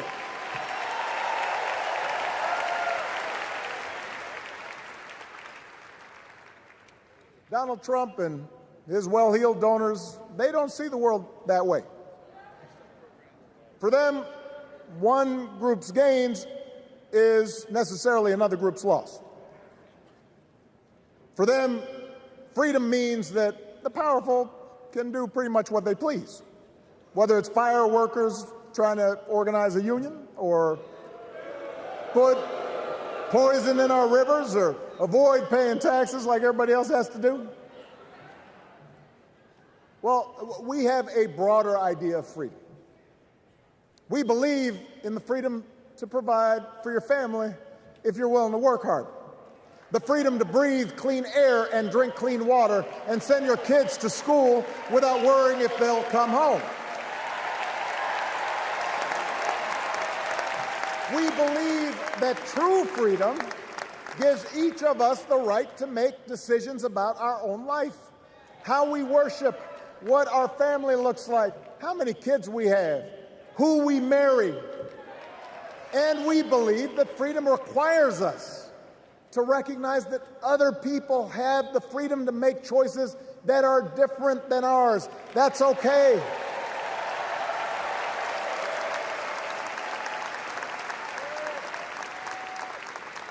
That's the America Kamala Harris and Tim Walz believe in. An America where we, the people, includes everyone. Because that's the only way this American experiment works. And despite what our politics might suggest, I think most Americans understand that. Democracy isn't just a bunch of abstract principles and dusty laws in some book somewhere. It's the values we live by. It's the way we treat each other, including those who don't look like us, or pray like us, or see the world exactly like we do.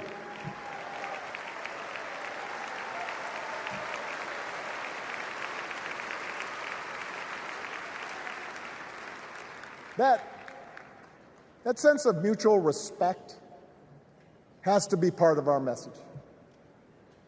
Our politics have become so polarized these days that all of us across the political spectrum seem so quick to assume the worst in others, unless they agree with us on every single issue. We start thinking that the only way to win is to scold and shame and out-yell the other side. And after a while, regular folks just tune out, or they don't bother to vote. Now, that approach may work for the politicians who just want attention, and thrive on division. But it won't work for us. To make progress on the things we care about, the things that really affect people's lives, we need to remember that we've all got our blind spots and contradictions and prejudices, and that if we want to win over those who aren't yet ready to support our candidates, we need to listen to their concerns and maybe learn something in the process. After all, if a parent or grandparent occasionally says something that makes us cringe, we don't automatically assume they're bad people.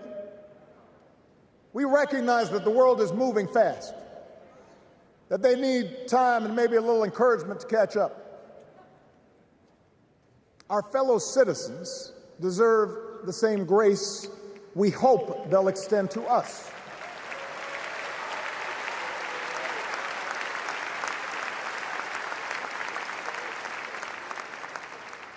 That's how we can build a true Democratic majority, one that can get things done. And by the way, that does not just matter to the people in this country. The rest of the world is watching to see if we can actually pull this off.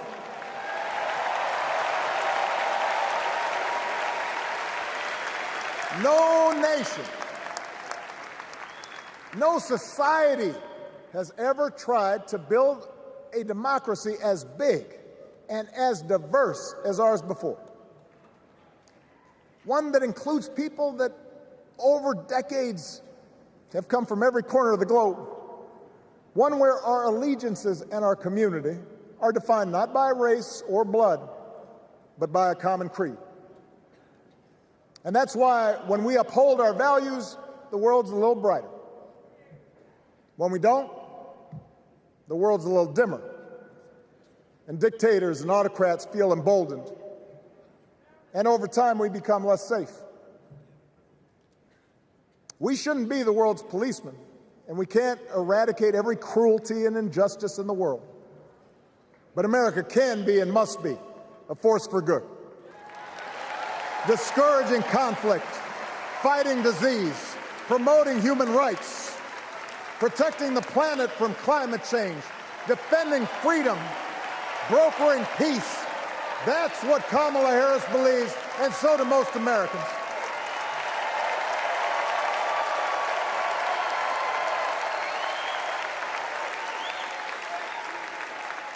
Now,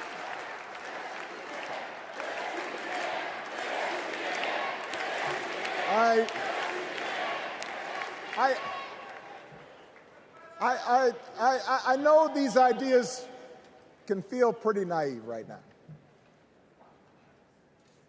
We live in a time of such confusion and rancor, with a culture that puts a premium on things that don't last. Money, fame, status, likes. We chase the approval of strangers on our phones. We build all manner of walls and fences around ourselves, and then we wonder why we feel so alone. We don't trust each other as much because we don't take the time to know each other. And in that space between us, politicians and algorithms teach us to caricature each other and troll each other and fear each other. But here's the good news, Chicago. All across America, in big cities and small towns, away from all the noise, the ties that bind us together are still there. We still coach Little League and look out for our elderly neighbors. We still feed the hungry in churches and mosques and synagogues and temples. We share the same pride when our Olympic athletes compete for the gold. Because the vast majority of us do not want to live in a country that's bitter and divided. We want something better. We want to be better. And the joy and the excitement that we're seeing around this campaign tells us we're not alone. You know, I've spent a lot of time thinking about these past few months because, as Michelle mentioned, this summer we lost her mom, Ms. Marion Robinson. And I don't know that anybody has ever loved their mother-in-law any more than I love mine. Mostly it's because she was funny and wise and the least pretentious person I knew. That, and she always defended me with Michelle when I messed up. I'd hide behind her.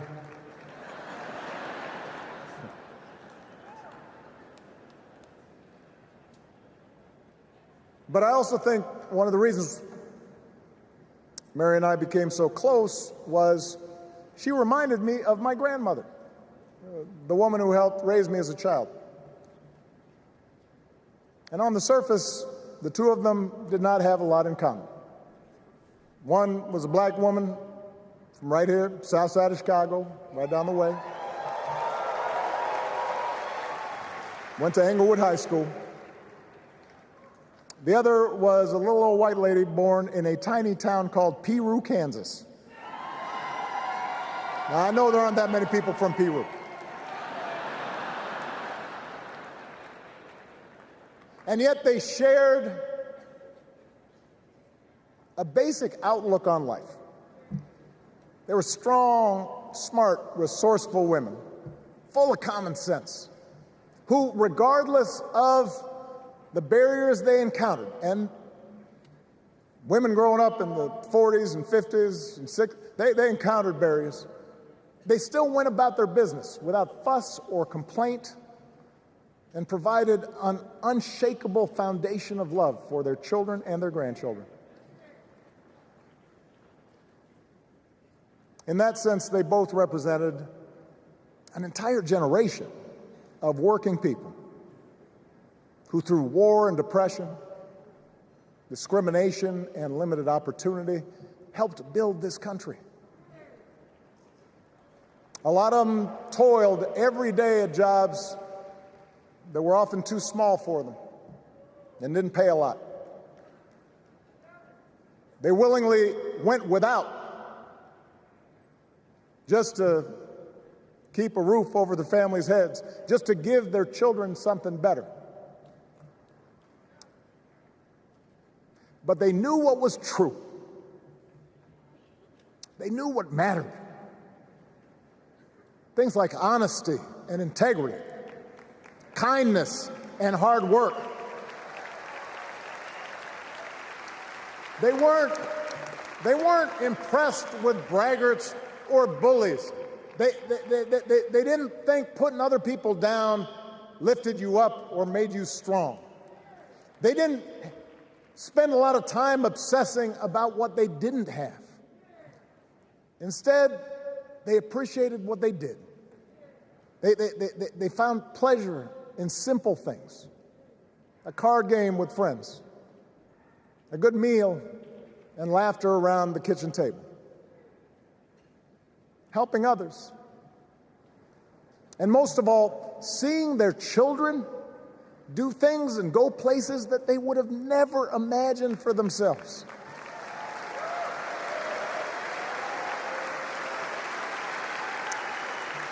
Whether you are a Democrat or a Republican or somewhere in between,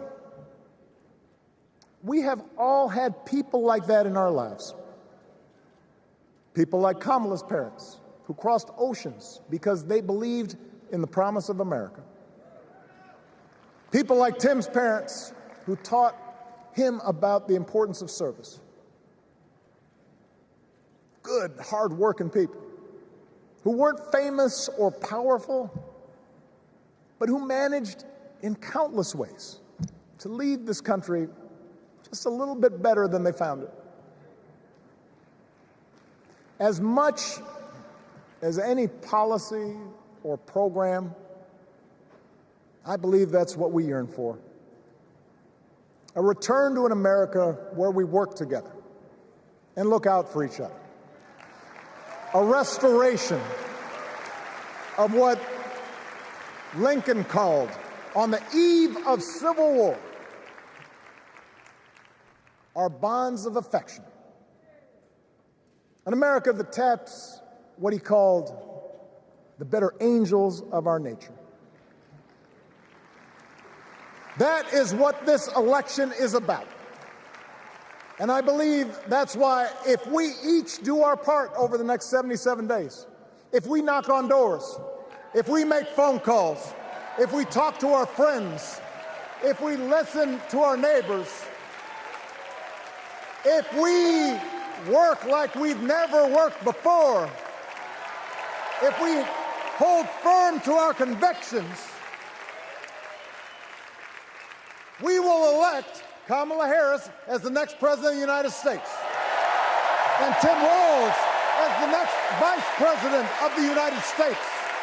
We will elect leaders up and down the ballot who will fight for the hopeful, forward-looking America we all believe in, and together we too will build a country that is more secure and more just, more equal, and more free.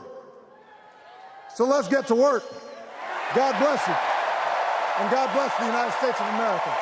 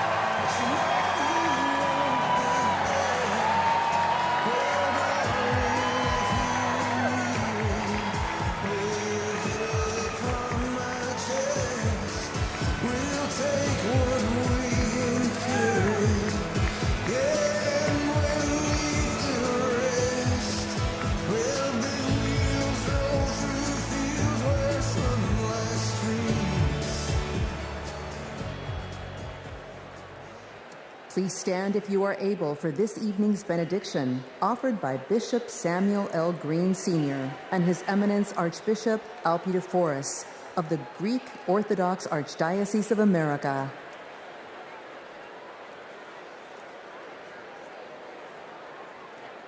God of our weary years, God of our silent tears, Thou who has brought us thus far along the way, You are the one who broods over the days of our lives, and without You, we would be nothing.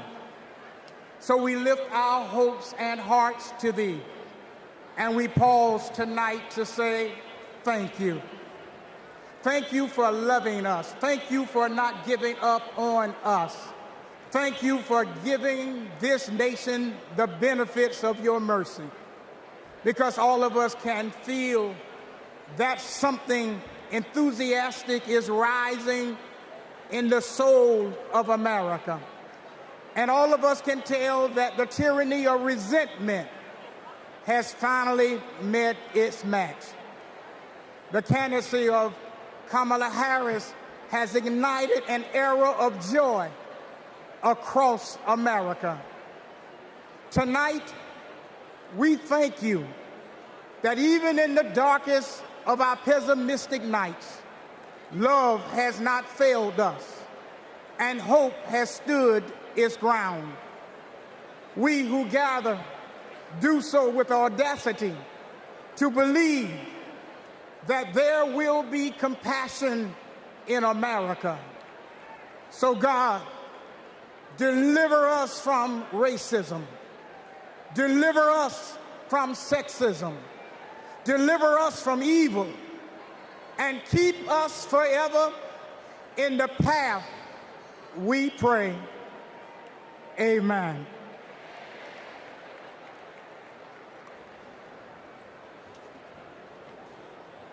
It is now time to pray to the Lord.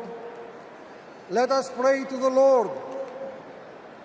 Eternal and ever-living God, source of goodness and grace, we come before you, seeking your heavenly benediction upon this democratic national convention. Grant unto the nominee for President of these United States, Vice President Kamala Harris, and her running mate, Governor Tim Walz, to pursue the highest offices in the land with love, with hope, and with faith in our nation. Grant unto the delegates to engage with their fellow citizens in a spirit of joy and duty, always seeking the best for our country. We also ask special blessings upon President Joseph Biden, First Lady Jill Biden, and their family, for he has given a lifetime of service and of sacrifice to the American people, and has stood with nobility and integrity upon the international stage to lead in the best traditions of the United States. Finally, we ask that you protect and defend the armed forces who protect and defend us, so that in peace and security we may offer to you, the one true God, the praise that is in your due. Amen.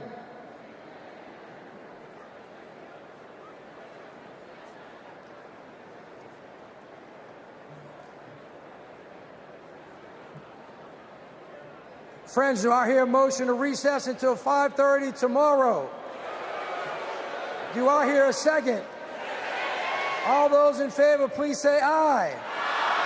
All those opposed, say nay. That was one hell of a night. I'm bringing this thing to a close.